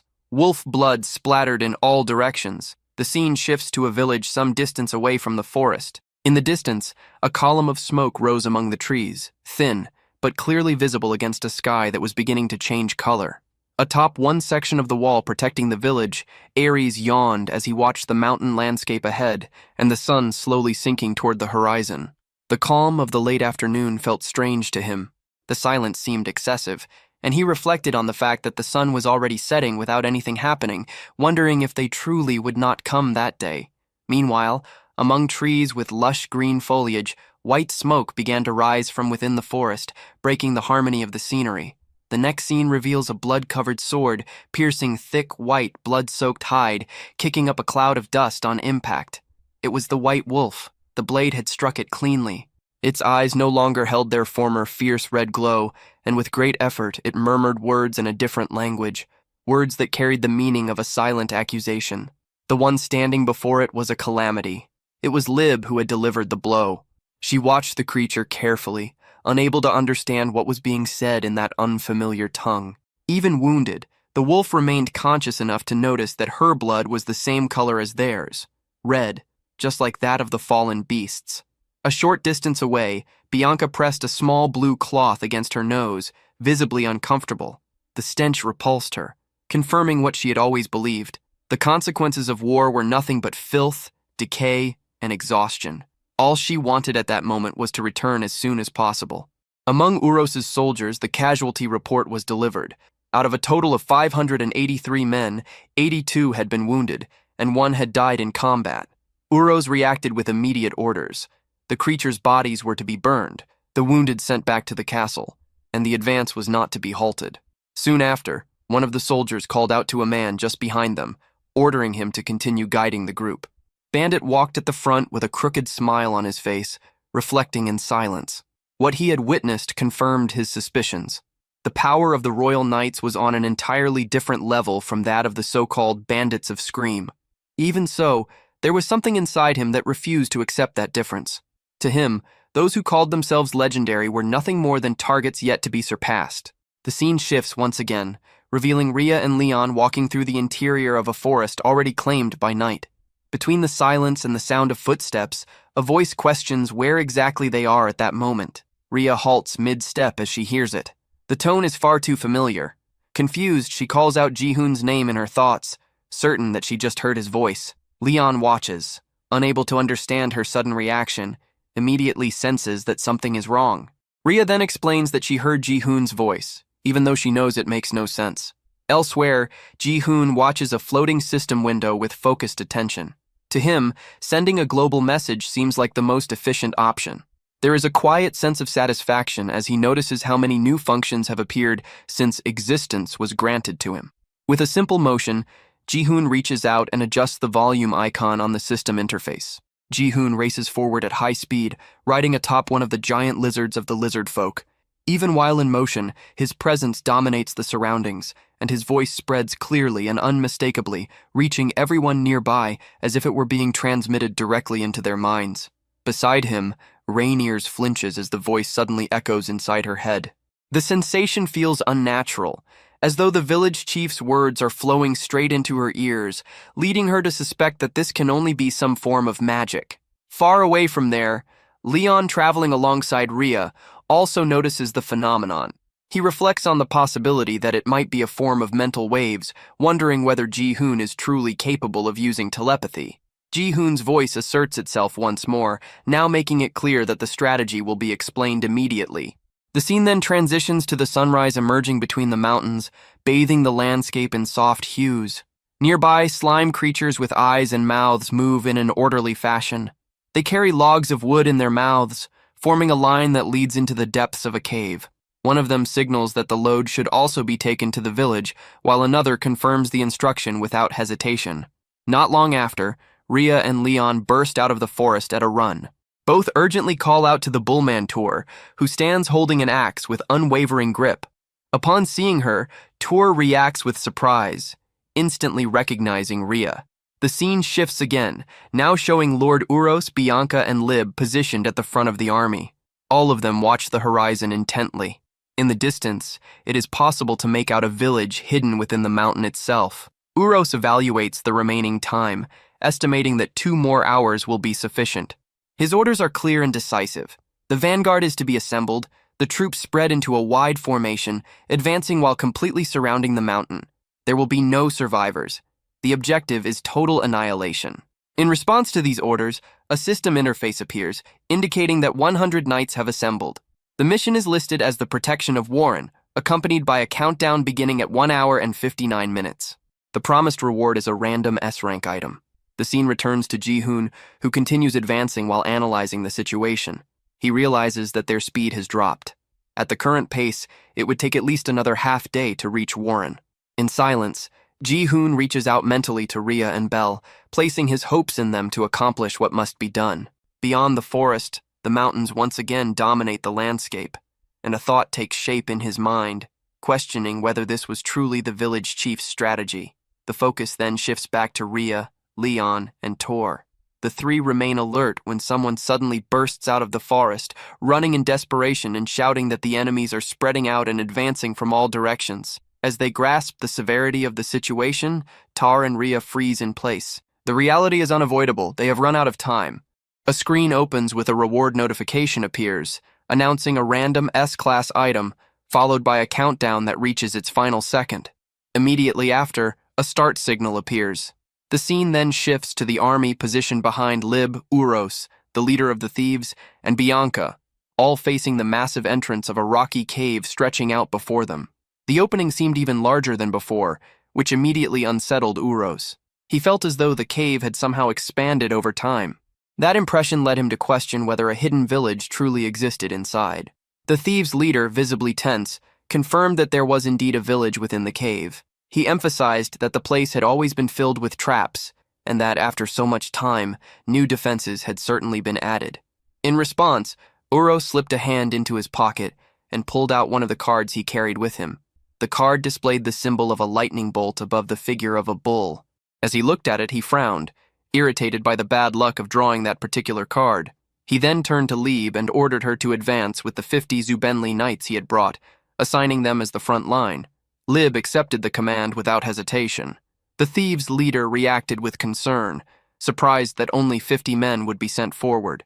He questioned whether it would not be wiser to attack with the full force available.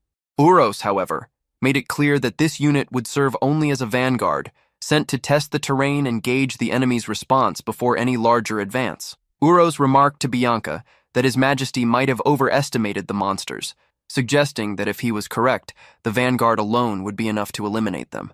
Bianca, watching Lib draw closer and closer to the cave's entrance, considered that to be the best possible outcome.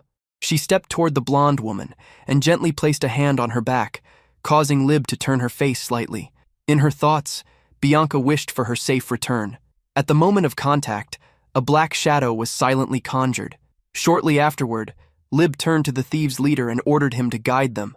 Completely caught off guard at being required to go along, the man twisted with nervous tension, yet ultimately agreed, despite his clear reluctance.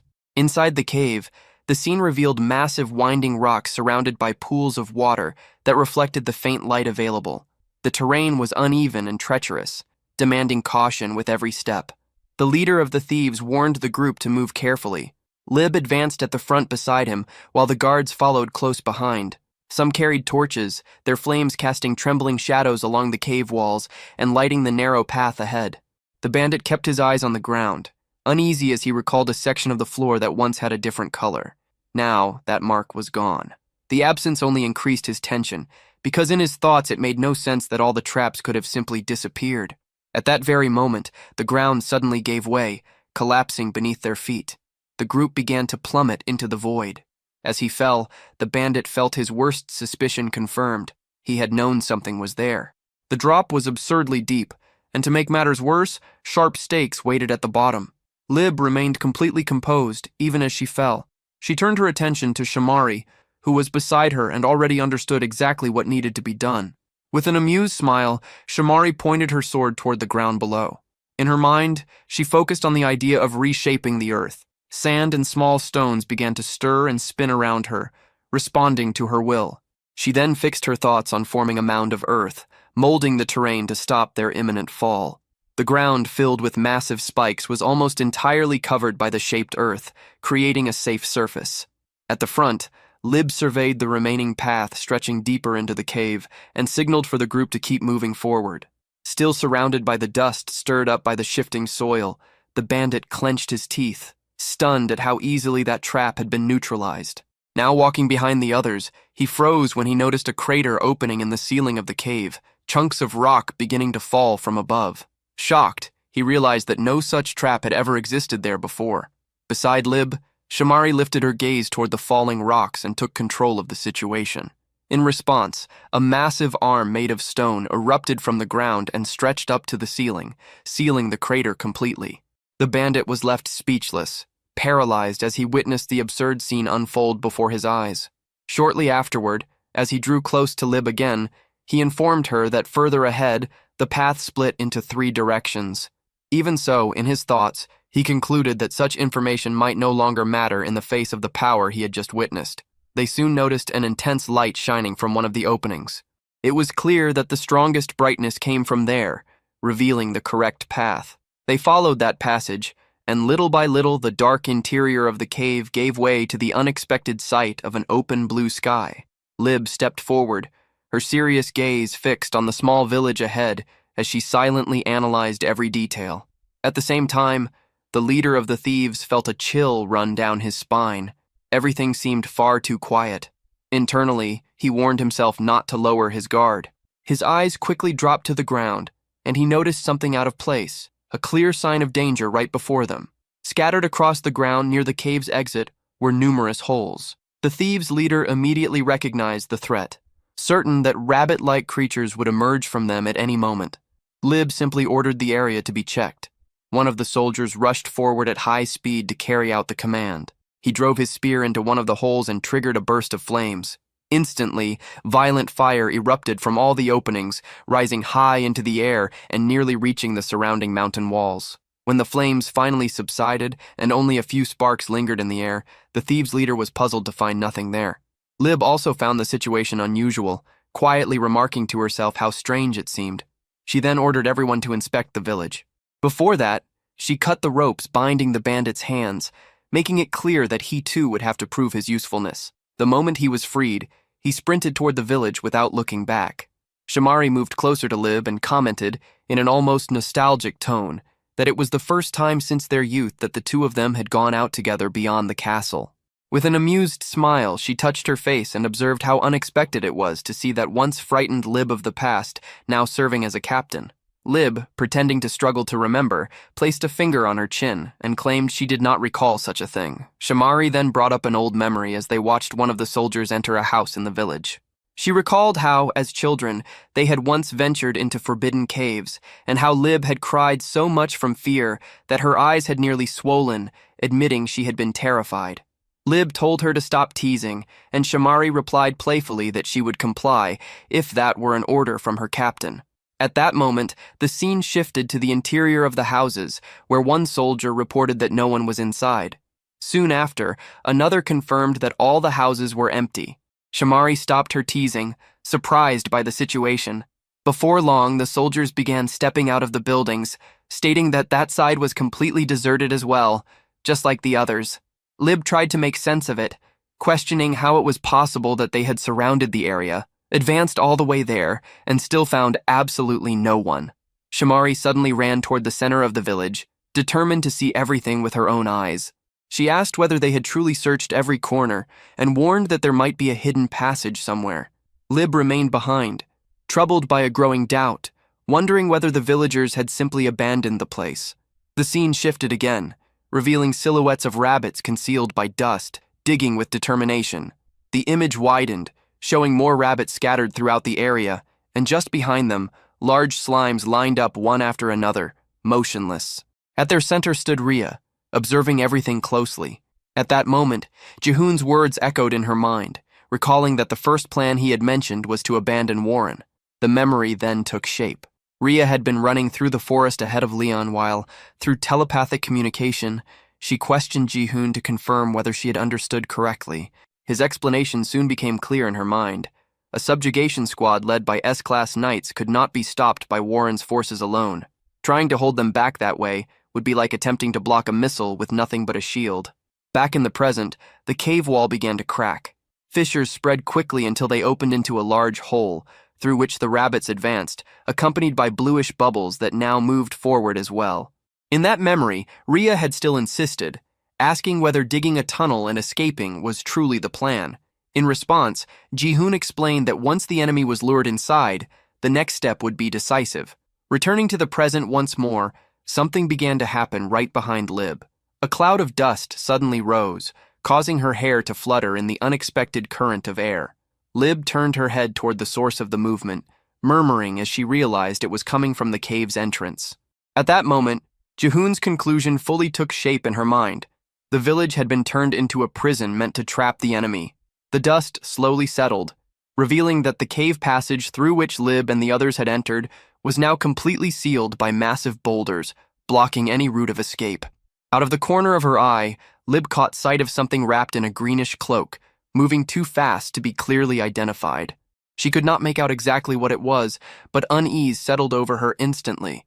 Soon after, shouts echoed through the village as alarmed soldiers announced that it was a dark elf and that he was fleeing in that direction.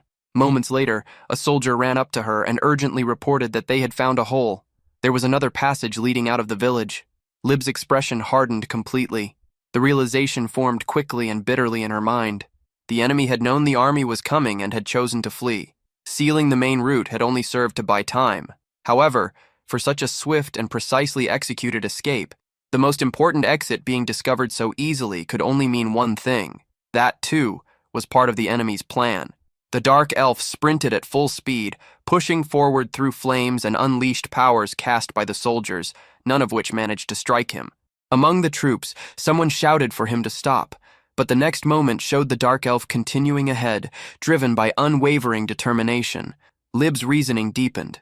If the dark elf who had supposedly failed to escape had remained behind on purpose, then everything might have been deliberate. Her eyes widened as suspicion surged through her. Perhaps this was all a trap. She quickly turned to the soldier beside her and demanded to know where the other escape route was. When she was told that the passage lay behind them, near the cemetery, she did not hesitate. Stepping forward with her sword in hand, she summoned her technique. The dance of the Sword of Light manifested around her, surrounding her body with shimmering golden sparks, while one of her eyes took on a completely golden glow. In the same instant, she launched forward at full speed. Her speed was so great that, as she cut through the air, she left behind a straight line of shimmering golden light, marked across the sky like the trail of lightning. Meanwhile, the dark elf suddenly stopped running and turned to face the soldiers pursuing him from a distance. After judging the space between them, he decided that it was far enough. Within the group, Shamari found it strange that the target had abruptly halted, wondering in surprise why he had stopped so suddenly. Black shadows swirled around Leon as he raised his weapon above his body, wrapped in a dense and oppressive aura. That weapon had been given to him by Ji-hoon, who had explained that its ability reached maximum efficiency when enemies were aligned in a straight line, which was why he had entrusted Leon with it. It was the Screaming Awl, a B-class weapon capable of drastically amplifying both physical attack power and magical attack power. Facing the soldiers in the distance, Leon silently acknowledged how much stronger he had become. Then he unleashed his skill, a dark slash that tore through the air and surged violently toward the squad. The soldiers tried to reposition themselves to respond, but the sheer pressure of the attack paralyzed them. Some could barely believe what they were seeing.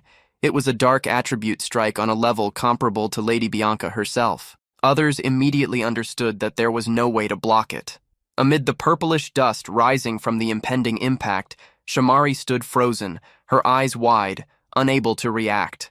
Instinctively, she called out for Lib. As if she had heard her, Lib appeared in that very instant, enveloped in light. Using the dance of the Sword of Light, she crossed the field like a golden flash of lightning, passing Shamari in the blink of an eye. Her flash strike collided directly with Leon's dark attack, and the darkness was torn apart by an intense burst of brilliance as light and shadow clashed in a blinding explosion. Without hesitation, Lib pressed forward, sword in hand, charging straight at Leon, who barely had time to conceal his shock at the overwhelming power before him. The attack came immediately, forcing him to raise his weapon to block the blow. The scene settled on the absolute contrast between the two blades. Leon's black sword, wrapped in dense shadows, and Lib's blade, radiant with golden light. Leon clenched his teeth as he finally faced the blonde warrior head-on. In that instant, he understood that she was exactly the person Ji-hoon had spoken about, the strongest among the knights. Leon and Lib kept their swords locked, the blades crossing between them in the shape of an X. Without warning, Lib vanished from his sight. Leon flinched when he caught only a streak of golden light flashing past his back. She struck from behind without hesitation, but he managed to turn at the very last second and block the attack.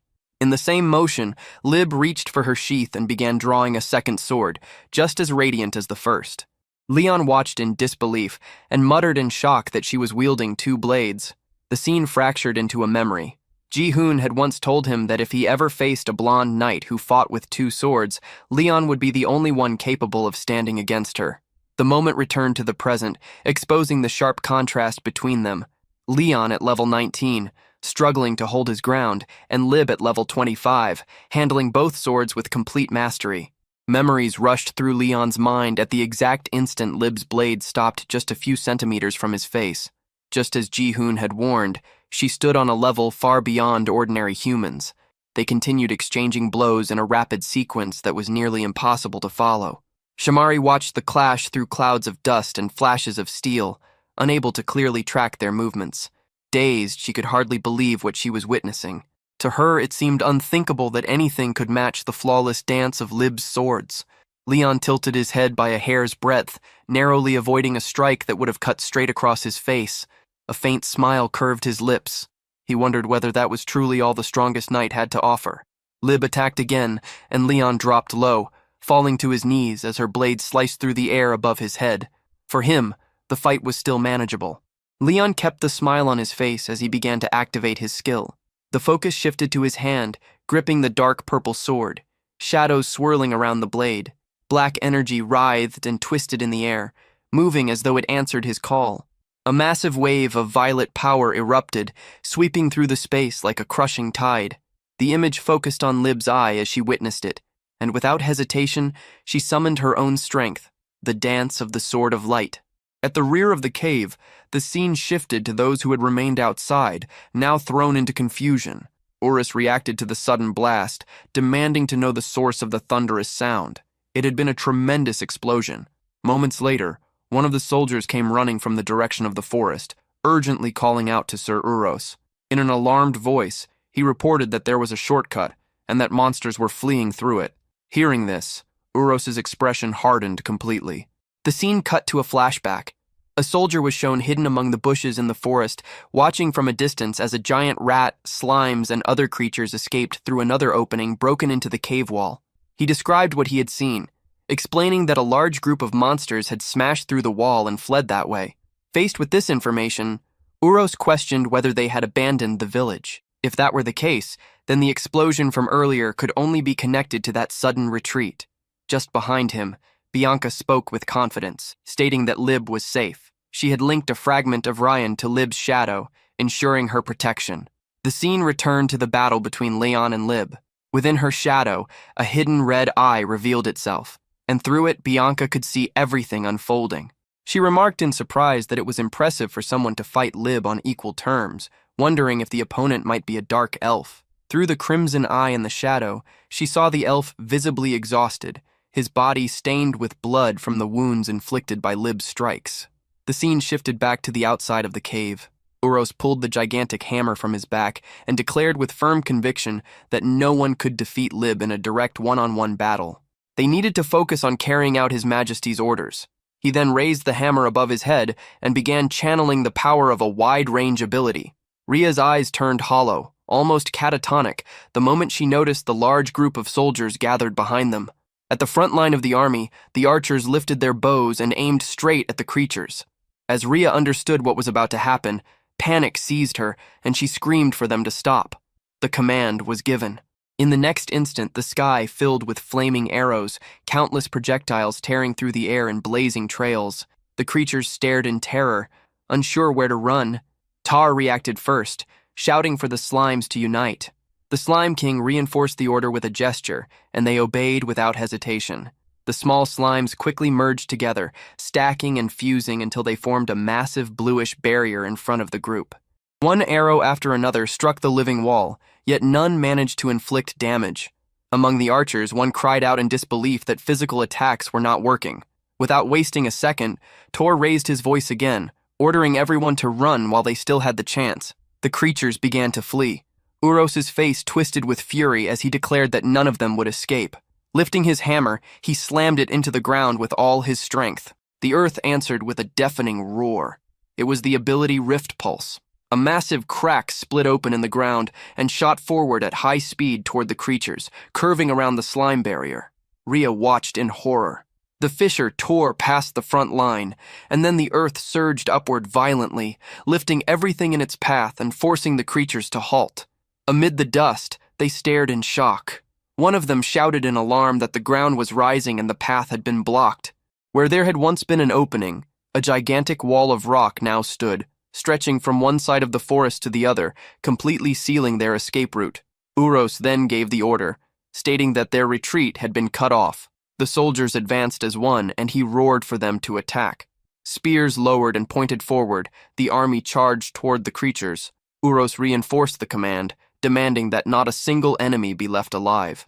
Rhea remained frozen, unable to react as she watched the soldiers approaching from a distance.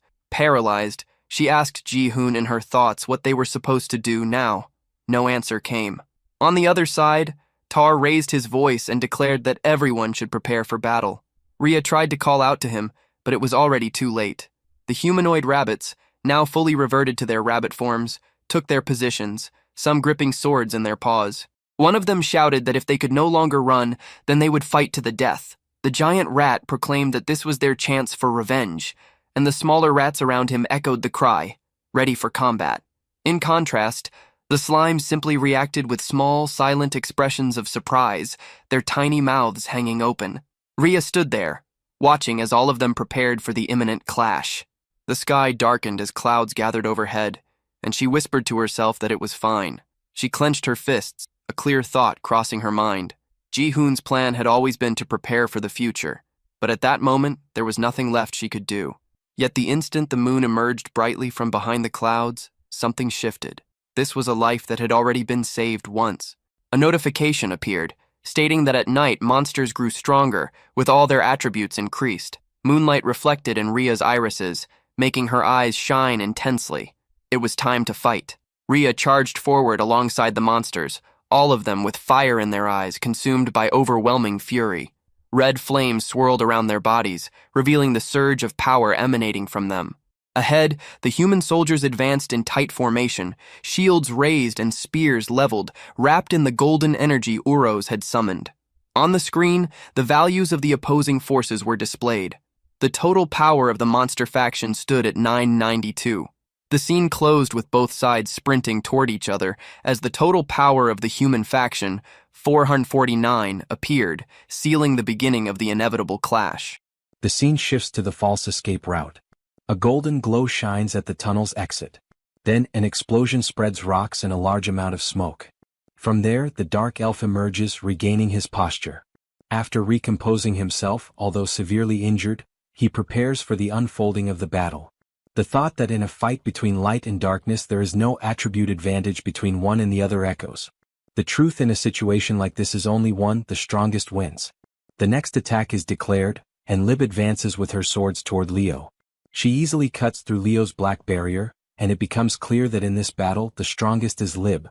Suddenly, a scream echoes across the battlefield, drawing both of their attention.